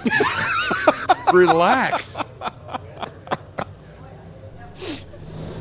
It's funny the moments you remember years later. You had a grip on that bowl just like Dave McKnight's back top support, wing supports last night. I'm not letting go. Back to the green flag, Justin Sharp and Brad Rouse on the outside line.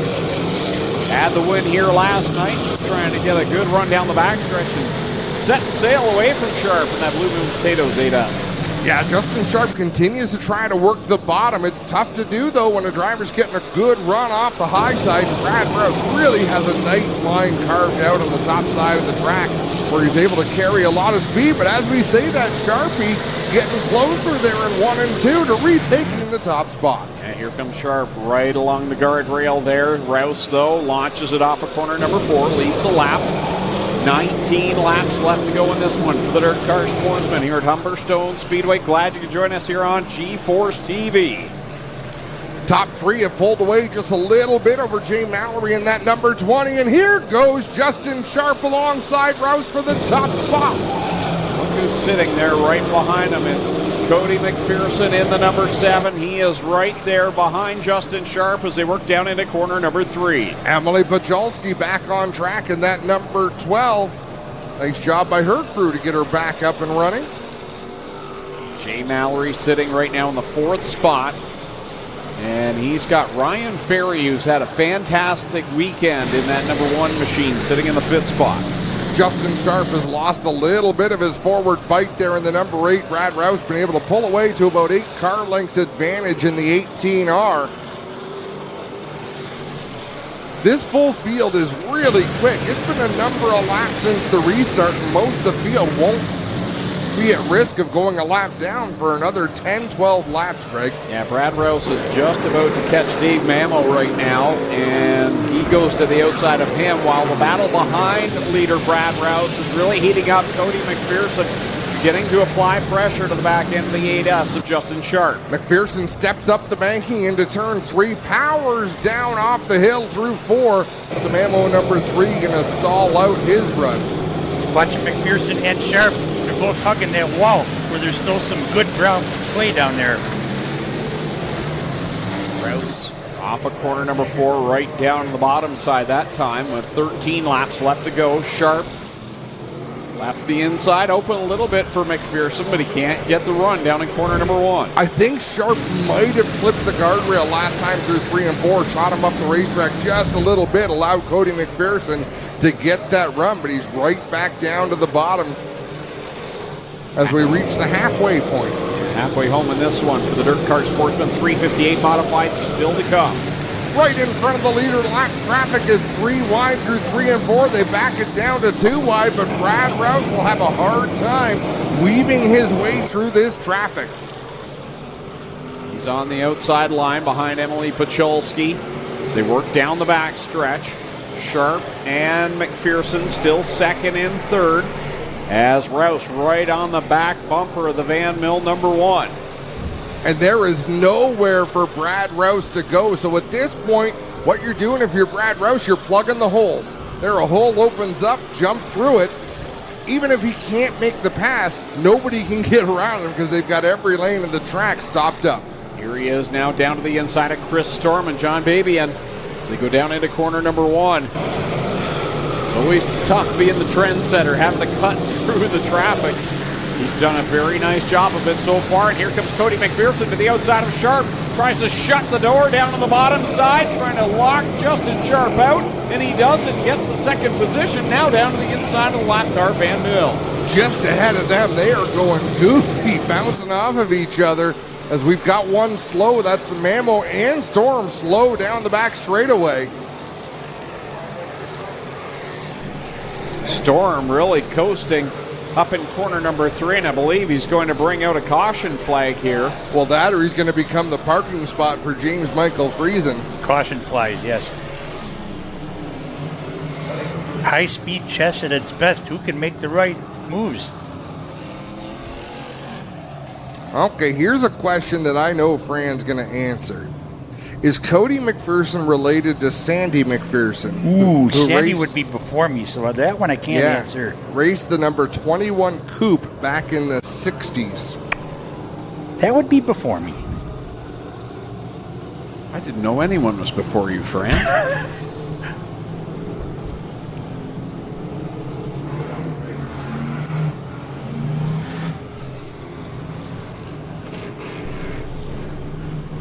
How are you going to find this out, Adam? Oh, I thought you were looking online. Ancestry.com. Nope.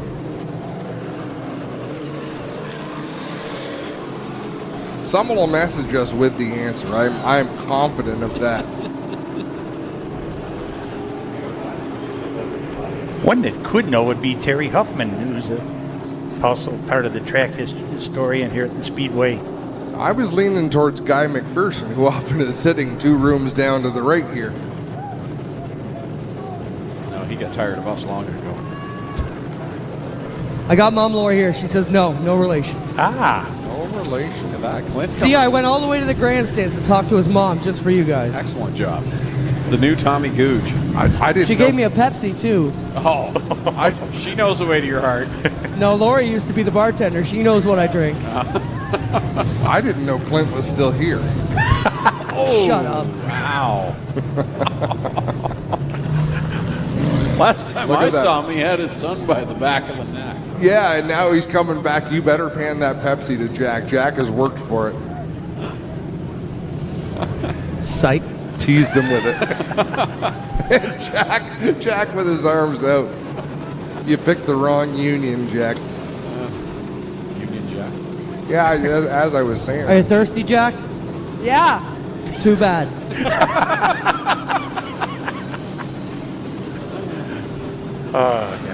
Just like prison, bread and water is all these kids get for their work. Hope CAS isn't watching tonight. This in the last season for Rick Janneret, too, so wow. Hey, Greg, if you want a 13 kid, you can take him home with you. Greg's got his own set. I'm like the crazy cat lady with kids. Coming out of the woodwork. After the second, I figured out what was causing it and took care of it, you know? Oh, Muffin. I think my son's here tonight. I haven't seen him since yesterday. My son's here.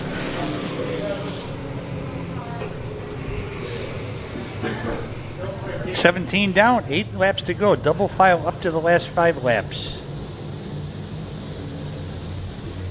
McPherson on the bottom. Rouse picks the outside line on the restart. Here we go. Dirt Car Sportsman back under green. Wow, Jay Mallory pinching Justin Sharp down to the inside. Sharp wouldn't give way, though, and they're side by side, but we're side by side for the lead as well. All the way through the pack, yes. Off of corner 4, here comes Cody McPherson trying to get the run on Rouse. Rouse leads the lap. Mallory shuts the door on Justin Sharp down in corner number 1, but Sharp's going to dig back on the bottom. It's Pinty's time here in the tower. Whoa! Cody McPherson almost got the lead that time at the stripe. What a battle. McPherson on the bottom, Rouse on the outside line. 5 laps to go this time. Just 5 more trips around.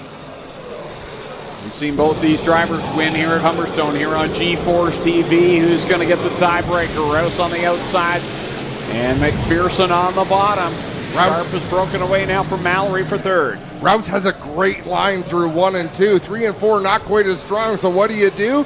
Come down and steal the line from Cody McPherson. And it's working. McPherson, though, just a little bit lower that time through 1 and 2. Rouse altered his line there in 1 and 2 as well. A line that was really working for him, tried something different, but he knows best as he leads by more than 2 car lengths that time at the stripe. Rouse on the outside, McPherson on the bottom. Sorry, Fran. As you can say, both former Mr. Dirt champions. Rob Knapp bounced off the wall on the front straightaway. He's going to call it a night in the 2K as we've got 2 more laps to go. One slower car in front of the leaders. Rouse has been able to pull away from McPherson a little bit since they did that duke it out. Dave Mamo in the 3M down there in 3 and 4, just ahead of the race leaders. Rouse will put him a lap down, going around the outside one more time around for this Sportsman feature. McPherson throws it in down in corner number 1. Rouse, though, is strong and steady on that outside line. One more set of corners. Through 3 and 4, Brad Rouse down to the bottom, points it down the front straightaway. He'll take the win over Cody McPherson. Justin Sharp going to bring it home 3rd, 4th to Jay Mallory, 5th to Ryan Ferry, 6th is Jason Fairway, followed by Greg Penante, William Racine, Adam Leslie. That was a fun race to call. Back to back for Brad Rouse. Won here last night, gets the double done here this weekend. And I thought he was going to hit the tow truck there in the back stretch. He had to blow it up.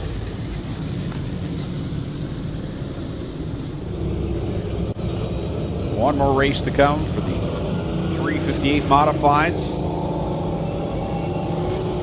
Brad Rose will go across the scales and then join our Clinton Jeffrey down at Pete Costco Memorial Victory Lane here at Humberstone Speedway. Again, want to thank Nitro 54 Variety, Burger Barn, Pinty's Delicious Foods, Corpac Merchandising, GR Enviro Rail, S&W Service Center, and Peters Excavating, sponsors of the Fall Classic Weekend here at Humberstone Speedway. 4th victory of the season for Brad, 3 in a row now.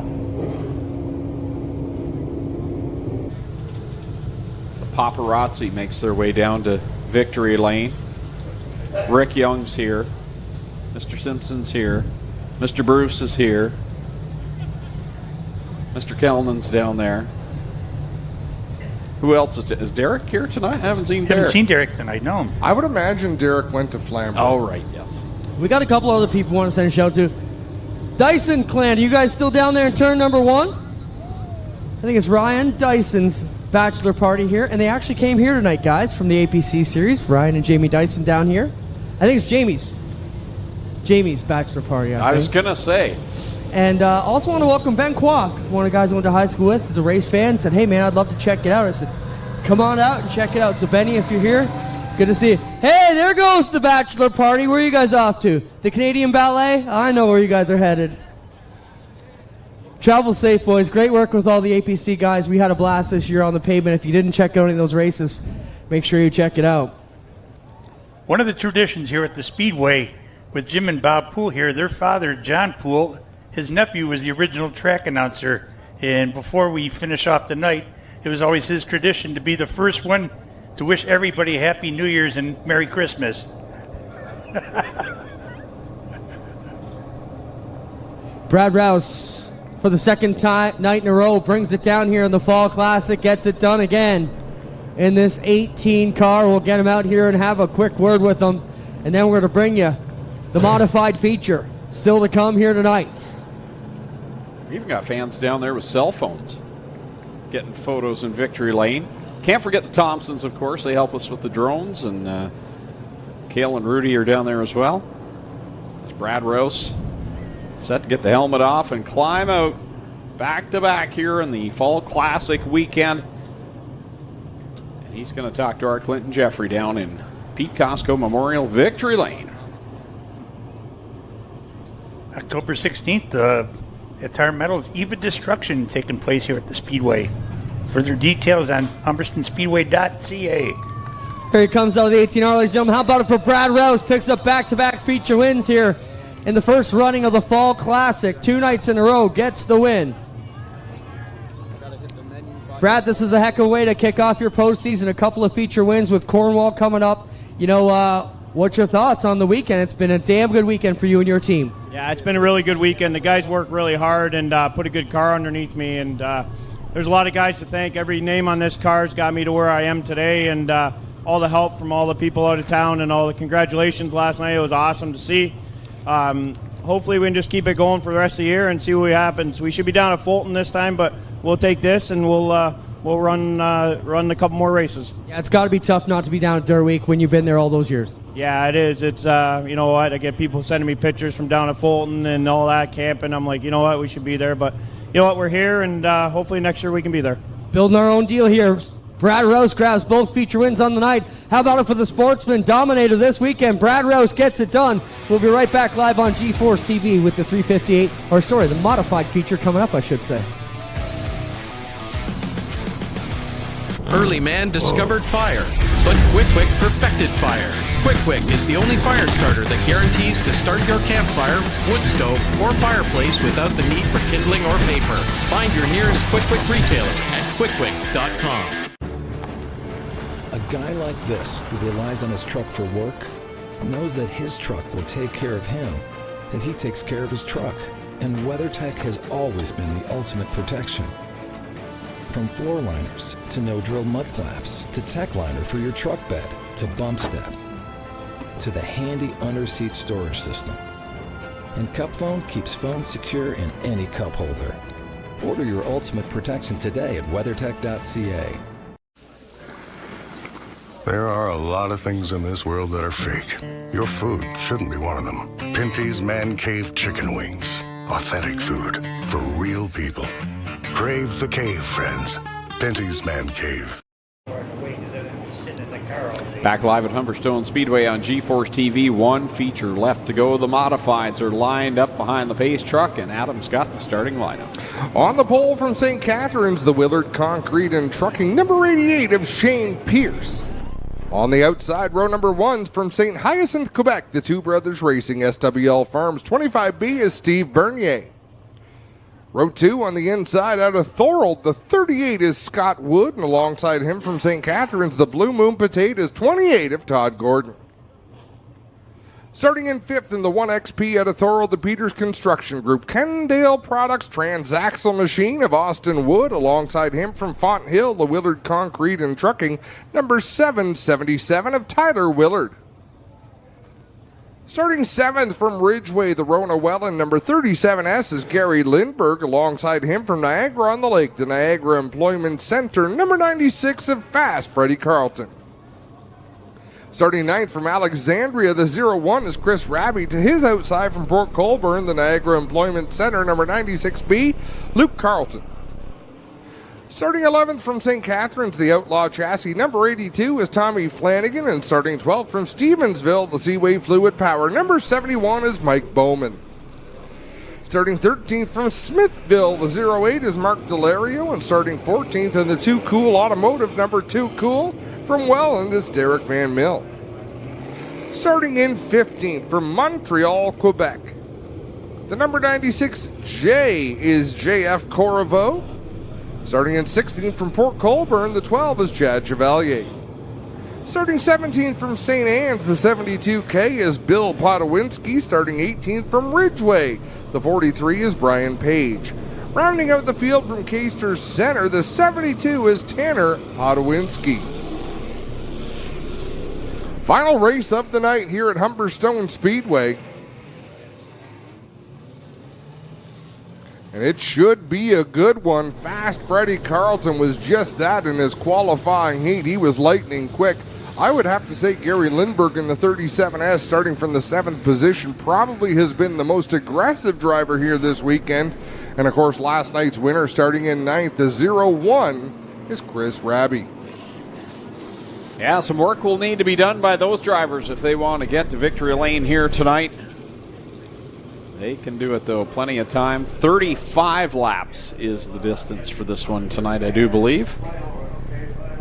Great shot there behind the field as they get ready to come to the green flag. Don't pull off. I double dog dare you. Here we go. The mighty modifieds come to the green flag. Pearson Bernier slam it down into corner number 1. Bernier with the advantage down the back straightaway. He'll take the lead into 3 and 4. Shane Pierce committed to the inside groove here for the first time around. It's going to be Bernier with the lead. Pierce in second. Todd Gordon on his tail for third.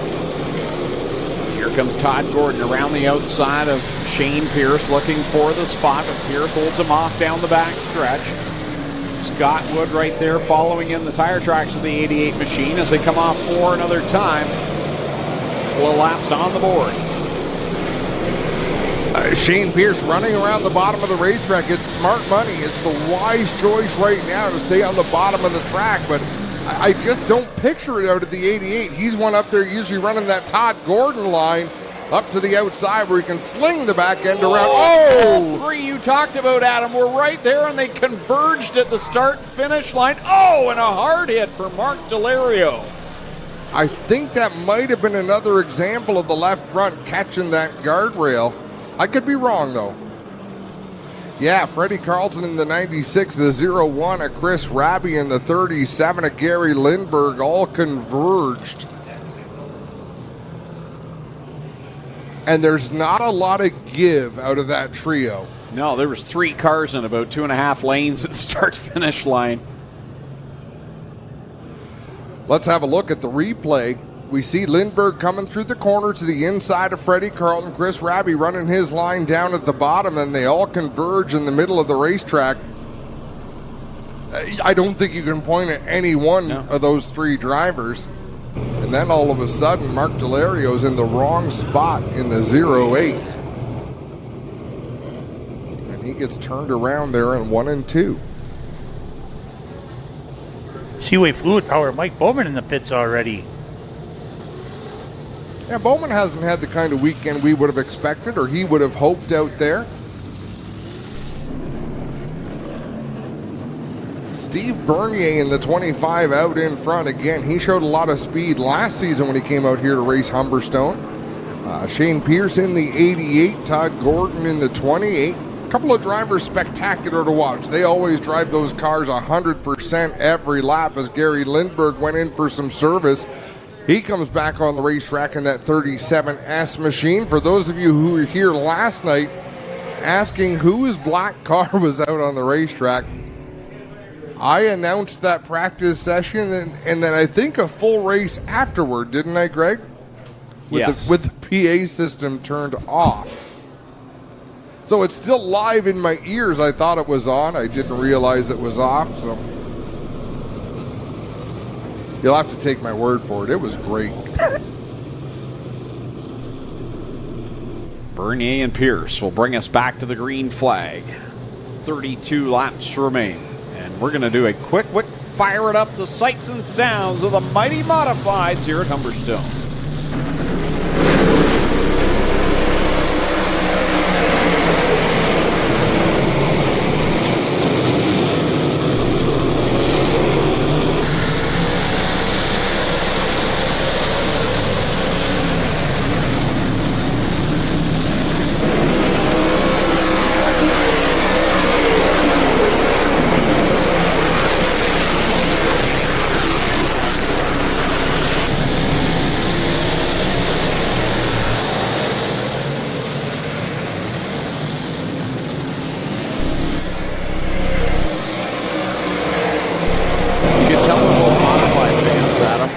I think the fire it up's been over for a while.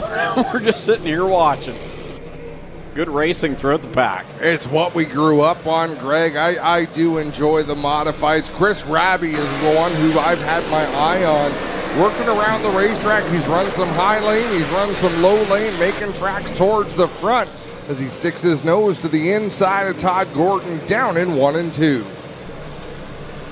Steve Bernier has checked out right now in that 25 machine over Shane Pierce, Scott Wood, Tyler Willard, and the Gordon 28 right now are your top 5. Raby trying to force the issue and get himself into the top 5.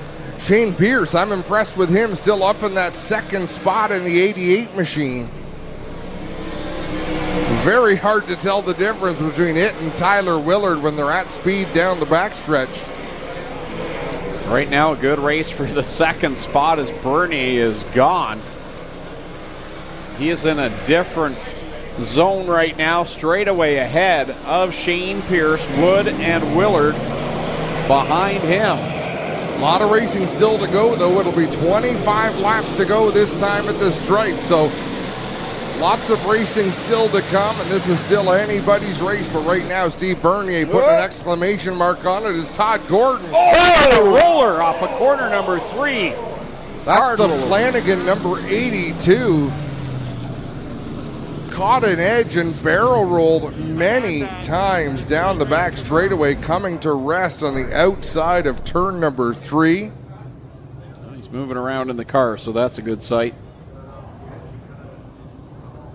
Amazingly, the damage doesn't look no, for as wild a ride as that was.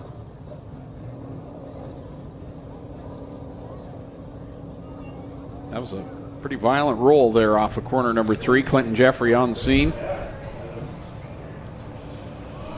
We immediately get the report that he is okay, so that's a good sign. We'll get in there and get the rest of the story, guys. Give us a moment. That is not the way Tornado Tommy Flanagan wants to test his chassis. Or his nickname. Tornado Tom. That was a twister off of corner number 3. Ooh. I don't know if we would have got that from any of our angles, because he wasn't one of the leaders out there, and we didn't really have a camera. No. Here we go with the... So watch way off to the right side of the screen. Wow. Just sailed it into the top of turn 3. Once he got off the banking, the right rear bit. In fact, both right side tires bit in, and the car started to tumble. That is a testament to the way these cars are built, though. Not sure if you're seeing here in camera 6, but you can see these bars have bent down, and this is a hard lick. If you see here, it's supposed to be attached to that lower bar there, so you got some major frame damage here. The good thing about these guys, what they can do is, and this is the Outlaw Chassis Works, they can put this one back together, but they're going to have to cut this one up and weld it, as all kinds of bars tore up at the bottom of this one. Flanagan getting out of the car now, and we see him climbing out here under zone power, which is a good sign. We'll try and get a word with Tommy. Tommy, okay, that's not how you want to make your return here. Tough deal, but you guys, if anybody, your dad and the boy, this one.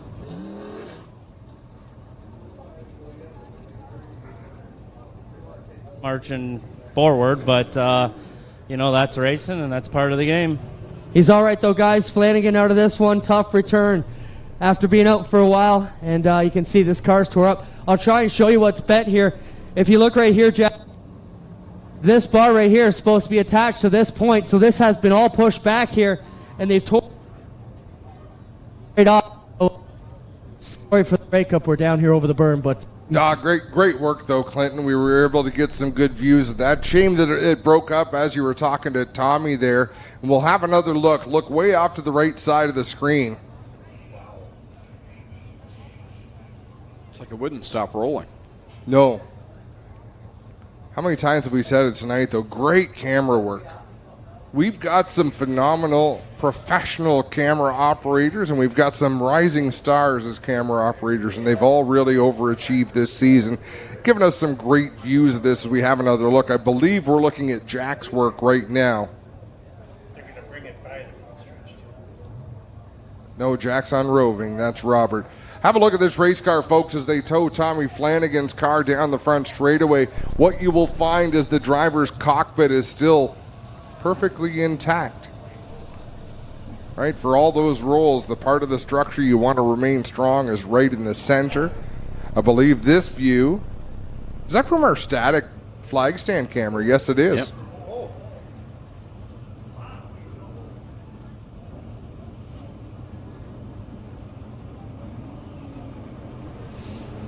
Well, this changes things.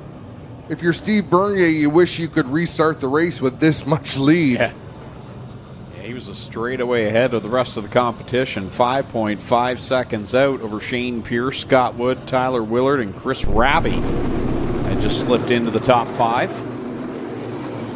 And it was Fred Carlton, Luke Carlton, Todd Gordon. Of course, went off track there. We saw that at the first part of the frame. So he may have lost a few spots in that. Austin Wood and J.F. Corvo up there as well inside the top 10. So Tyler Willard in the 777. I thought he was going to be able to work his way past Scott Wood and Shane Pierce there, but really he looked about the same speed. I think it's still Chris Raby in the 01. Fred Carlton in the 96. I believe those are the cars that might be able to move up and challenge. Gary Lindbergh had gotten some service in the pits and come back on the racetrack.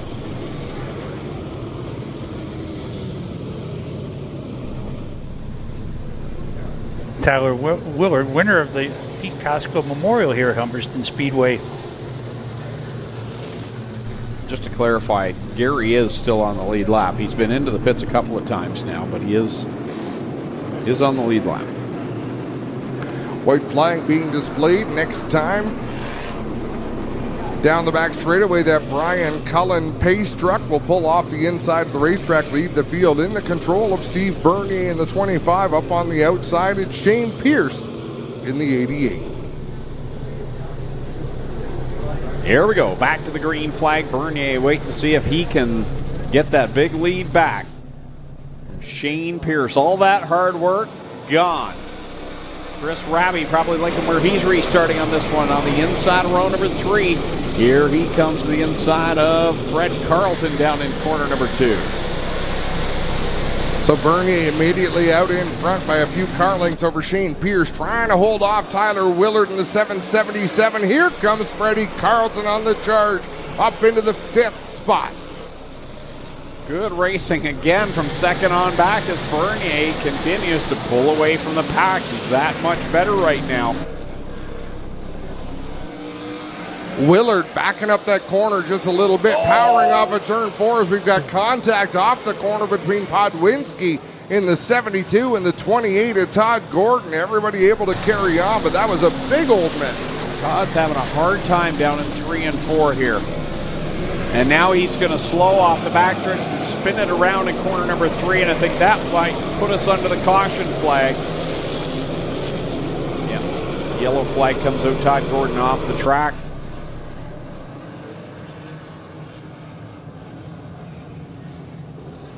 Gordon immediately takes off down into the pits, and that's right where he parks that number 28 machine, is down towards turn number 3. I think I heard someone say flat left rear on the 28, so. And it wouldn't surprise me with what happened on the front stretch his last time by as he merged back into the passing lane. There was some contact there. Yeah, Spencer, if you look at the camera on the flag stand, the last lap out of turn 4, things got crazy. Final night of the regular season locally. Everybody letting it all hang out tonight. Got all winter to fix these race cars. The only driver out of this group heading down for Super Dirt Week is Gary Lindbergh in the 37S. He'll cross the border early this week, and I'm not sure how many events they're participating in, but we know he'll be at Oswego. A few of these drivers will be at Cornwall next weekend, and I didn't even know there was something going on at Cornwall, but they're racing all 3 days next weekend. And I mean, with the border closed, why not? Everyone wants to race. The weather's nice. Here's this replay. Look at the top of the screen. Yeah, I think it was the lap previous to that. Yeah, because Todd's already off the corner there. Todd's back out with a fresh left rear, and it looks like we're going back to the green flag with Bernier and Pierce on the front row. Pierce working up into the tacky clay on the high side to get that run. Bernier still will lead the way. Pierce sails it down into turn number 1, pitches the car sideways, but just can't keep pace with that number 25. Willard and Wood side by side. Wood is up on the outside line trying to find some sort of bite out there. Has the 3rd spot at the line. Behind them is Carlton and Raby door to door. Luke Carlton having a good run in that black number 96. It's all 96 in the top 10. JF Corvo as well in that battle. Bernier stretches the advantage another time across the stripe. 20 laps left to go here for the modifieds. Gary Lindbergh working his way back through the field. He's to the inside of Luke Carlton, right behind Chad Chevalier. He'll swing to the outside in that number 37. Here's Pierce on the bottom, Wood on the outside. Wood loses a little ground in corner number 2. Has some good horsepower down the backstretch. Gets a run on the outside of corner number 3. Pierce pinned right down to the bottom. Good run for Wood. He'll take the 2nd spot at the line. Scott Wood with a big head of steam on the outside. Remember, he won here earlier on this season, but he did it by guarding that bottom groove. So tonight, making some gains up on the high side is Tyler Willard right behind Shane Pierce. I don't know if he's not willing or if the car just doesn't run as well up on the high side, but Freddie Carlton, he's going to get up to the top of the racetrack and try to make a move as well. Just past the halfway mark in this one. Bernier still pulling away from the rest of the pack. Scott Wood doing the same in 2nd spot, and then it's that 3-car race. Willard gets by Pierce at the line, and Fred Carlton right behind him. Yeah, Freddie just turned his fastest lap of the race. Freddie up on the wheel.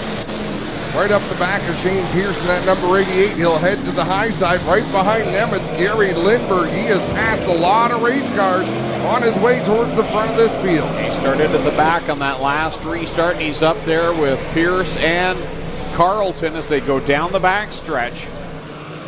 Trouble for Austin Wood, and the Wood goes off the end of turns 1 and 2. He'll bring it back onto the racetrack. Close call there for 37 of Lindberg as Pierce shut the door at the start-finish line. Lindberg goes to the outside line trying to take away the spot from Pierce. These two had some issues last night in their heat race, I believe it was. It got contentious at the end. Gary, top 5. Yeah, Gary is cutting his way through this field. Next up is Fred Carlton. He's trying to track him down. Willard's putting the pressure on Scott Wood for second. Tyler Willard to the inside in 1 and 2, looking for the second spot. Wood goes in strong, but drifts up the racetrack. That allows the inside open for Tyler Willard. Bernier crosses the stripe with 11 laps left to go. Willard and Wood going at it for second. Now here goes Lindberg to the inside of Carlton to try and take the spot. Lindberg on a whale of a drive right now. Whoa! Fred Carlton off the track on the backstretch, and he blows it up. And I don't even know what's back there as he started spinning that way. Like, is there a wall? What is there for him to Wide hit? open space. And we stay under green right now. I'm not sure. Here comes Fred. Oh, he got him. Wow. Wow. How hard would that be? At speed. From a dead stop to catch someone going at speed. Big old fireball out the end of the number 96 of Freddie Carlton as Gary Lindberg drives down the backstretch. Carlton exits stage left. Hey, Spencer, mark that one for Tuesday Night Race Chat as well. And then tell me again, Clinton, how dangerous it is under yellow to... Yeah, we'll have that argument. Freddie put on one of the wildest shows here ever seen at the Speedway. He was off the track, and he had the place in a roar as he came up over that big berm. Wow, that was... I mean, yeah, you wonder what is the intended... Oh, right rear flat for Gary Lindberg. Yeah, you've got to wonder what the intention was versus what actually happened. Gary was on a whale of a drive up through the field. He's going to hightail it into the pit area. Fourth when the caution come out.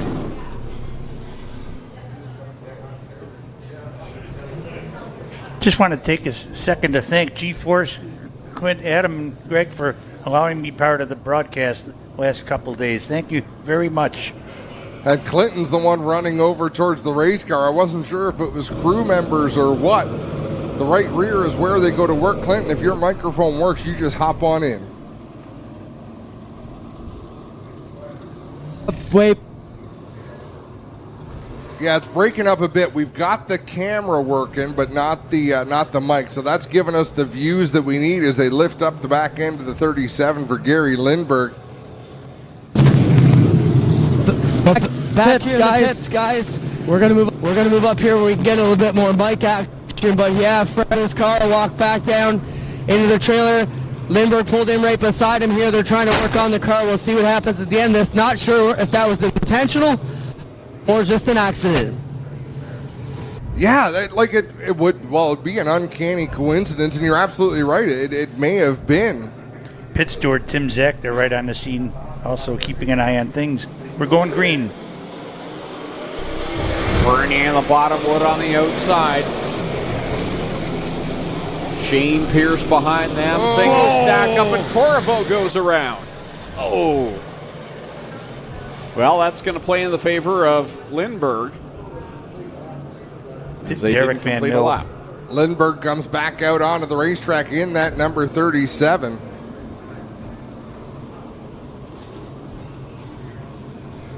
Corriveau pulls away in the grinder number 96. Well,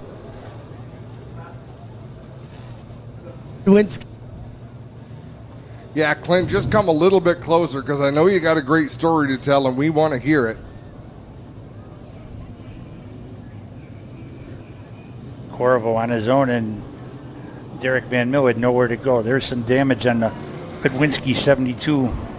Yeah, Podwinski's going to pull off. They've got a flat left rear, guys. Not sure what's going on over here with Carlton and Lindbergh. I'm not sure whether it was intentional or if that was just a mistake by Freddie pulling back out there. We'll try and get that story. He skidded right across the nose of our buggy, man. I need new shorts. Holy shark, Batman. The fact that Freddie drove back to his trailer and didn't go anywhere else makes me wonder what, if that was just an accident coming back on, that he caught the wrong part of that.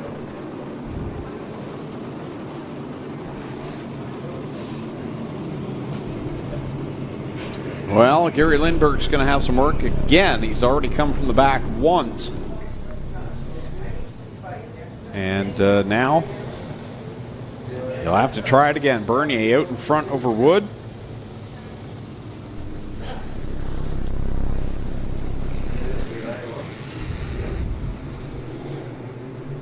Pierce and Willard back there in row 2. Willard's on the inside, Pierce on the outside. Raby sitting back there in 5th. And Chad Chevalier with a solid run tonight in 6th. 25 laps are complete. 10 laps remain in this 35-lap finale for the Dirt Modifieds out here at Humberstone Speedway. The pace truck going to pull in off the back straightaway. And once again, the field in control of Steve Bernier. Corvo back out as well as he jumps out of the pit area with a dust storm in tow. Podwinski joins as well.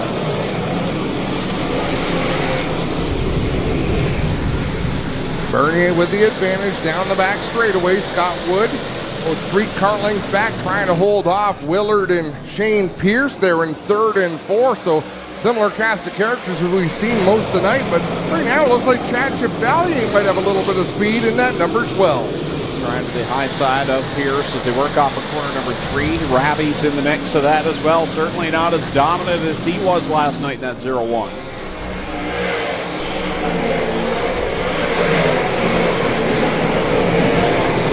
Down through 1 and 2. Scott Wood has been running that line. He goes into turn number 1 on the bottom of the racetrack and then gradually drifts up towards the high side. 3 and 4, he commits more to the outside all the way through the turn, but that's got to be appealing to Tyler Willard in the 777 as he'll try to keep that car on the bottom of the racetrack. Gary Lindbergh up to 9th already. That car is fast no matter how many times it gets beat down.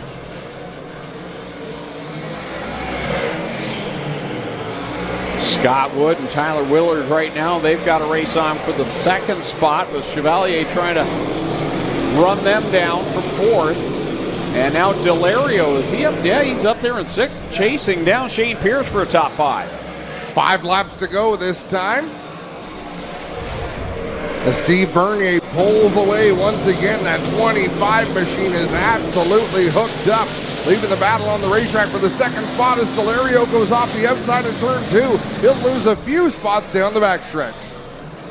Like Lindbergh's up to 6th right now. He's challenging for 5th. This is how fast he is. Oh, he gets pinched off the start-finish line. He's passed about 50 cars tonight.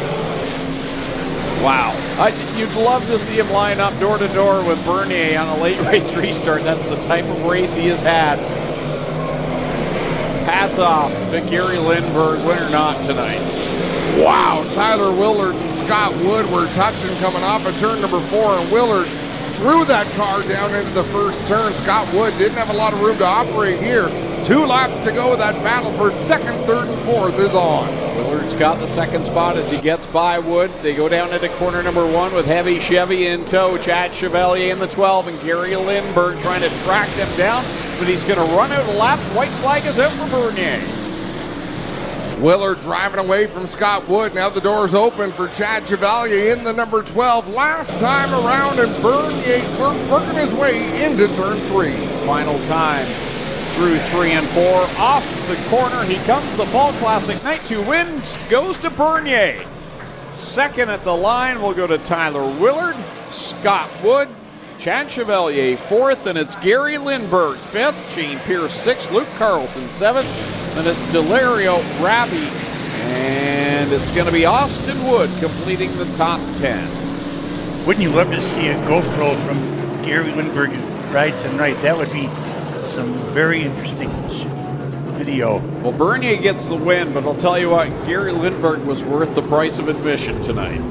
Yeah, now that the race is over, Lindbergh will pull down towards his pit area in that 37 machine. Yeah, what a job by Gary Lindbergh. I mean, Steve Bernier, phenomenal drive. It makes the trip worthwhile in that number 25, but we spent a lot of time watching the green number 37. And he was very close to finishing right up front last night, too. Steve Bernier will join us down here in Pete Costco Memorial Victory Lane at Humberstone Speedway. Thanks for joining us tonight on G-Force, final feature of the night. We'll talk to our winner and wrap things up from a very successful weekend here at Humberstone Speedway. It all came together late. The Fall Classic, 1 year in the book, and it's already a classic. It was a fun 2 days of racing. I'm ready to come back next season. I thought you were going to say next week for a second. But The Eve of Destruction in 2 weeks. Yeah. As always, after the victory lanes, you're invited to head over to the pit area, meet and greet the drivers also. Yeah, that Eve of Destruction comes up in 2 weeks, Saturday, October the 16th, and it's under the lights, Bone Shaker. The jet truck is going to burn some stuff down. First time ever under the lights here for the Eve of Destruction. For the fans making their way towards the exit, if you're on the turn 4 side of the front stretch, please have an eye. There's Steve Bernier race car about to be coming through there, making his way to victory lane. So please give him room to get by. We don't want anybody getting hurt down there. And thankfully they have the ATV to lead Bernier down that way. But again, we want to keep everyone safe. And thanks for a great crowd that joined us here this weekend. Hope you enjoyed what you saw here at Humberstone Speedway. Terry, Vince, and staff did it right. Great job. Yeah, they did so. What a great show, great crowd, lots of energy here in the facility. Clearing the way for Steve Bernier coming off at turn 4 now. Thank you again, Nitro 54 Variety, Burger Barn, for allowing us to have this race. Support these sponsors that support your sport. Pinty's Delicious Foods. Next time you go to the grocery store, get yourself some Pinty's. Stay away from the guac, but get yourself some Pinty's. Core Pack Merchandising, GR and EnviroRail, S&W Service Center, Peters Excavating, all bringing you both nights of action here at Humberstone Speedway as Steve Bernier brings it down to victory lane. 2 races in 2 nights, both of them won by visitors from the other end of Lake Ontario. Chris Raby coming home with the win last night. Steve Bernier's got the gear off, so we will send it directly down to Clinton Jeffrey as the celebration is about to begin. Thanks a lot, guys. Here he comes. Long drive down for Steve Bernier, but he makes it worthwhile. How about a Humberstone, an outsider gets it done? Let him know you appreciate him making the trek here tonight. I'm not sure how much English Steve Bernier speaks, Clinton. We'll give it our best. Comment ça va? No, I'm not even starting. I'll be in big trouble if he responds that way. Steve, congrats. Thank you. How long did it take to drive here? 8 hours. Thanks to GF Corriveau Restaurant Grinder. My car is on his trailer. Thanks my crew. It's a long ride for 2 great races. Last night is a difficult night, but this night is okay. It's good. You got it done very well. Yeah, thanks Brad Rouse, a friend of me. Thanks to all the help that the guys made to me. Steve Bernier gets it done, ladies and gentlemen. How about it? Your modified winner tonight, Steve Bernier, arrives 8 hours here to get it done tonight. That'll wrap things up from trackside here at the Fall Classic. It's been a great time down here. We've had a lot of fun. Great season with you guys. Take us home, boys. Yeah, an excellent night tonight. Fran, thanks for joining us, and I know you were thanking us for bringing you on the air tonight and wouldn't have it any other way because you're such a big part of Humberstone Speedway, the history, the present, the future. So thanks for joining us tonight. Thank we had you very a lot of much. fun. Adam, that'll do it from this end of the province. A great weekend of racing here, and I can't wait to build on this event in the years to come. Yeah, it really is one that's going to be highlighted on the calendar. Lots of fantastic racing, phenomenal show. Thanks to the fans for coming out in droves, and thanks to Mother Nature for giving us what we needed to have this show this weekend. That was a perfect weekend weather-wise for us, so thank you to everyone that made it possible tonight, all of our great camera crew. We have so many that do a great job, and Spencer and the folks down on the truck, the production crew, do an excellent job, and they make us look good here for you on G-Force TV. So we'll wrap things up. On behalf of Fran, Clint down at Trackside, and Adam Ross, I'm Greg Kellman saying so long. We'll see you next time on G-Force TV.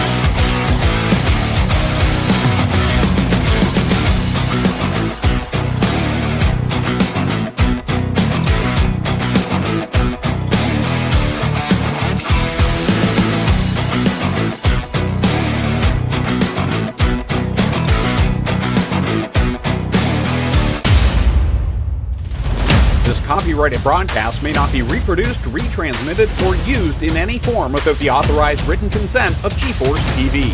G-Force TV would like to thank you for your support and for watching today's broadcast.